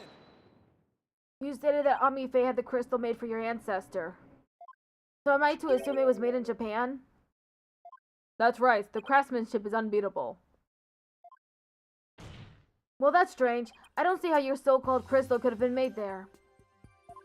What are you talking about? It's quite obvious if you take a closer look at this. Take that! Take a look at the distinctive design here. According to Dr. Buff, it's a Mitama motif dating back to the early days of the Kingdom of Kurain. The Kingdom of Kurain, And you base this on... Here, this piece of evidence, Your Honor. These are the doctor's research notes on the Founder's Orb. This is the box in which the orb was originally stored. It features the same pattern as the one found on the orb. They do look like the same pattern. Therefore, I assert that the disputed item must have been made in the kingdom of Kurain. Ah! Ah! My placard! Objection! The Kurain channeling technique originated in the kingdom of Kurain, and Amifei is known to have traveled there to train. With that in mind, what's to say she didn't bring that pattern back with her? Objection! But since this is clearly a Kurainese design, not even you can deny the possibility that it was made there, in the kingdom of Kurain. Objection! Anything's possible to some extent. That doesn't make it true. So you can't conclude that the orb is from Kurain based solely on that pattern.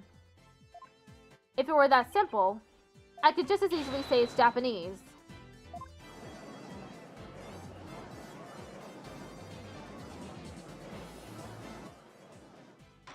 I have to agree with Mr. Wright. The pattern alone proves nothing. But that also means there's no basis to claim the item in dispute was made in Japan, either. At this rate, we're going nowhere fast. He's right. We're just spinning our wheels here.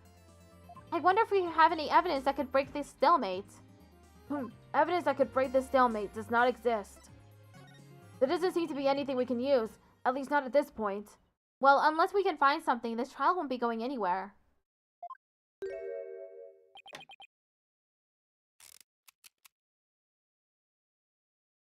Whew, that's much better. What's his deal? I have a suggestion. Why don't we consider this from a different angle? I'm listening. What if the Defiant Dragons really were authorized to take possession of the relic? I'm afraid I don't know where you're going with this, Mr. Wright. Consider the orb transfer agreement, which states, I agree to hand over the Founder's orb to the Defiant Dragons if I will come to no harm. What if, as the last part suggests, this was written under duress? That would render the agreement null and void. What are you suggesting, Mr. Wright? While you were on your little cave expedition, I was investigating Dr. Buff's accident. And there was something you overlooked, Mr. Justice. Namely, that his accident might have actually been murder. What? Murder?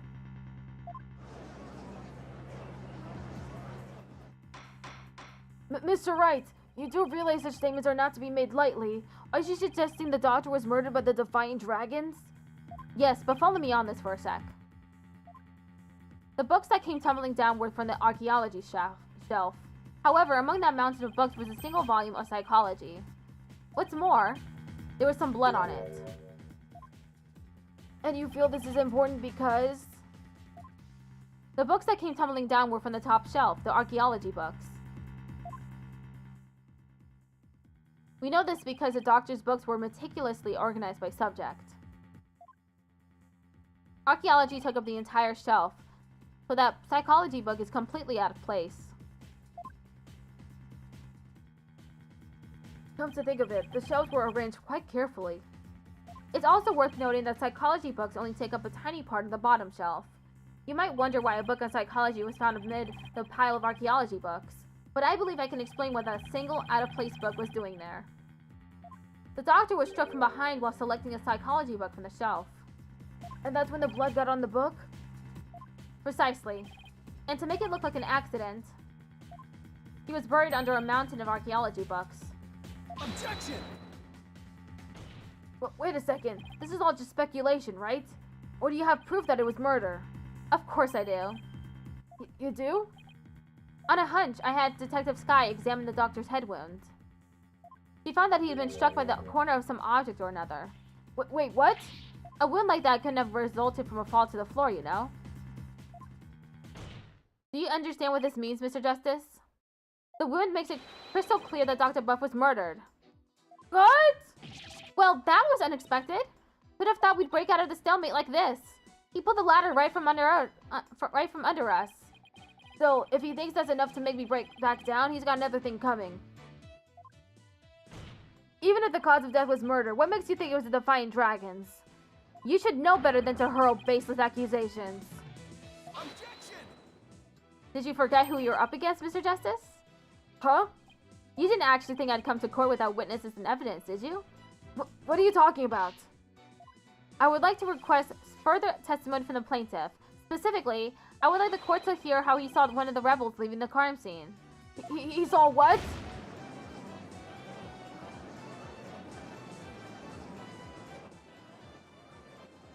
prove it was murder, that's the end of our client's right to the orb. Did he have this up his sleeve the whole time? Grr, how can Mr. Wright do this to us? He was just waiting to spring his trap. This trial has taken another unexpected turn, but I must mention, Mr. Wright, that you have yet to identify the murder weapon. The object used to commit the murder was not located at the scene of the crime. The murderer likely disposed of it elsewhere. Dr. Buff's autopsy report added to the court record. Dr. Buff was struck with a corner of some object. The time of death is between 10 and 11 p.m. Time of death, May 15th, 10 to 11 p.m. Cause of death, cerebral hemorrhaging after being struck on the back of the head with the corner of an unidentified object. Well, I never thought we'd be deliberating the issue of murder at a civil trial. All right, Mr. Addison Whipperson, your testimony, if you will.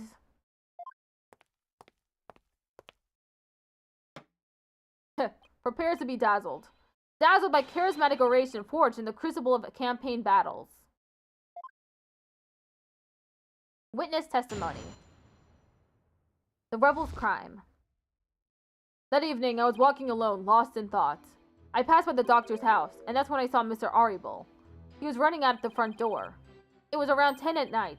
Surely that must have been him fleeing the scene of the crime.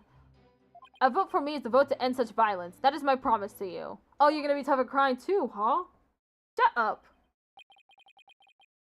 So the plaintiff saw a possible suspect fleeing from the doctor's residence, and it was within the window of the estimated time of death?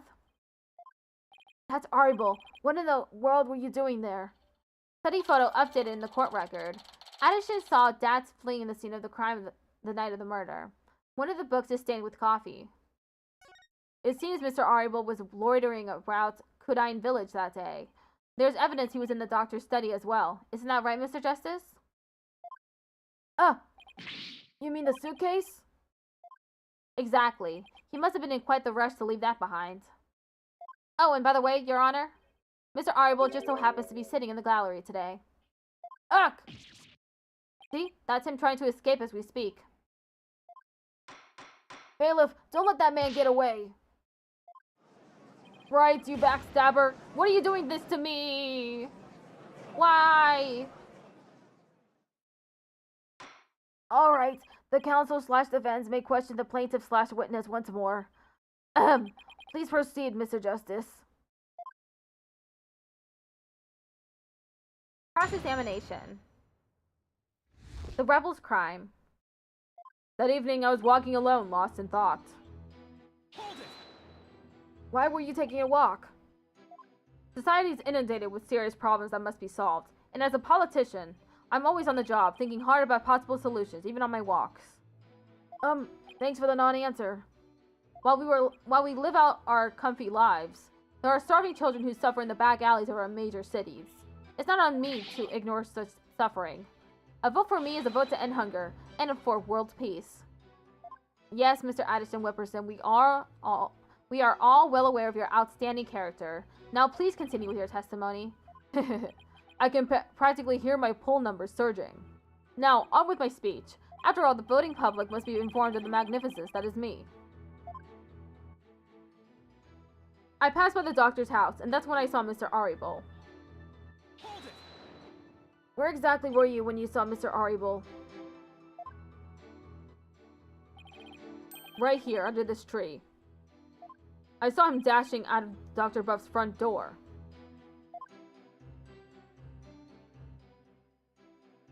And he didn't notice you? No, I was hidden by the tree. Is it really all that important to know from where the plaintiff saw Mr. Arible? Yes, it is. Yes, I believe it matters a lot. I ask that it please be added to the witness's testimony. I was under this tree when I saw Mr. Arible. Hold it! What were you doing under that tree? A lack of lateral thinking. That is a politician's downfall. What? That is why, if I'm elected, I promise to think outside the box. The question was, what were you doing under the tree, Mr. Addison Whipperson? I suppose I can expect a plebeian such as yourself to understand my grand design. Oh yeah? Try me, O Lord of Plebes. Mr. Addison Whipperson? I believe the court is well aware of your grand political vision. Now, let's have the rest of your testimony, if you please. I can hardly wait for the upcoming election. He was running out the front door. Hold it! Did you notice anything unusual? Yes, his behavior was Incredibly suspicious. His eyes were darting all around as he ran off in total panic. As soon as I saw that, I knew he had done something and it probably wasn't good. Despite that, you still didn't report it to the police? Who would have thought he had killed Dr. Buff? Not me. That's why I didn't report him. So the witness didn't notify the police. Is that an important statement, Mr. Justice? Yes, it is. Yes, it's important. I've requested the witness add it to his testimony. Sure, why not? I had no idea that Dr. Buff was dead. That's why I didn't call the police. Hold it! You had no idea he was dead. In other words, you knew nothing about what had happened? I am truly ashamed of myself. What? There's been a gruesome murder in my beloved village. What a fool I've been. I was thinking only of the village's future and world peace. It seems my earnest attitude and industrious nature have come back to haunt me. Only a politician would try to pass off self-aggrandizement as self-deprecation. Paulo, you think this is how all politicians will be from now on? We're all doomed if they are. If you don't mind, I'd like to continue with my testimony. It was around 10 at night. Surely that must have been him fleeing the scene of his crime. Hold it! But at the time, you didn't know the doctor was dead. Is that correct? It's true that I've been known as a prodigy from a very young age. Huh? I graduated high school and college with exceptional grades. As class president, I reformed stale, old-school traditions. My exploits were even covered in local papers. But as exceptional as I am, I can't possibly be expected to know everything at all times. This isn't working. He keeps bending the questions to serve his own needs. Hang in there, Paulo. Mr. Addison Whipperson, I believe the court is well aware of your exceptional nature. Now, would you please continue with your testimony? I have the upcoming election in the bag. A vote for me is a vote to end such violence. That is my promise to you. Hold it! So how do you actually intend to end such violence? Elite politicians such as myself never reveal their strategies. Did you really think I would divulge such sensitive information to the likes of you? Yeah, but surely you have some sort of campaign platform you're running on? No comment. Clearly, his is a platform told by an idiot, full of sound and fury, signifying nothing. He said he saw dads from under the tree. If that's true, then... Did she figure something out? Yes, I think he's hiding something. Let's take another look at the evidence, Athena.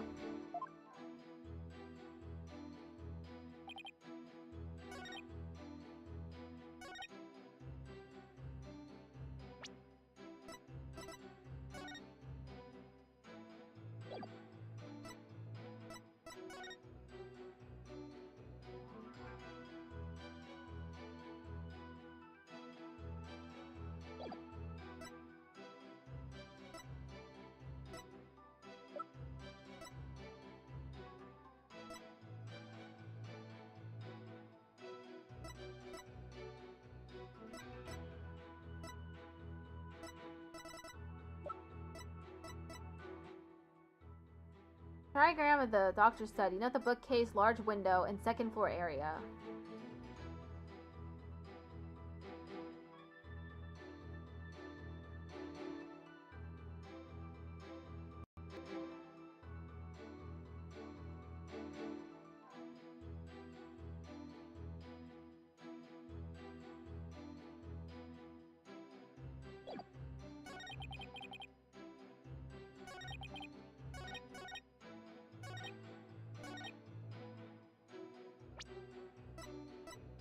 Objection! Mr. Addison Whipperson, rather than Mr. Arible.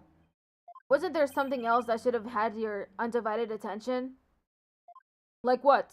Oh yes, of course. A politician must also keep his finger on the electorate's pulse and focus on the nation's... Sorry, but you're way off. I am? Would you care to explain, Mr. Justice? If the witness saw Mr. Arible from his position here, then he should have also been able to see the doctor's body. After all, it was right next to a huge window. Why, I believe you have a point there. With the body that clearly visible to the witness, it's unthinkable that he wouldn't have reported it to the police. Would the witness care to respond? Did he fall asleep? Mr. Addison Whipperson. Mr. Addison Whipperson! Huh? Oh, there are many sides to any issue. What did I ever do to deserve this? In any case, I'd like the court to acknowledge the inconsistency in the witness's testimony. Mr. Addison Whipperson, did you really see Mr. Arible? Yes.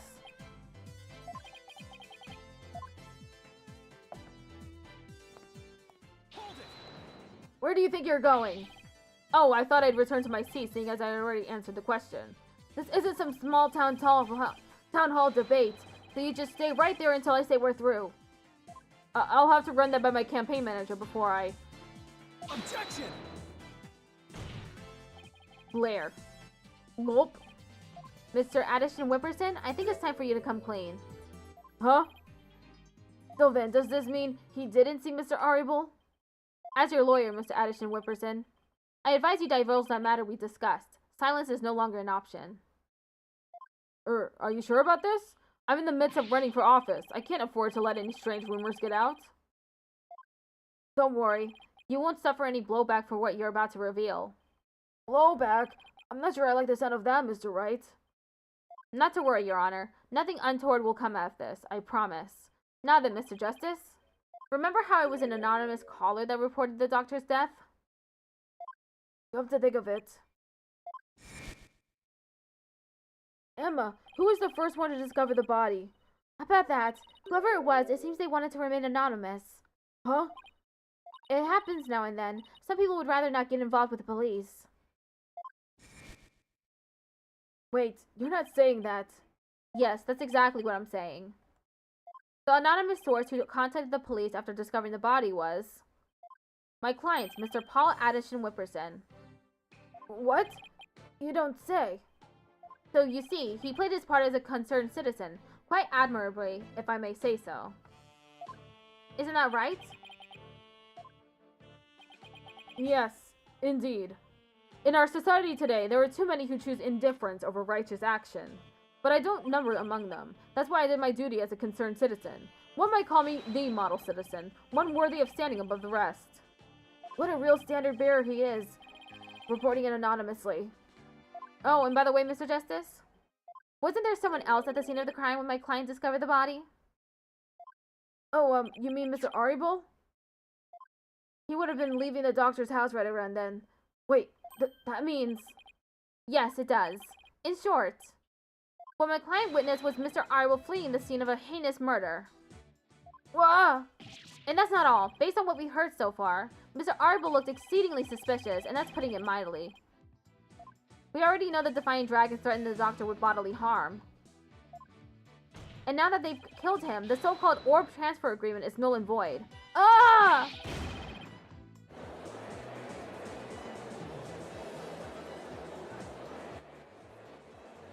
Apollo, if we don't come up with some sort of counter-argument, and what sort of evidence do you have? Can you actually prove that it was Mr. Arible who killed the doctor? That move had desperate written all over it. It's all I've got, so I'm going with it. Evidence? I suppose it's true that I don't have any. I knew it. But I do have another witness. You do? You should know I always come fully prepared, Mr. Justice. And my new witness will provide testimony proving Mr. Arible's guilt.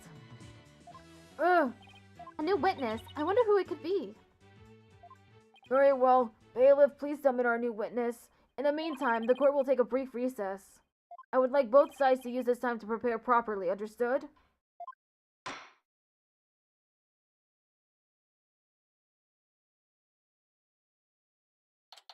Defendant lobby number 3. Wow, I knew Mr. Ray would put up a tough fight, but... Yeah, just when I thought we had him, he turned the tables on us. He really is a turnabout terror. We can't let him blindside us again. Looks like they've got me again. 3 times in 1 year. That's a new record. Ha ha ha ha ha. That's please. No more new records or bad puns while you're at it. It's hard enough trying to help you as it is. Roger that. I'll be more careful next time. Is what Mr. Wright said true? Did you really pay a visit to Dr. Buff that night? Sure did. Can't remember the exact time, though. All I know is he wouldn't hand over the orb. Someone put it in his head that we rebels were dangerous. That's why he threw me out. So the doctor was still alive when Dad last saw him. We'll still have to prove it, though. Better brace yourself, son. The next witness's testimony can make or break this case. Yeah, I know. Hey, where's Trucy? She wants to go see her dad. Maybe she's still mad. More like worried. Worried that this trial will create a rift between you two. And that you might then leave the agency. Ha ha ha. She has an active imagination. Excuse me, the trial will be resuming shortly. Well, let's go see what new testimony awaits us.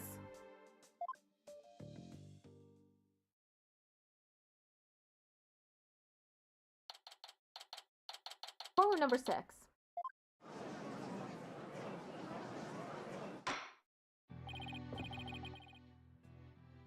All right, court is back in session. Mr. Wright, you said you had a witness? Your Honor, I would like to call the lone survivor of the doctor's murder to the stand. Wait, he can't mean that Sarge is here? You mean Dr. Buff's reclusive son? How did you get him to cooperate? Nothing a little persuasion couldn't handle. The poor child only agreed to help if it meant catching the killer. Getting a kid like that to overcome his fear, now that's impressive. This must be really important testimony for the kid to come out in public like this. Very well, Mr. Wright. Please call your witness to the stand.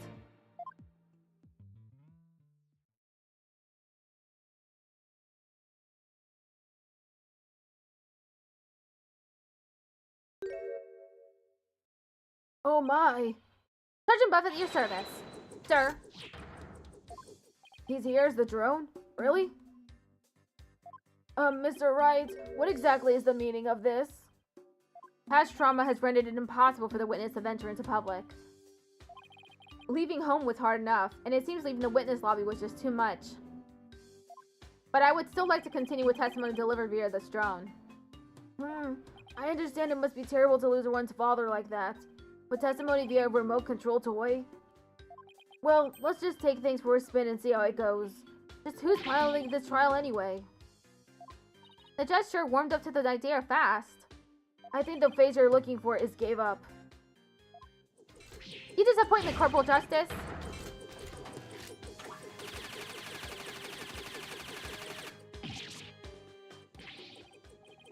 To think I once called you comrade. Defending the man who killed Papa? That's full on treason, soldier. I hereby demote you back to private. Corporal? Private? What's he talking about, Apollo? It's a long story. Now then, are you ready to testify, youngster? Locked and loaded, sir. Ready to rain lead down upon the perpetrator. Ha ha ha ha ha. Witness testimony. What happened that evening? Papa met with someone the night he died. I didn't have eyes on the ground as I'd already mounted my siege defense, but I did hear him arguing with someone in his study. From my window, I saw the one designated Dats getting ejected from the premises. After that, the man lingered around the perimeter for some time. He must have regrouped and killed my papa in the study later. I just know it. So he was thrown out but later returned and committed the murder, did he? Yes, Your Honor. So the man my client saw really must have been the fleeing Mr. Ariable. Objection! Right, you backstabbing no good. I didn't kill no one. It's the enemy! Ready all missiles, and fire! Whoa! Ha ha ha ha ha! Capitalist pig, I'll turn you into pork stroganoff.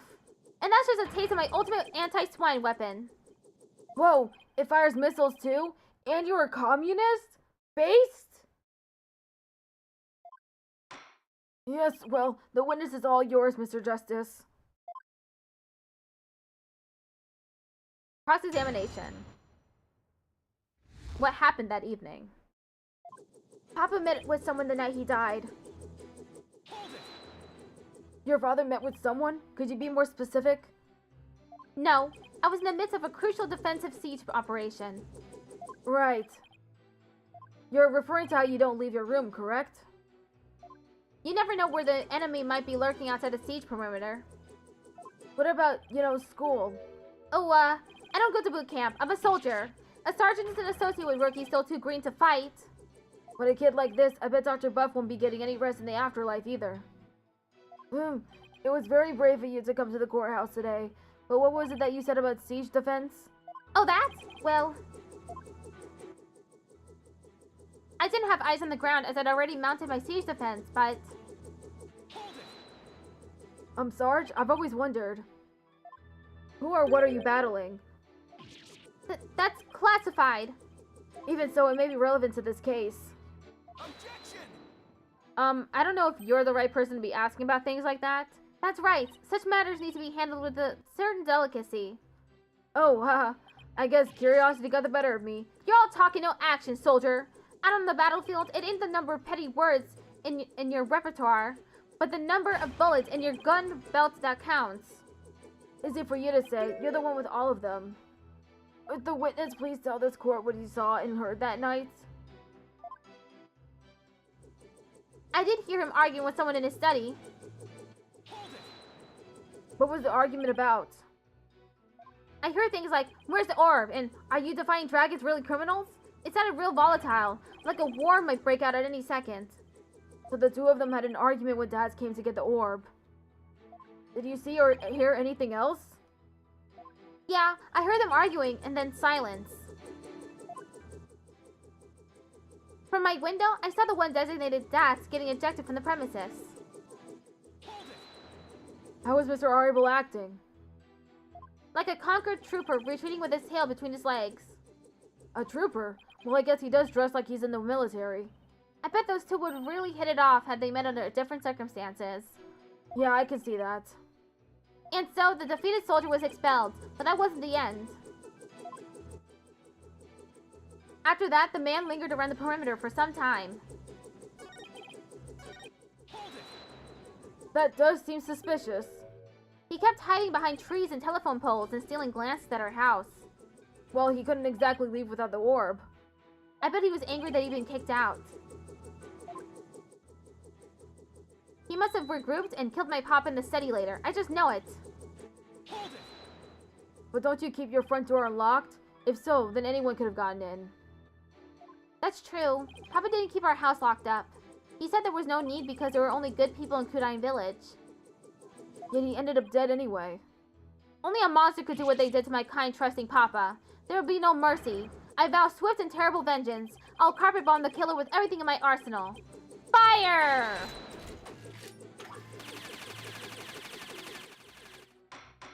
While I sympathize with you, witness, you will refrain from firing Gatling guns in this court. So Sarge saw that too. And just when I thought things couldn't get any worse. I wonder why he hung around after being thrown out. I hate to say this, but if Dats is proven to be the killer, we'll lose the orb to the plaintiff. So our only option is to prove that the Flying Dragons had nothing to do with the murder.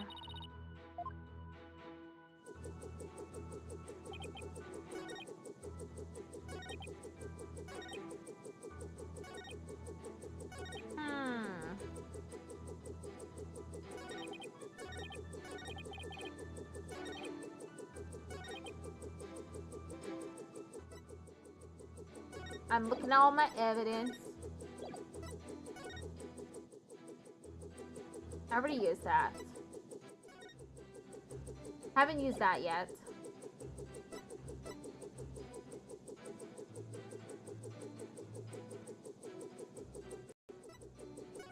Use this already. Use this. Not that yet. Not this yet either.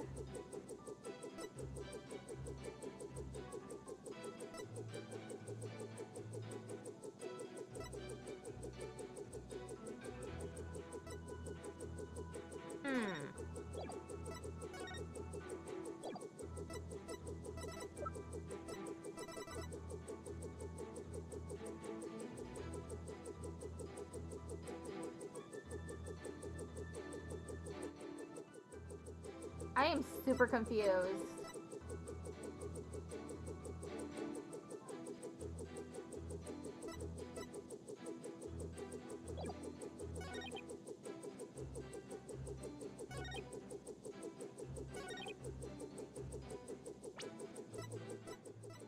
Objection! Okay, that's not it.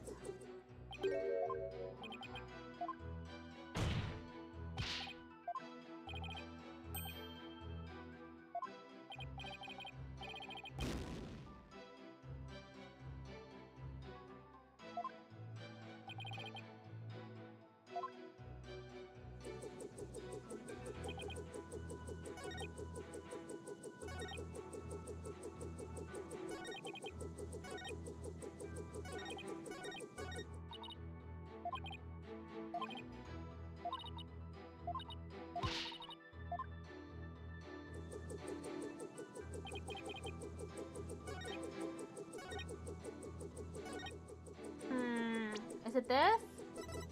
No. Objection!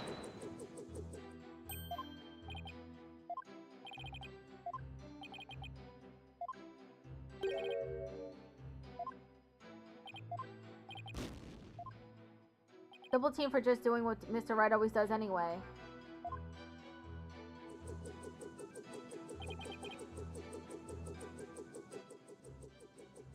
Is it just me, or does that statement sound a bit dubious? You know what? You're right. Thanks, Athena. Anytime. Let's take another look at the evidence.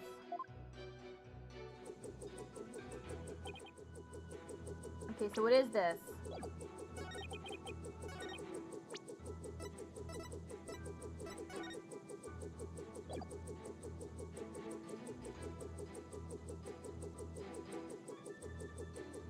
Objection!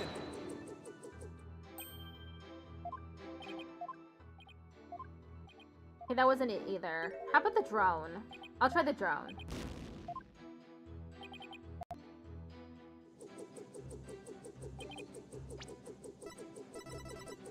Objection! Sarge, are you hiding something from me? How dare you question your superior officer like that? You want to get on this stroganoff action with Pig Boy over there, soldier? Sorry, but I'm afraid lawyers are missile-proof. What? Would the defense care to explain?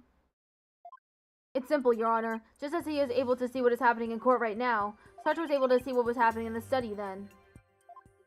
With this cherished drone, of course. Ah, now that you mention it. And to think the answer was right before our eyes this whole time. Sarge, you were perfectly capable of patrolling the study that night. So you must have seen something. Ah! I'm hit! What is this strange new weaponry you're using against me? Urban warriors don't use guns or missiles because evidence is our weapon of choice. And the evidence has exposed your bald-faced lie. My truth bomb, Sarge, has stripped your defenses bare. Truth bomb, no! Ah! Mayday, mayday! I'm going down!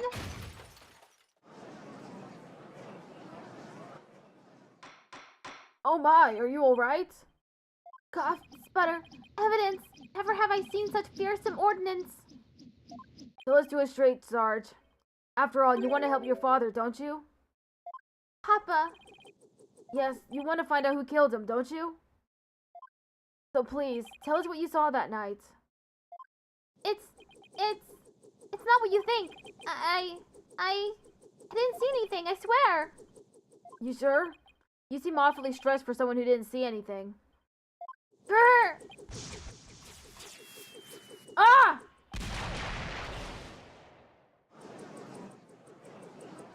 Sarge, you need to answer my question. Shut your pie hole, maggots! It'll be a scorching day in Siberia before a lowly private like you orders me around. What's with him in Siberia of all places? But if a scorching day is what it'll take, then maybe it's time to turn up the heat. Hey Athena, you think a therapy session might help? Well, it could help alleviate some of his anxiety. Noise level 100%. Plus, I'm picking up a lot of discord in Sarge's voice. That usually means the patient wants to say something but can't for some reason. And in Sarge's case, I imagine whatever's plaguing him is pretty severe.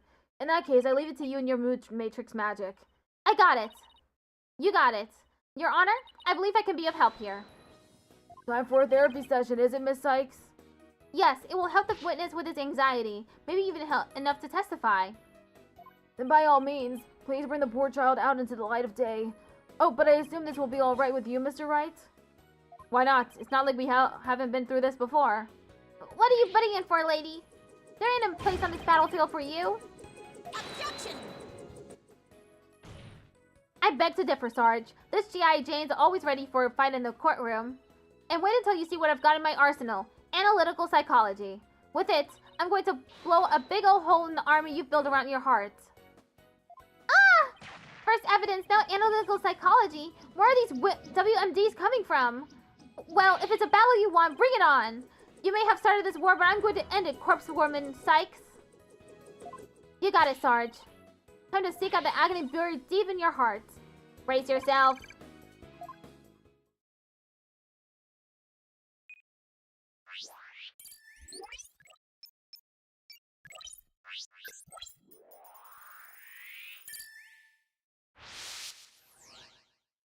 I stayed in my room with my drone that evening.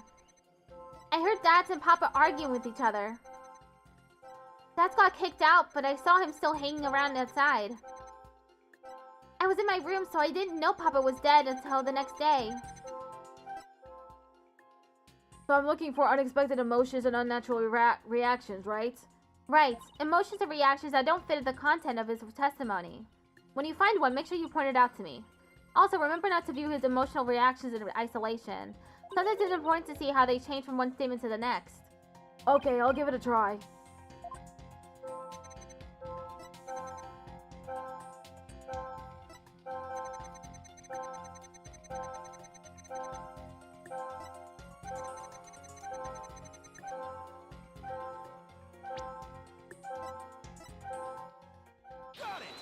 The surprise is not as intense. That's strange. You reacted with shock when you discovered your father's body, yet you weren't nearly as shocked then as what you saw Mr. Aribol. Hello! Astrid Lorium just traded with Hi, Thornton. Orem. How you doing? Hope you're doing well. Hope your stream was fun. What you doing? Thank you for the raid. I appreciate it.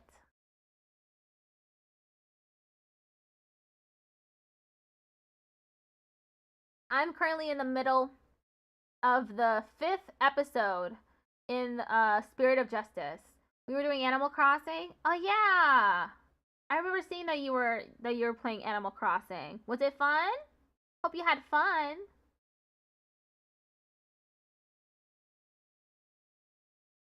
My back hurts.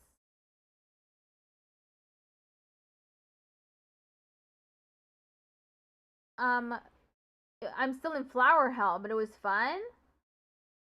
Sounds like it was fun.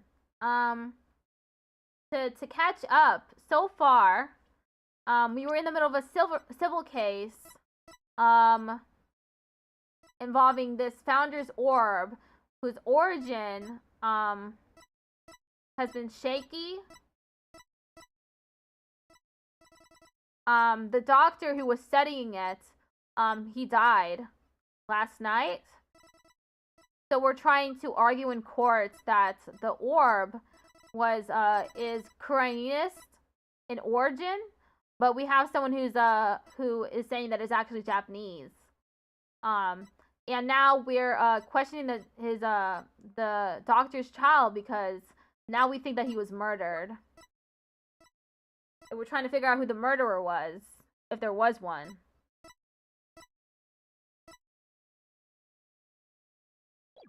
The child said that there was someone who left last night that they saw that had argued with his father.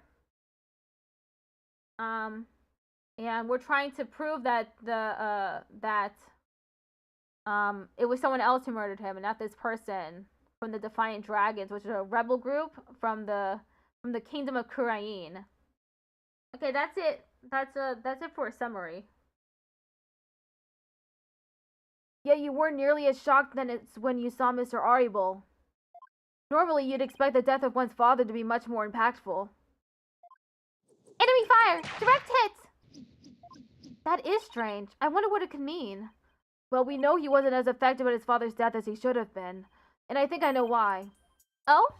Sarge, you weren't as shocked at seeing your father's body as seeing Mr. Aribol because you're scared of Mr. Aribol, something else shocks you, you'd already seen his body? Did something else shock you when you saw Mr. Aribol? Something even more shocking than your father's death?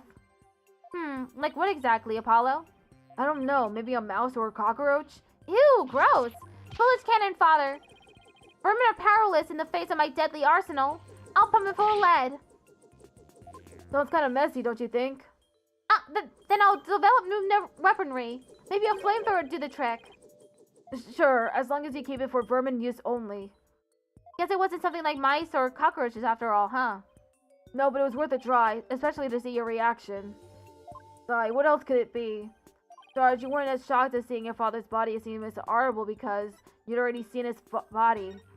Sarge, maybe the truth is you left your room that night, and that's when you saw it, your father's body.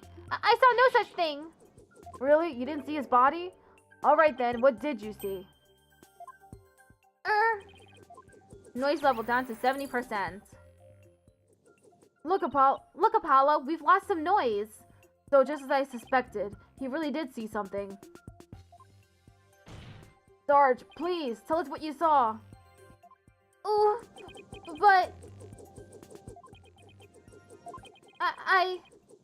The moment I saw it, I couldn't bear it. I couldn't stand to lose yet another loved one. Huh? Am I missing something here?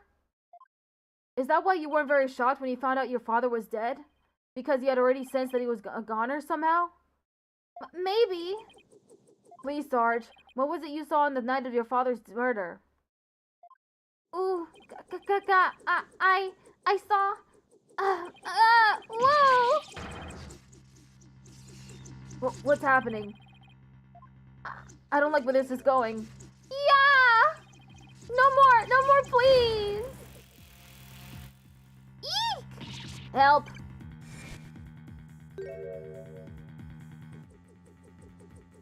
I've confiscated your little toy. The battlefield has no place for unauthorized equipment. Widget! Apollo, I can't continue the session without him. Calm yourself this instant, witness. I hereby order you to submit to your therapy session. What in blazes? Look at me! I'm judge, jury, and executioner now. I hereby convene a military tribunal. Look at Mr. Right. Whoa, this has gone way too far. The bailiff, arrest that drone this instant. Arr! Stop resisting. Ah! If you don't come quietly, I'll fire! Ah! Give Widget back, right? Eee!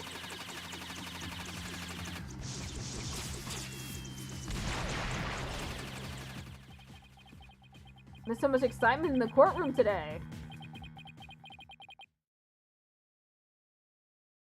Puff, puff, cough, cough. Whew, finally got him back. Nice work. This witness is truly a handful. Ooh, hop, 2, 3, 4. Woo! Miss Sykes, what's the witness's current psychological state? Let's see. He's emotionally all over the map. So his out of control emotions are in control of him, huh? Does that mean we can calm him down if we can figure out the root cause? Yes. So let's see what we can find. Sarge, can you hear me? Ooh, is that you, corpse woman Sykes? I'm here. Now I want you to take a few deep breaths. Just try to relax. Try it with me. Breathe in, breathe out. Breathe in, breathe out. In, out. In, out. And now, let your emotions take you where they will. Go on, just let it all out. Ooh! All forces, attack! That's the least relaxing breathing exercise I've ever seen.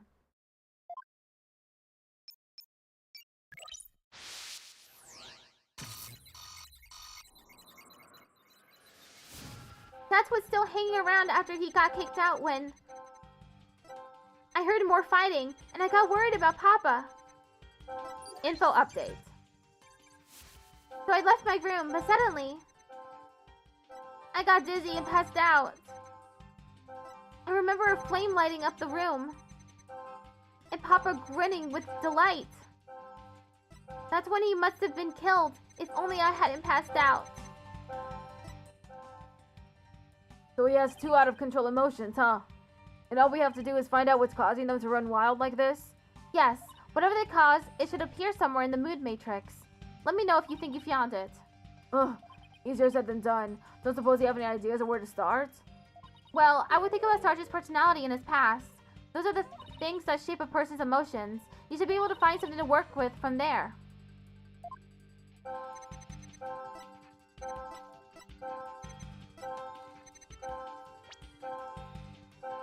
Got it!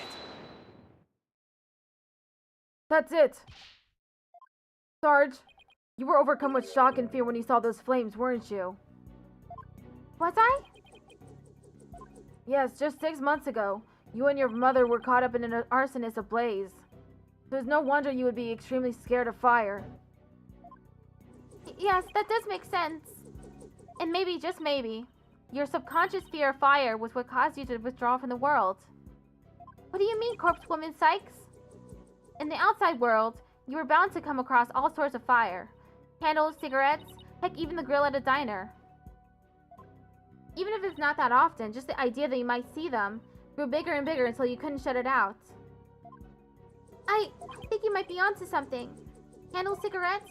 Thinking about them sends a chill down my spine. Wow, the things I take for granted. Now I see. I was afraid. Afraid of the fire. Strange, I didn't even realize it myself.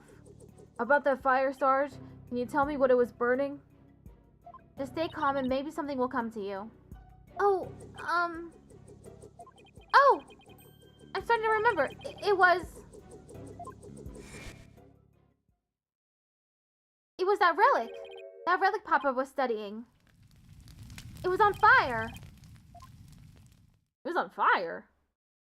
The orb was on fire. Mm-hmm. It's still kind of fuzzy. But yes, the orb was burning right in front of Papa. And there, in the flames was... Mama? Yes, now I remember. I saw Mama appear amid the dancing flames. Wait, what? Info updates.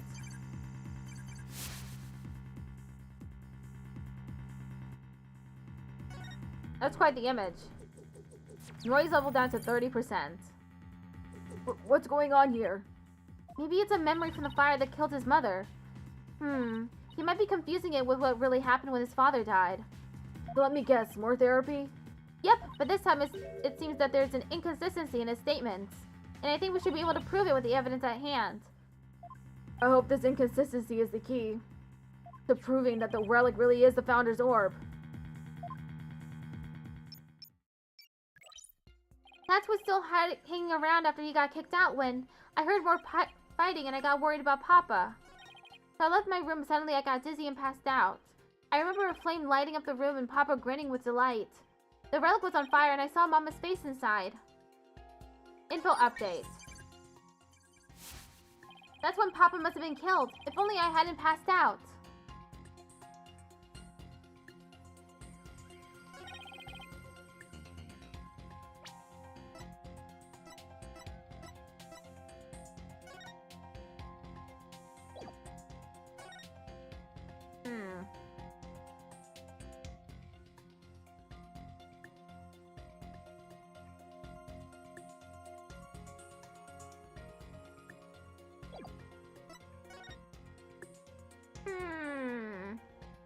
What's the answer to this question?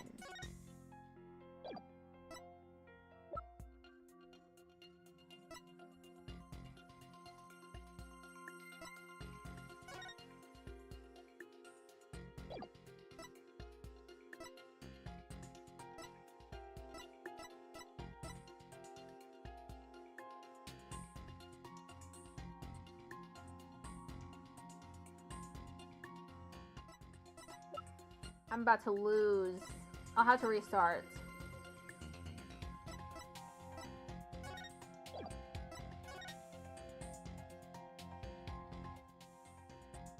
It seems like it's stained with red. Is that blood?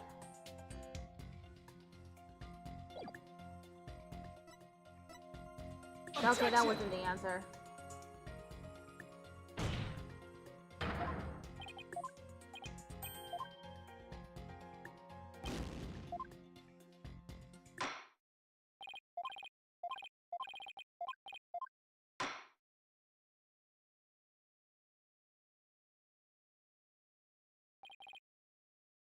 That creep Paul Addison stole the Founder's Orb right out of our hands.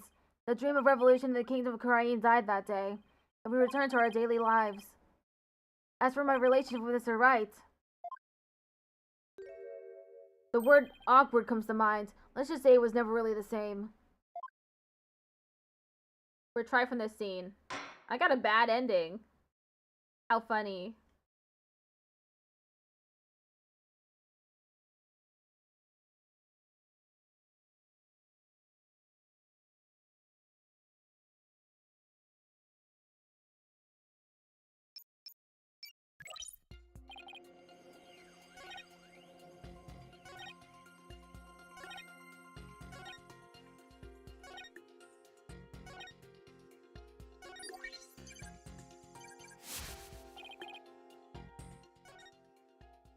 I believe Sergeant's fear of fire is triggering a past memory. As a result, the memory of what he really saw is being suppressed. When he tries to remember, the past memory is being overlaid onto the more recent one. Wow, the mind sure is a tricky beast. So I'll just have to find an inconsistency? Right. Once you find an inconsistent statement, present the evidence that proves it. The main issue here is when the doctor was murdered. Was he really killed while Dots was there?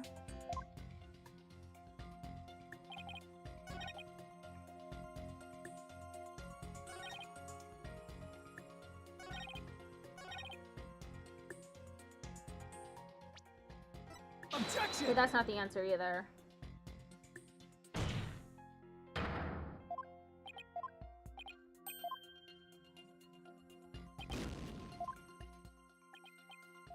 Hey, Apollo. Sarge is saying that his father was burning the orb when he was killed. But doesn't that seem funny to you? Considering what the doctor was up to that night, it doesn't add up. Well, now that you mention it. Alright, I better look through the evidence one more time. What, the raincoat? Objection!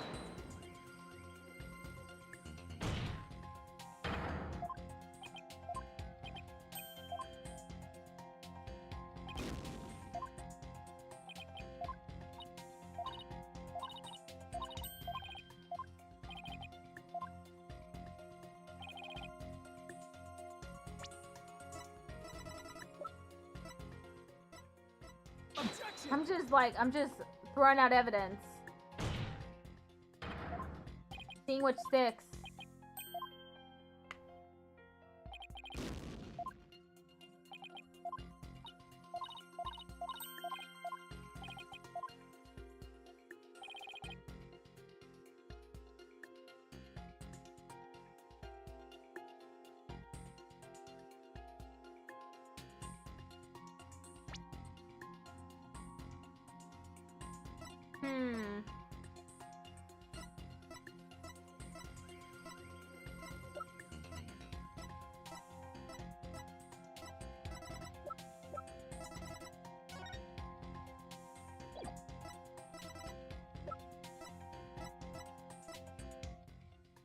Objection! Okay, the crime scene photo isn't it either.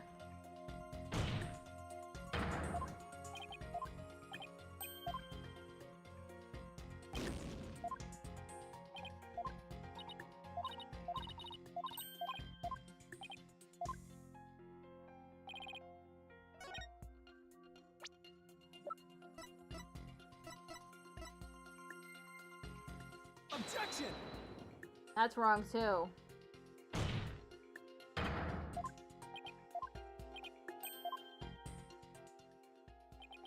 I keep getting stuck. This one's just tough.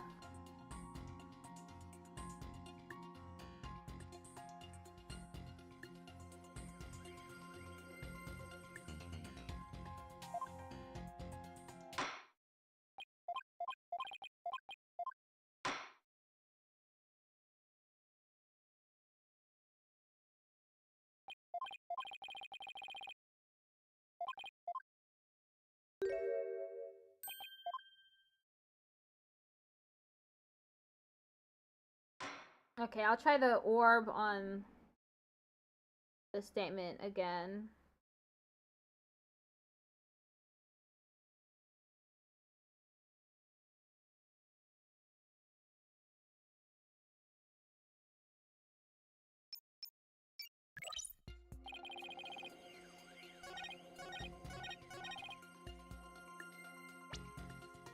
Objection!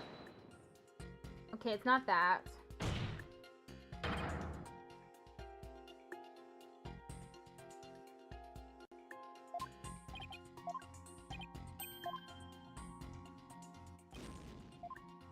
It must be the orb.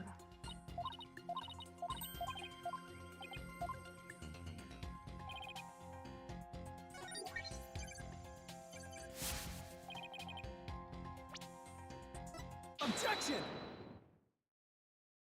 Don't blame yourself, Sarge. After all, even if you hadn't passed out, the outcome would have been the same. What do you mean? Ad starts in 1 minute. I'm talking about the time of death. Your father wasn't killed right after you left your room. What? Explain yourself at once, Private Justice. You said you saw your father burning the orb, right? But that night he went out to hide it in a cave.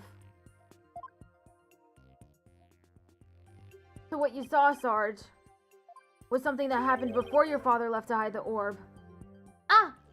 So you see, you didn't pass out right before he was killed. You passed out right before he left for the cave to hide the orb in the ruins within. So even if I hadn't passed out? That's right, the outcome would have been exactly the same. That's because your father, Dr. Buff, was killed after he returned from the ruins. And therefore, Sarge, there's no need for you to blame yourself.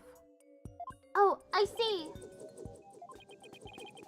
Private Justice, can you really say I bear no blame in this? Why do you ask? Because the truth is, if I hadn't engaged in my siege defense, Papa would still be alive. Sarge. Papa wished nothing more than for me to lead a happy, healthy life. That's why he quit his job and moved us out away from the big city. But even then, I didn't have the courage to set foot into the outside world. And in the end, I failed to make Papa's wish come true.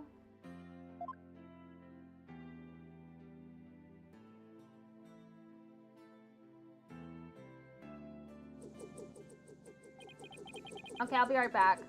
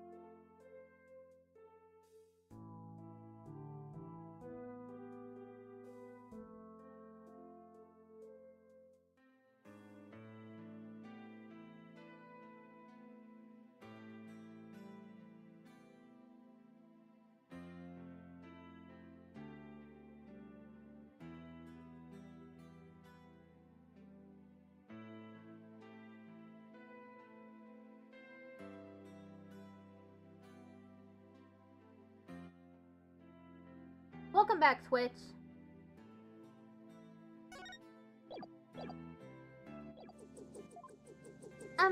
Sarge? If you want to make your father's wish come true, if that's what you really want, then who's to say it's too late? Why don't you take the first step now? My first step? That's right. You can cast off all your regrets. You can stop standing still and start moving forward. You have the power within you. I know from experience. I know what it's like to feel like you do. But only you can decide to take that first step. If you don't change your tactics now, Sarge, the victory you seek in the war you're waging will always lie beyond your grasp. I think I understand now. I've made up my mind. As of this moment, I will suspend my siege defense indefinitely.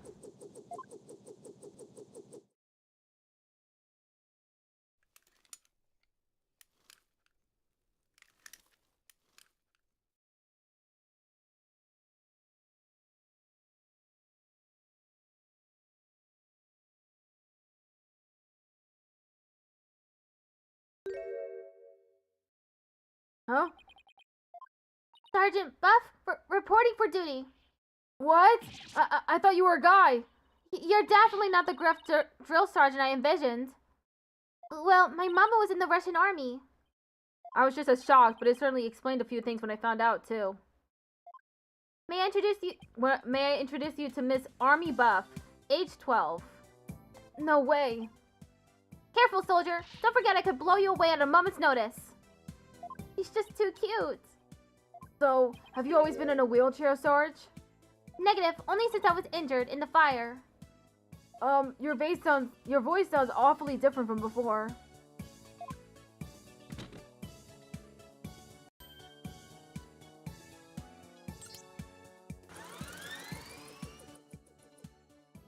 My drone features a voice modulation device. It's just one of my army's many technological marvels. Well, you fooled me. I thought some 20-something military fanatic was at the controls. If it's all the same to you troops, I'd like to continue my testimony. I've just remembered something, and it's as crisp and clear as a trumpet at roll call. What did you remember? It wasn't my mother who appeared in the burning orb. It was some lady Papa had shown me a picture of a long time ago. He said it was the Holy Mother, the founder of Cranianism. She appeared right there, right in the burning orb. Huh? What did you just say? Info update.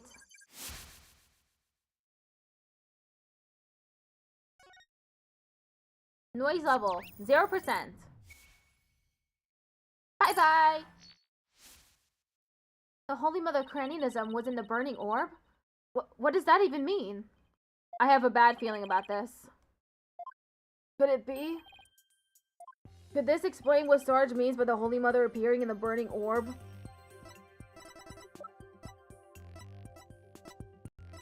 Huh?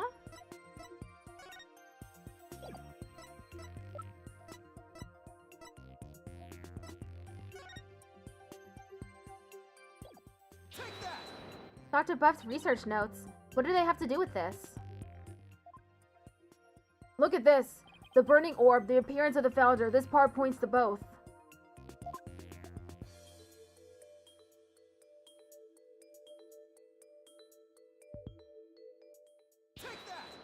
There's a legend about the orb involving a mysterious riddle, and this song in turn is said to contain the key to solving it. If the legend is true, then I believe the answer lies in this part of the song. Offer thy prayers as fervent as fire, only then shall the Holy Mother return. Well, anyone see where I'm going with this? Prayers as fervent as fire. Ah! You're supposed to set the orb on fire. The whole stanza seems to suggest that the founder will appear if the orb is set on fire. Wait, so the doctor, he... Yes, Athena. He had solved the ancient riddle of the founder's orb. Oh my!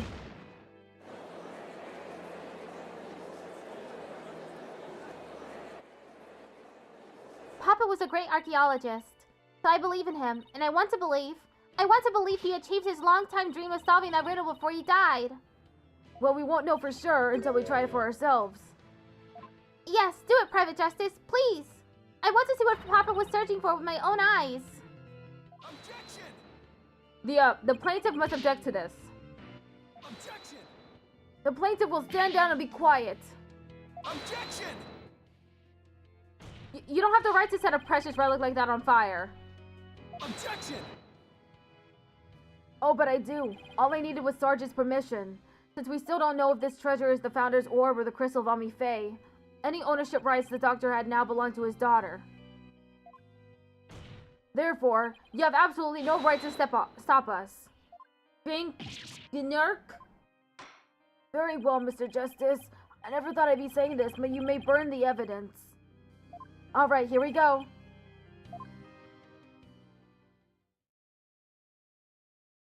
I hope the difference between those two voices is okay.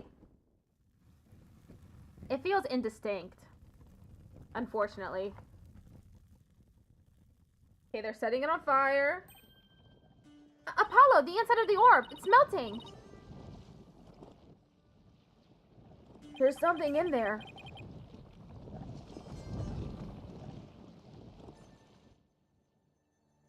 Ah! Durkee, isn't she? Her garb leaves no room for doubt. It's the Founder herself. Face and all. I don't understand. The greatest of taboos in Koreanism is the depiction of the Founder's face. Yet here it is, hidden within this orb. Founder's Orb updated in the court record. Heating the Founder's Orb revealed the statue within. Sorry, Mr. Wright, but as you can see, the issue is crystal clear. This figure is the Holy Mother, founder of Koreanism. And based on that, this must be none other than the Founder's Orb. Objection! But be that as it may, Mr. Ariel still may have killed the Doctor. If so, it would render the orb transfer agreement null and void. Don't play dumb, Mr. Wright. The truth of the matter has already been proven. Dr. Buff wasn't killed right after Sarge saw Mr. Ariel. It happened after the Doctor came back from hiding the orb. And you've no proof that Mr. Ariel was still around at the time. Erg. Your claim that the Defiant Dragons were behind the crimes doesn't hold water. And that means the orb transfer agreement is still perfectly valid. Ah. Admit it, Mr. Wright. I just burned your whole place to the ground. Ooh, no! Ah.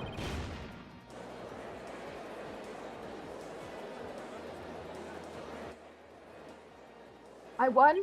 I actually won? Mr. Wright, would you care to respond? Respond? I didn't think so. Wait, did we just win?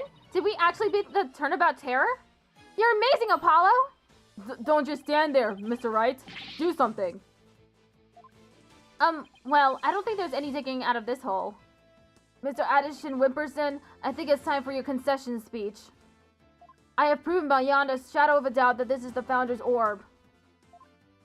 The facts don't lie, but you obviously do. How's that for a campaign slogan? Why, you contemptuous peasant? I think this is a good time to wrap up this trial. If both parties have no further objections, I will render my verdict. No objections here, Your Honor. No. You can't do this. The crystal is mine. I'll lose the election if I lose that crystal. I'm sorry, but there's really nothing more I can do. You haven't forgotten about your little chat, have you? What's going on here? Objection! Your Honor, I object to the defense's last claim. What? I don't believe they have truly proven that the relic is indeed the Founder's Orb. Objection! Mr. Wright, I don't think even you could bluff your way out of this one. What possible argument could you have to claim that this isn't the Founder's Orb? About that. Oh, of course! You can't possibly have hit on something. The defense's assertion is incomplete, and this is why. Their claim that this relic is the Founder's Orb is based on a legend, and that legend claims that the Founder will return when the riddle is solved at last. Right, and that's what happened. The Founder was revealed for all to see. But Mr. Justice, what about the rest of the legend? Huh? According to the legend, once the founder returned, she would bestow a spiritual power onto the person who solved the riddle. You're kidding, right? Well, Mr. Justice, do you feel great spiritual power coursing through your veins? No. But receiving spiritual powers and stuff, it's all just mystic mumbo-jumbo, right? Maybe so, but you're the one basing your claim on such legend. And what we saw here does not fully fulfill it, does it? No, but... Consequently, you cannot rightfully claim that this is the Founder's Orb.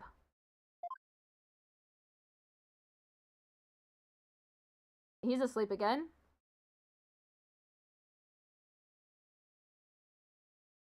What's gone into him? Why is Mr. Wright doing this? It would appear that Mr. Wright has lost a few of his marbles. That couldn't be further from the truth, Your Honor. In any case, I believe this is a good time for a recess. Both sides will have 20 minutes to prepare. I ask that all arguments be ready by then. Oh, and Mr. Wright, you do well to wash up and find your missing marbles by then, too.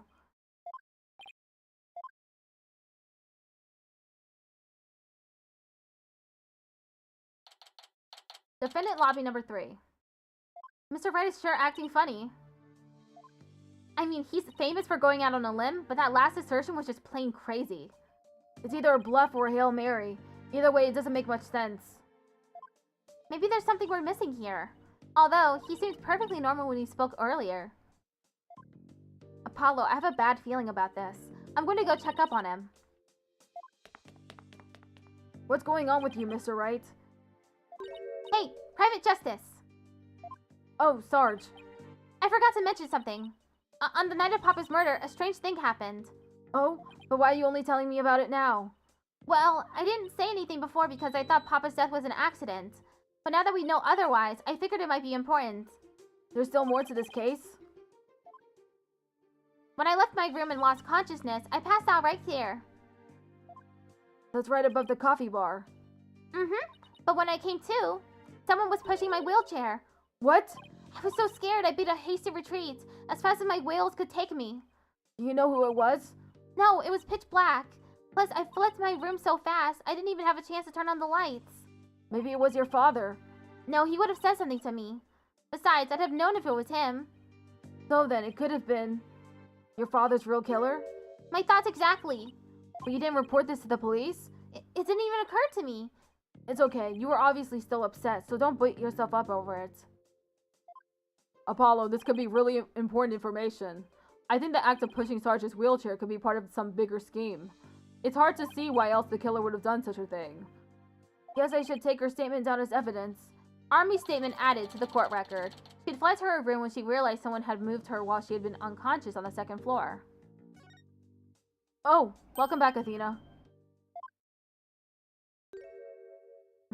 What's wrong with the long face? How'd it go with Mr. Wright? What should I... Athena? Oops, sorry. Zoned out there for a sec. The recess is almost over, so let's go. Ha, ha, ha. What was that all about?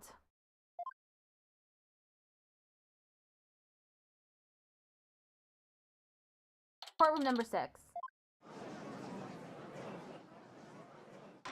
Alright, court is once again back in session. Now, Mr. Wright, about that last objection you raised? We, the plaintiffs, still believe that the defense has yet to sufficiently prove its case. They claim that, according to legend, the Founder's Orb would bestow spiritual power, yet the relic in question has failed to do so. Therefore, it has failed its own test. I see. He's sticking with a ridiculous argument? Furthermore, even if it is the Founder's Orb, it can't be awarded to Defiant Dragons. After all, they were the ones who killed Dr. Buff. Objection! What are you talking about? That was already proven to be false.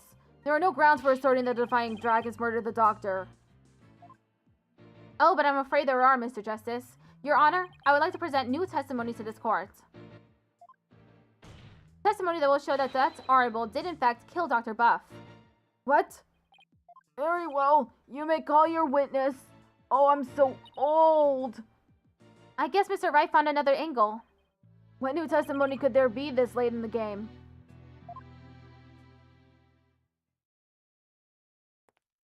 It's him. He's back. Fellow citizens, it is I, Paul Addison, the once and future representative of the people. Geez, not him again. My client divulged new information to me during the recess. He remembers something he saw, you see. Something crucial to this case. How very convenient. Witness testimony. That's his crime. It was around 11 at night, and I was out on a mobile meet and greet around the village. That's when I saw Dr. Buff being murdered from outside his study window. Mr. Arbel snuck up from behind and struck him on the head. His weapon of choice? A suitcase. A big, strong man like him could easily swing a heavy suitcase into someone's head. How do you know it's heavy? It could have been empty. And also, we only know it's heavy because we tried to pick it up. What are you hiding, Mr. Addison, huh? What you hiding? You saw the murder as it happened? And also, the bookshelf.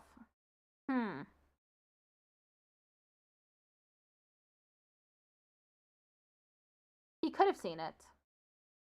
From the tree. Line of the tree. And you're just telling us now because... I saved the best for last. It's a tactic known to all the political greats.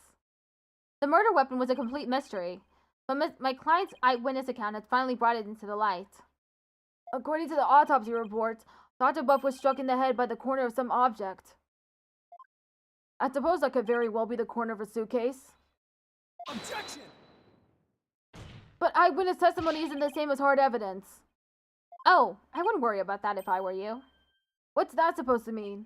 We have physical evidence too. A luminal test revealed.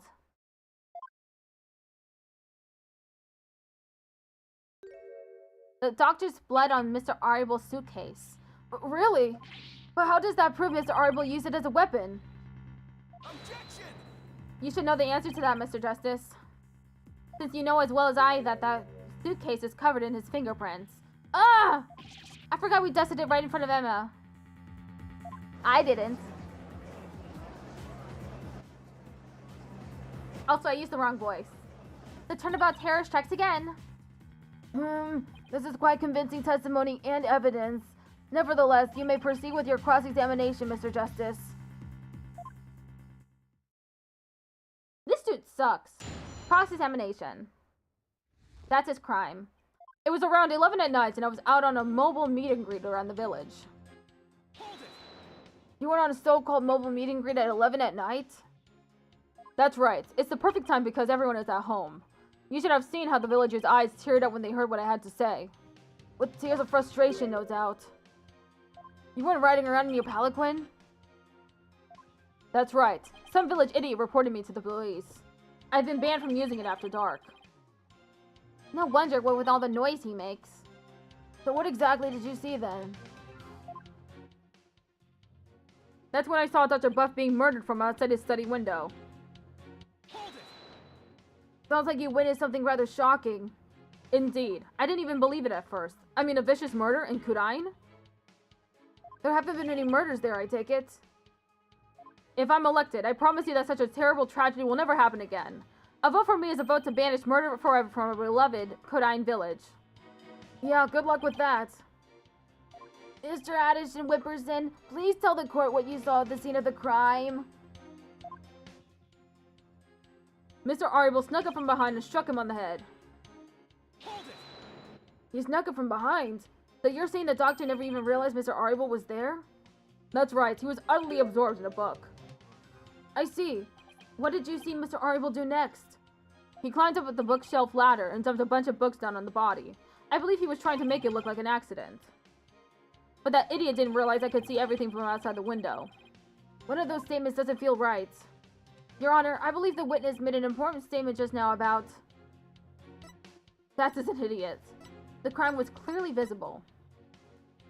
If the crime was visible through the window, that's earth-shattering testimony. Is it? Because to my ears it sounds like a rather obvious fact. Oh, sorry, I'm good then. Very well. Would the witness please continue with his testimony? His weapon of choice, a suitcase. Hold it! Are you sure? Positive. I saw it with my own two eyes. Yet, despite your certainty, you kept quiet about it until now? No, I was waiting. I knew there would be a perfect chance to talk about it later. Information must always be disclosed in a strategic manner. That is one of the lessons of Kingcraft, as taught by the Addison clan. Is there a lesson by chance in the Addison Kingcraft guidebook on being honest? Anyway, I saw Mr. Ariel commit that heinous crime. A big, strong man like him could easily swing a heavy suitcase into someone's head. Hold it! I would have to agree that suitcase is really heavy. Wait a second. How did you know it was so heavy? For all you know, it could have been empty. Gurk. Objection! My client witnessed the crime in progress, so naturally he saw Mr. Ariel straining to lift what was obviously a heavy suitcase. I can't say I'm a fan of you trying to discredit my client by tripping him up, Mr. Justice. But I'm just doing what you always do, Mr. Wright. Talk about new testimony. He totally changed his story. If he had really seen the murder taking place, you'd think he'd have said so from the start. Maybe he had some reason to hide what he really saw? If so, that might be our only opening.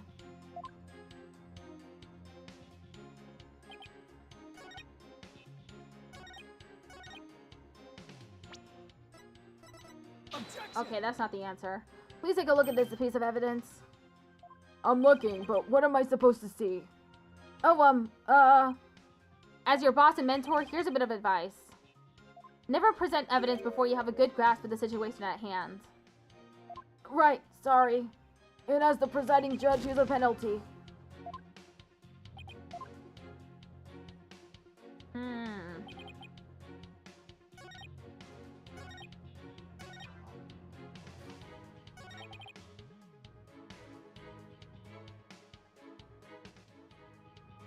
I can't believe they used a suitcase, but then again, last time they used some dough to suffocate someone, so it's not totally as outlandish as that was.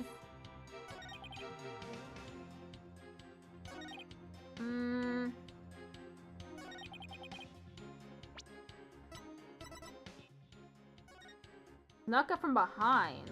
How?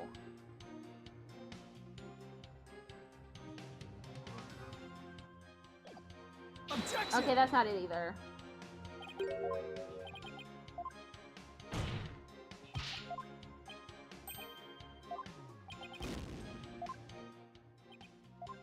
Okay, so that's the one that's wrong, I think.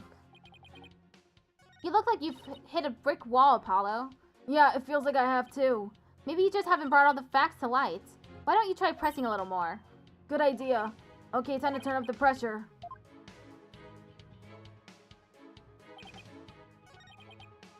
Was it this one? Hold it!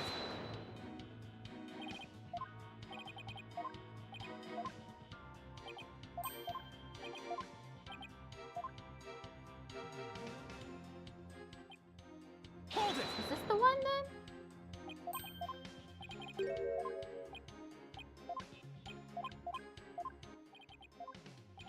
The doctor was reading a book. The doctor was reading a book at the time of the murder? That's vital testimony. Very well. The witness will please add that statement to his testimony. Okay. The doctor was standing in front of the bookshelf, absorbed in a book. Is it just me, or does that statement sound a bit dubious? You know what? You're right. Thanks, Athena. Anytime. Now to take another look at the evidence.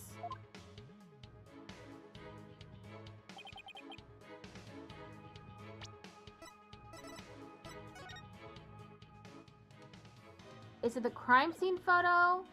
I mean, the study photo or the study diagram? Objection! The diagram, then?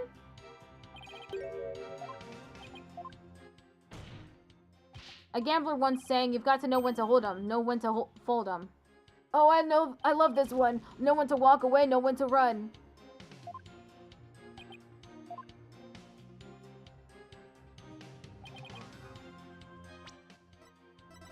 It wasn't that either? Damn. Oh, lost again. Third game over.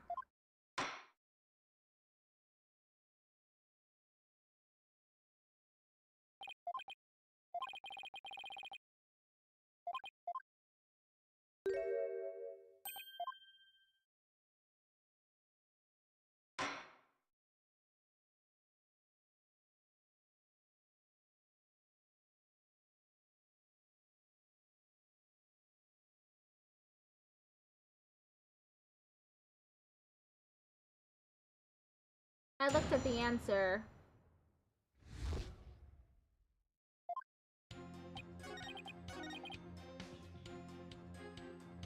Hold it!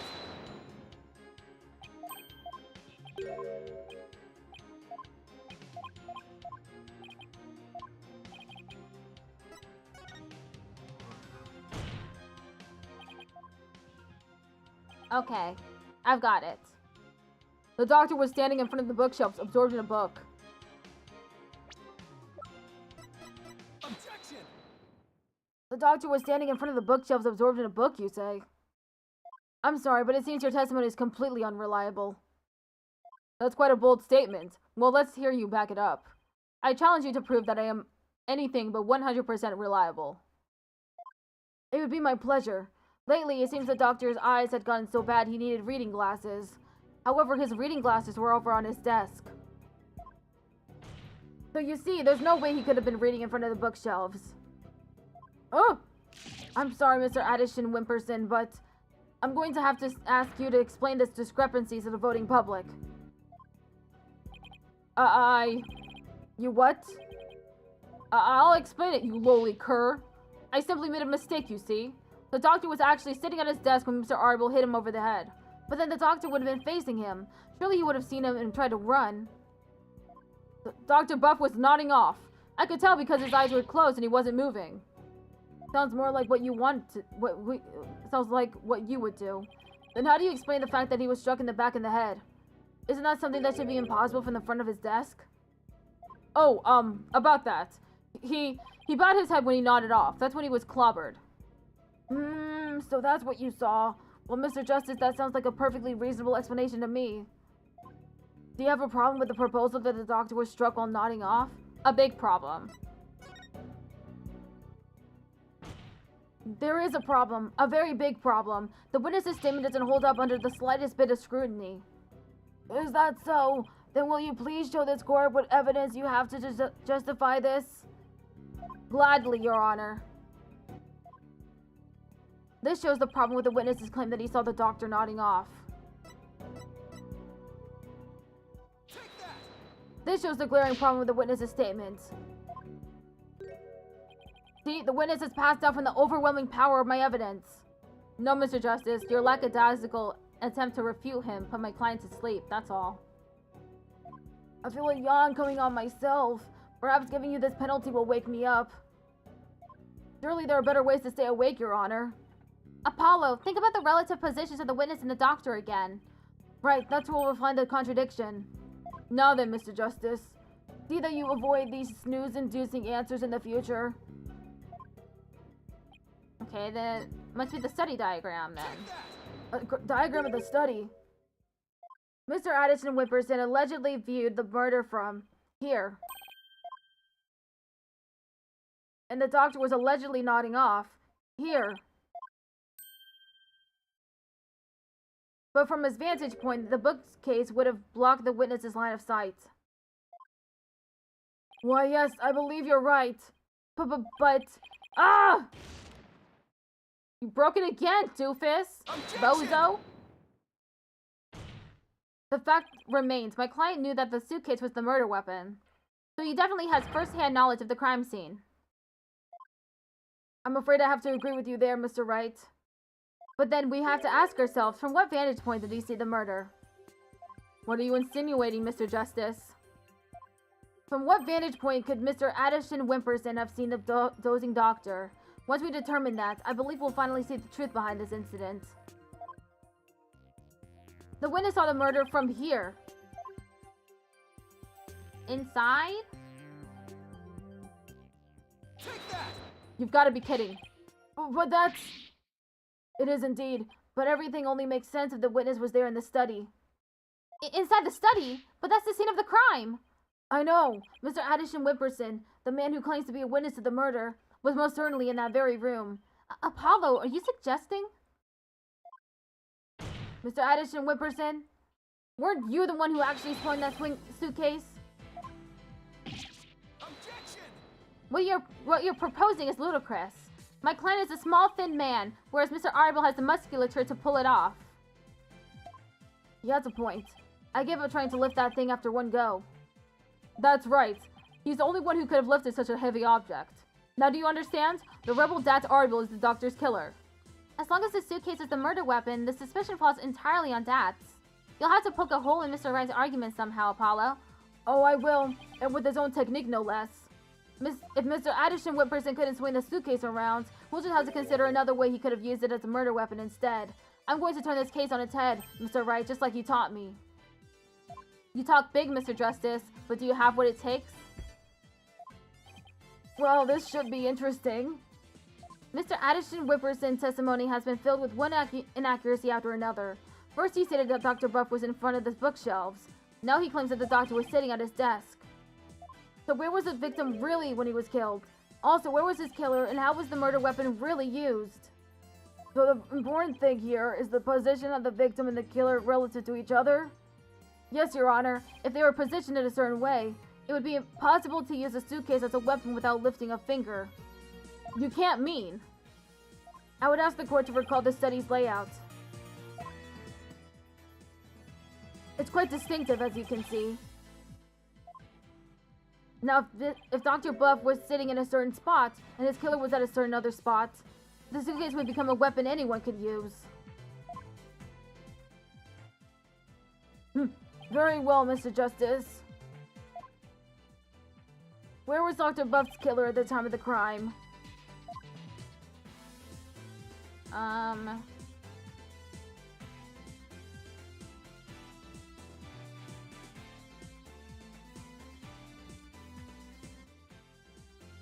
The coffee bar? Take that! How could the murder be committed from there? Yes, I would love to see a demonstration. Well, I can't from here. Okay, I'm just gonna look up the answer. Area inside the study. Okay, present the part of the upstairs hallway above or to the left of the... Oh, okay. If the killer didn't swing the suitcase, there aren't many other ways to use it as a weapon.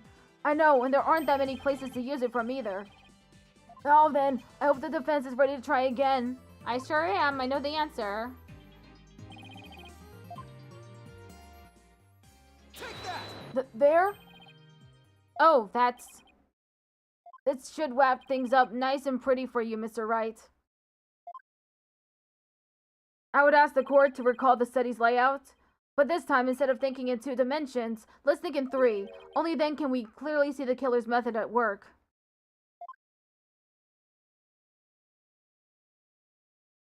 The killer didn't have to swing the suitcase. If he used gravity to his advantage, that is. That's right, it was the plaintiff, one Paul Addison Whimperson, who used the suitcase. He pushed it from the 2nd floor and sent it hurtling down onto Dr. Buff, who was sitting at the coffee bar.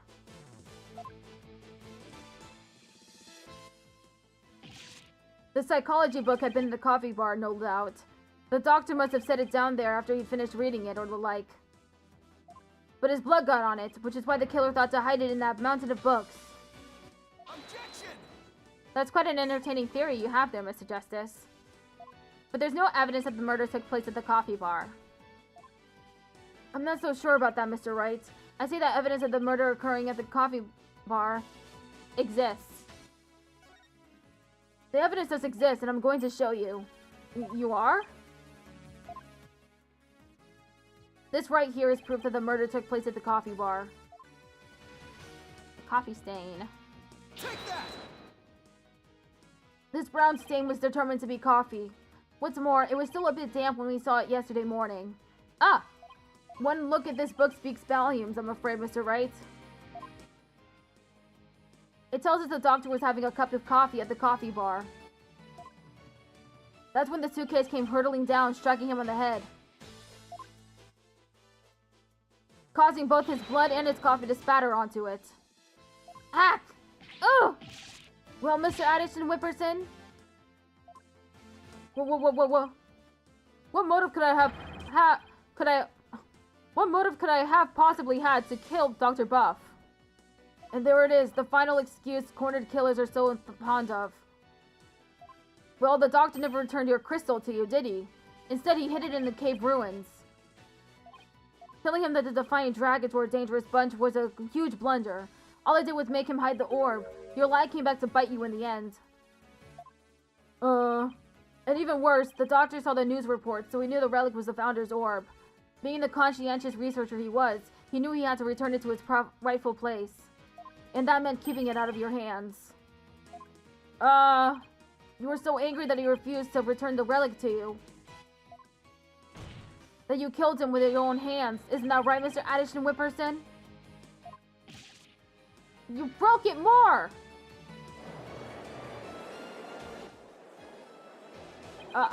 That's... Hold it! Apollo, don't. Please don't accuse my client of murder. Huh? What do you mean, don't accuse him? Why would you even say that, Mr. Wright? What I meant was, he's a promising politician with a bright future ahead of him. It's in our nation's best interest to avoid burdening him with the taint of scandal. Say what?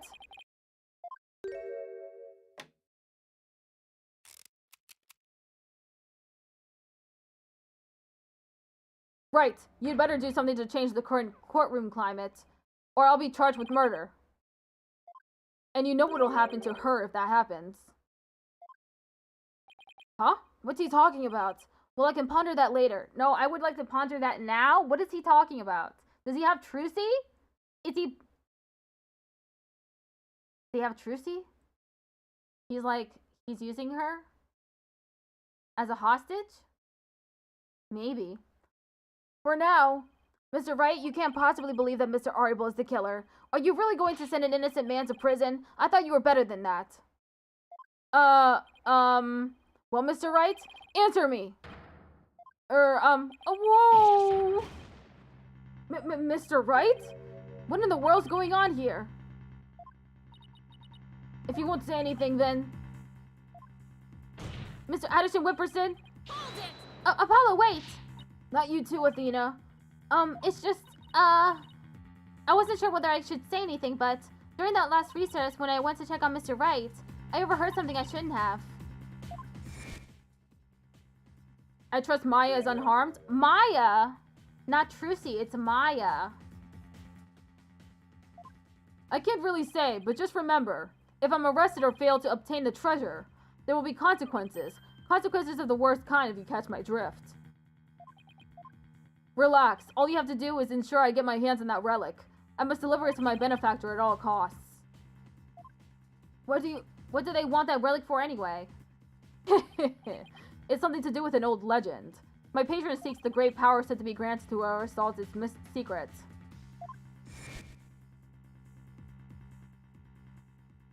Maya? As in Maya Fey? Yes, the boss's legendary former assistant. Miss Fey's being held hostage? So it seems. Why didn't you tell me as soon as you heard this? Sorry, it's just Mr. Wright spotted me before I could slip away and made me promise not to tell you. He said it would make things more difficult if you found out. Ugh, as if things weren't already hard enough. So that's why Mr. Wright is acting so strange.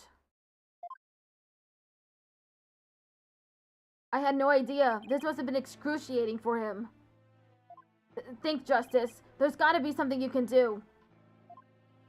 Mr. Justice, about that last statement of yours, I believe you were in the middle of accusing the plaintiff of murdering Dr. Buff. Would you care to continue? I'm sorry, Apollo. I'm really, really sorry. What's gone into you two? If I accuse that slime bag, I put Miss Fey's life in jeopardy. It seems you finally caught on. I'm far too important to be accused of murder. After all, our nation's future rests squarely on my shoulders. Either I give up or...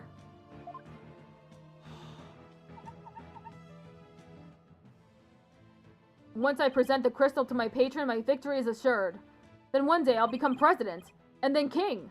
I'll have every politician at my command. Now retract your accusation. I can't kowtow to him, but the defense would like to... Objection!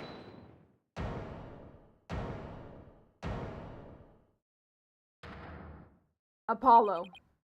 Durkee. I don't know what's going on here, but a lawyer should never look the way you do right now, with defeat and resignation written all over your face. A dragon never yields. Even when wounded, a dragon bites down hard and never lets go till its dying breath. It glares, it roars, and it latches its jaws firmly onto its prey till the bitter end. That's what lawyers do to get to the truth. Turkey, a dragon never yields. He's right. It's all over if I give up now. If Mr. Wright's hands are tied, it's up to me to do what must be done. He saved my neck so many times. Now it's my turn to save his. Turkey, thanks for that wake-up call. No, that's the face of a lawyer you've got there, son. Dirk's name E is silent? Okay. Thank you for the correction. Where there's a will, there's a way. And I'm going to find the way to save Miss Faye and see that justice is served. Brain blast, I guess. That scumbag is holding Miss Faye hostage to ensure he gets the orb for his patron. And it seems said patron believes in the orb's legend. Thing is, the founder did appear when the orb was exposed to fire, just as the legend said. If the legend is true, then we've already solved the riddle, right? No, not yet. We have not solved the riddle yet. The legend says the founder will bestow great spiritual power when she returns. But if that's true, it means we haven't solved the whole riddle yet. But how can that be? Are we missing something? Wait, maybe. Maybe the part about the founder returning should be taken literally. But how would it be possible for a dead person to return to the world of the living? Channeling. The founder can return through channeling. Oh, I know. There is a way for the dead to return. Spirit channeling. Of course, you'd have to know what the founder looks like first. But the orb has revealed her face to us, so what if it's a sign that we should channel her? Given the facts, in order to solve the riddle and receive the founder's power, I'd need a spirit medium.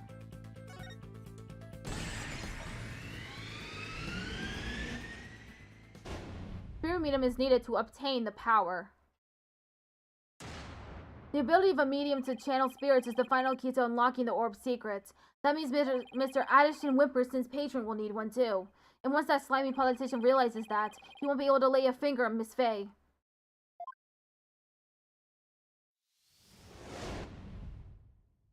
Everything's going to be okay, Mr. Wright. Because Mr. Paul Addison Wimperson can't afford to harm a hair on Miss Faye's head. Huh? Mr. Addison Wimperson, it seems you've chosen the wrong person to take hostage. What do you mean? Your patron seeks to solve the orb's riddle, and thereby receive great spiritual power. However, only Maya Faye can truly give them what they really want. She can? What do you mean, only Maya Faye? Think about what the return of the founder really means. We should have considered it more literally. After all, the orb was made in the kingdom of Kurain, the birthplace of spirit mediums. Ah, I think I see now. You need to know what the deceased looks like in order to channel them. But in Kurainism, depicting the face of the founder is taboo. However, her true face was hidden in the orb. So maybe the orb is telling us to try channeling the founder. Exactly. Through a spirit medium, the founder can quite literally return. And if the legend is true, the founder just might bestow spiritual power on someone when she does. It's like when Pearls imbued my Magatama with spiritual power. If a human could be imbued with such power in a similar manner. It is said the founder possesses immense spiritual power. Such a great feat would not necessarily be beyond her. Wait a second, then the legend is true? Do you understand now, Mr. Addison Wimperson? You are holding hostage the final key to unlocking the orb's secrets. And if anything were to happen to her, the riddle would remain unsolved forever.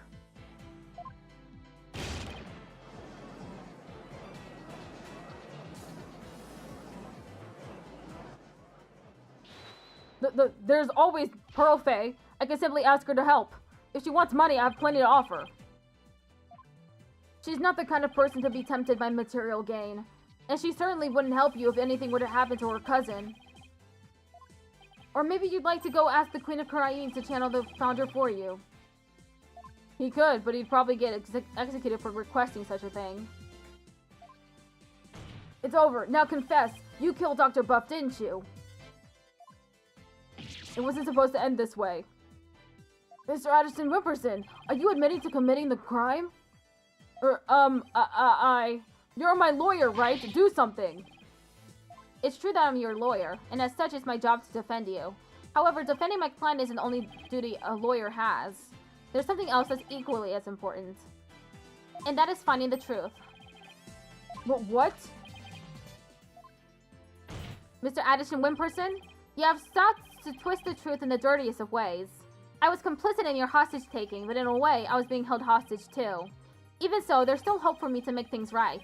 And I owe it all to you, Apollo. Mr. Wright.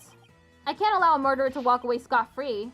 Therefore, Mr. Addison Wimperson, I must resign as your attorney. No.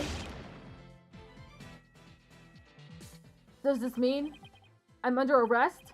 No!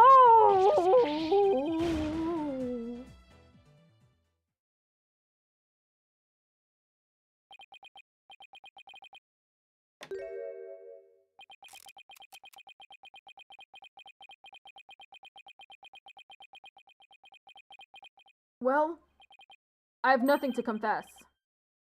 What? I said I've nothing to confess. I don't and I won't, especially not to a plebeian like you. This guy doesn't know when to give up.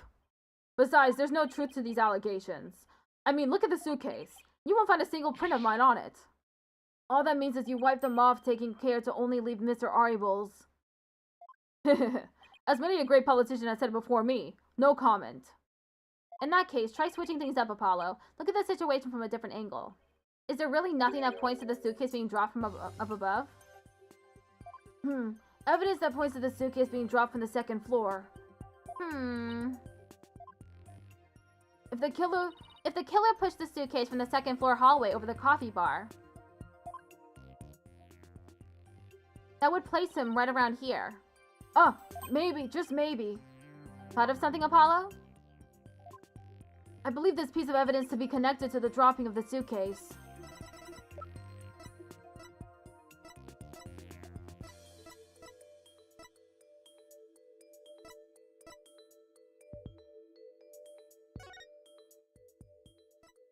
Army fainted in the hallway above the coffee bar after witnessing the doctor burning the treasure. When she came to, someone was pushing her wheelchair. Frightened, she quickly fled to her room. Is it this? Take that! That appears to be a statement, but how is that related to this case? On the night of the murder, Your Honor, Miss Army Buff physically left her room. That's when she saw the doctor burning the orb and subsequently passed out, right above the coffee bar. But with her there in her wheelchair, the killer wouldn't have been able to drop the suitcase down onto the doctor. Good point. However, according to Sarge, she woke up just as someone was trying to move her in her wheelchair. Ah! Someone was pushing my wheelchair. What? I was so scared I beat a hasty retreat, as fast as my wheels could take me. She must have been in the killer's way and had to be moved. Isn't that right, Mr. Addison Wimperson? And if the killer had pushed the wheelchair with his bare hands, we may yet find the conclusive evidence we need. Exactly. Fortunately for us, that evidence slipped right through the killer's fingers. If only he'd been able to hold on to it just a little tighter. But now he is neither able to discard nor alter it. Honestly, that piece of evidence wasn't even supposed to be here in this courtroom today. And yet, it looks like sometimes things do get better. But this wasn't supposed to happen. No? Well, too bad, because the evidence that sped away from you that night has come back to haunt you, right here at this very trial. Your Honor, the defense's final piece of evidence is this person. Take that! That's... On the night of the murder, Sarge passed out, only to come to and find that someone was pushing her wheelchair. That's when she fled back into her room. She didn't physically see a single soul after that. Not until Athena drew her out through that therapy session, that is.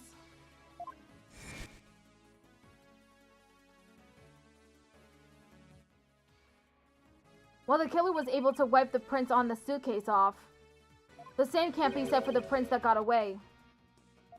My fellow Kurainians. Well, Mr. Paul Addison Wimperson, try to explain your way out of this one. The podium is all yours.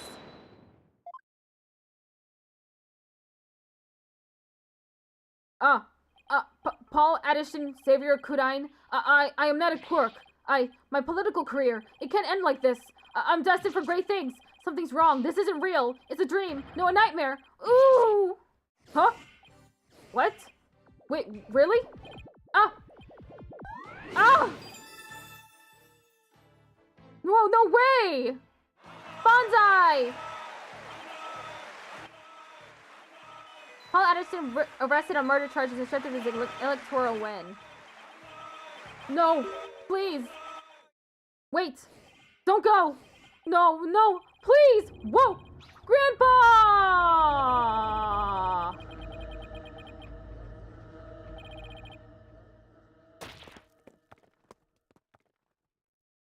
All the tape in the world couldn't save that shit from breaking apart. Mr. Addison Whipperson, are you all right? Bailiff, get him to the first aid station on the double.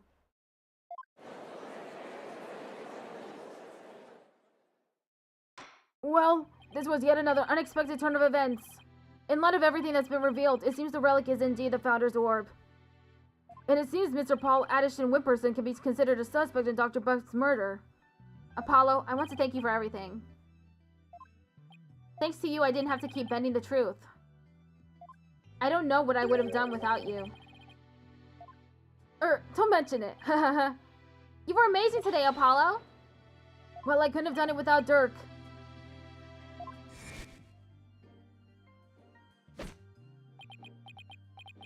A dragon never yields. Even when wounded, a dragon bites down hard and never lets go till its dying breath. It glares, it roars, and it latches its jaws firmly onto its prey till the bitter end. That's what lawyers do to get to the truth. A dragon never yields. Every lawyer should take that to heart. As it seems both sides have no further objections, would Dirk Stadmadi please take the stand?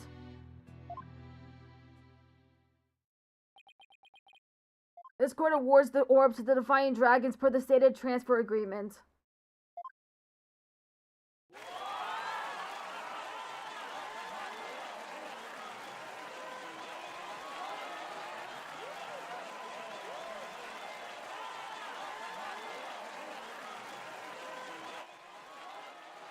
Should the Kingdom of Kurain claim ownership, the matter may have to be deliberated in court all over again.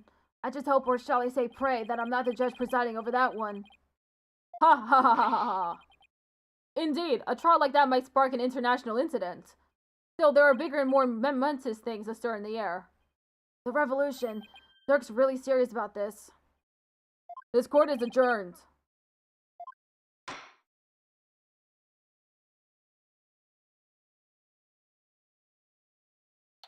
Defendant lobby number 3. Nice work, son. We finally broken through the last obstacle on the road to revolution. Revolution? It just doesn't seem real. Yes, well, to think you actually defeated the Fighting Phoenix. All I can say is, that's my boy! Ha ha ha ha! Well, Mr. Wright did have his hands tied. Who knows if I'd have won if he'd been able to fight me head on. I see it more like you saved Mr. Wright. Saved him? Yeah, remember what he said? He didn't have to bend the truth anymore, and it was all thanks to you. I don't know about that. Still, I guess it is kind of nice to be appreciated. Mr. Dirk? Now that the Holy Mother's face has been revealed, are you going to have a spirit medium try channeling her? I, for one, would love to see the return of the legendary founder. Yeah, just think about it. Being able to speak to someone right out of the history books. Unfortunately, it's not that easy. What? Why? A face isn't enough. You also need the true name of the one you're attempting to channel. Oh, right. Pearl mentioned something like that. And the founder's true name is only known to the priestess who's been crowned queen. In short, the only person who knows it is the current queen of Kurain, Garan. Oh, so without her help, we won't be seeing the founder anytime soon?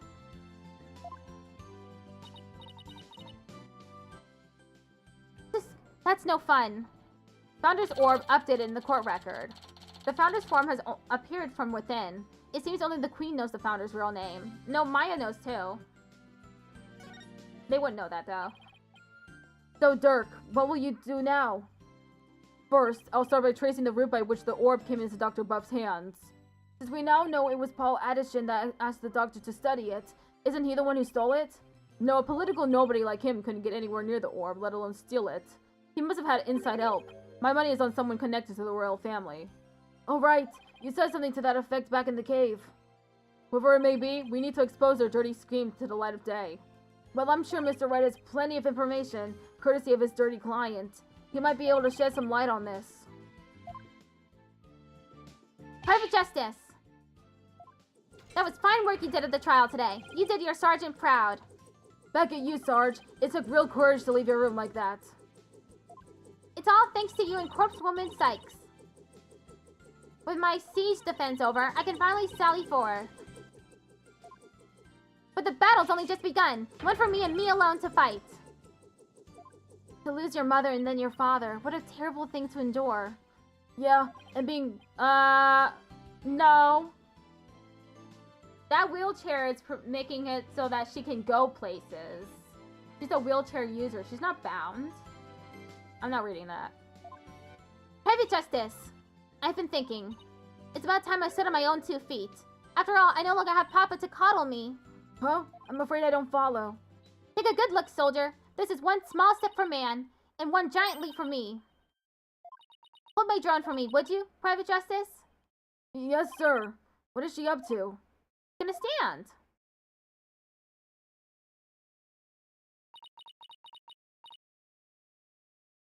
What? Whoa!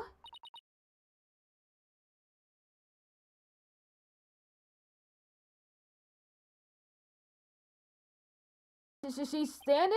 Well, many wheelchair users are also ambulatory, so it's not a huge surprise to me. What's this? Sarge, you mean your legs? They're... The doctor told me I was ready to walk months ago. But if I admitted I could walk, I knew I'd have to leave the house. So I faked it. Makes sense, but... I kept pretending I couldn't walk. But I know Papa is watching over me now, and I'd hate to disappoint him. So, from this day forth, I'm going to march forward on my own 2 feet. What a brave kid, trying to move forward like this. But it must be so hard this soon after her father's death. Don't you ever stop. You just keep on walking, comrade. Stay brave, because there will be days when you'll want to stop. But I have faith you'll find a way to muster the strength to push through them. Yeah, you can do it. Hey, Daddy's back.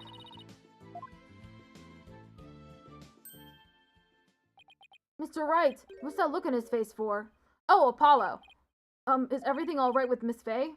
She's safe for now. Well then, we'd better go save her, quick. Where is she anyway? I'm afraid I have some bad news.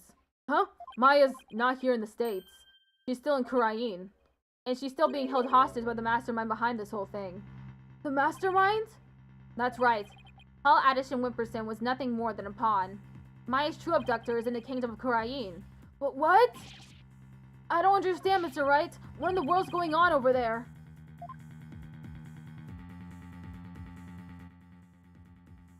But as shocking as that news was, it was only the beginning.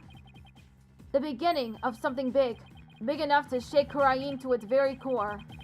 Revolution. I was being swept up in a mighty wave that nothing could stop. Of course, at the time, I had no idea what the days ahead had in store for me, us.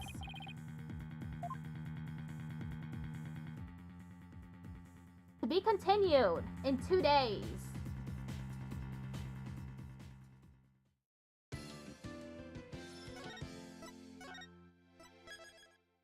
We'll continue Turnabout Revolution on Tuesday.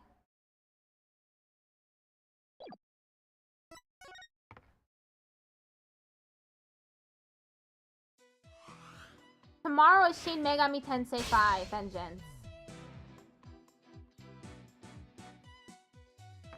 In the meantime, we have a good amount of people.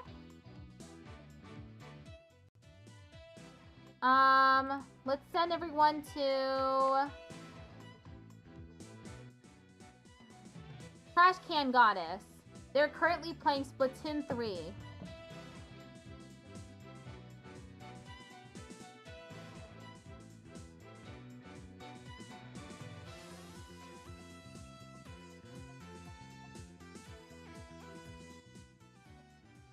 Thank you everyone who stuck around for this long. Once again, I'll be back tomorrow with Shin Megami Tensei 5 Vengeance. Bye bye!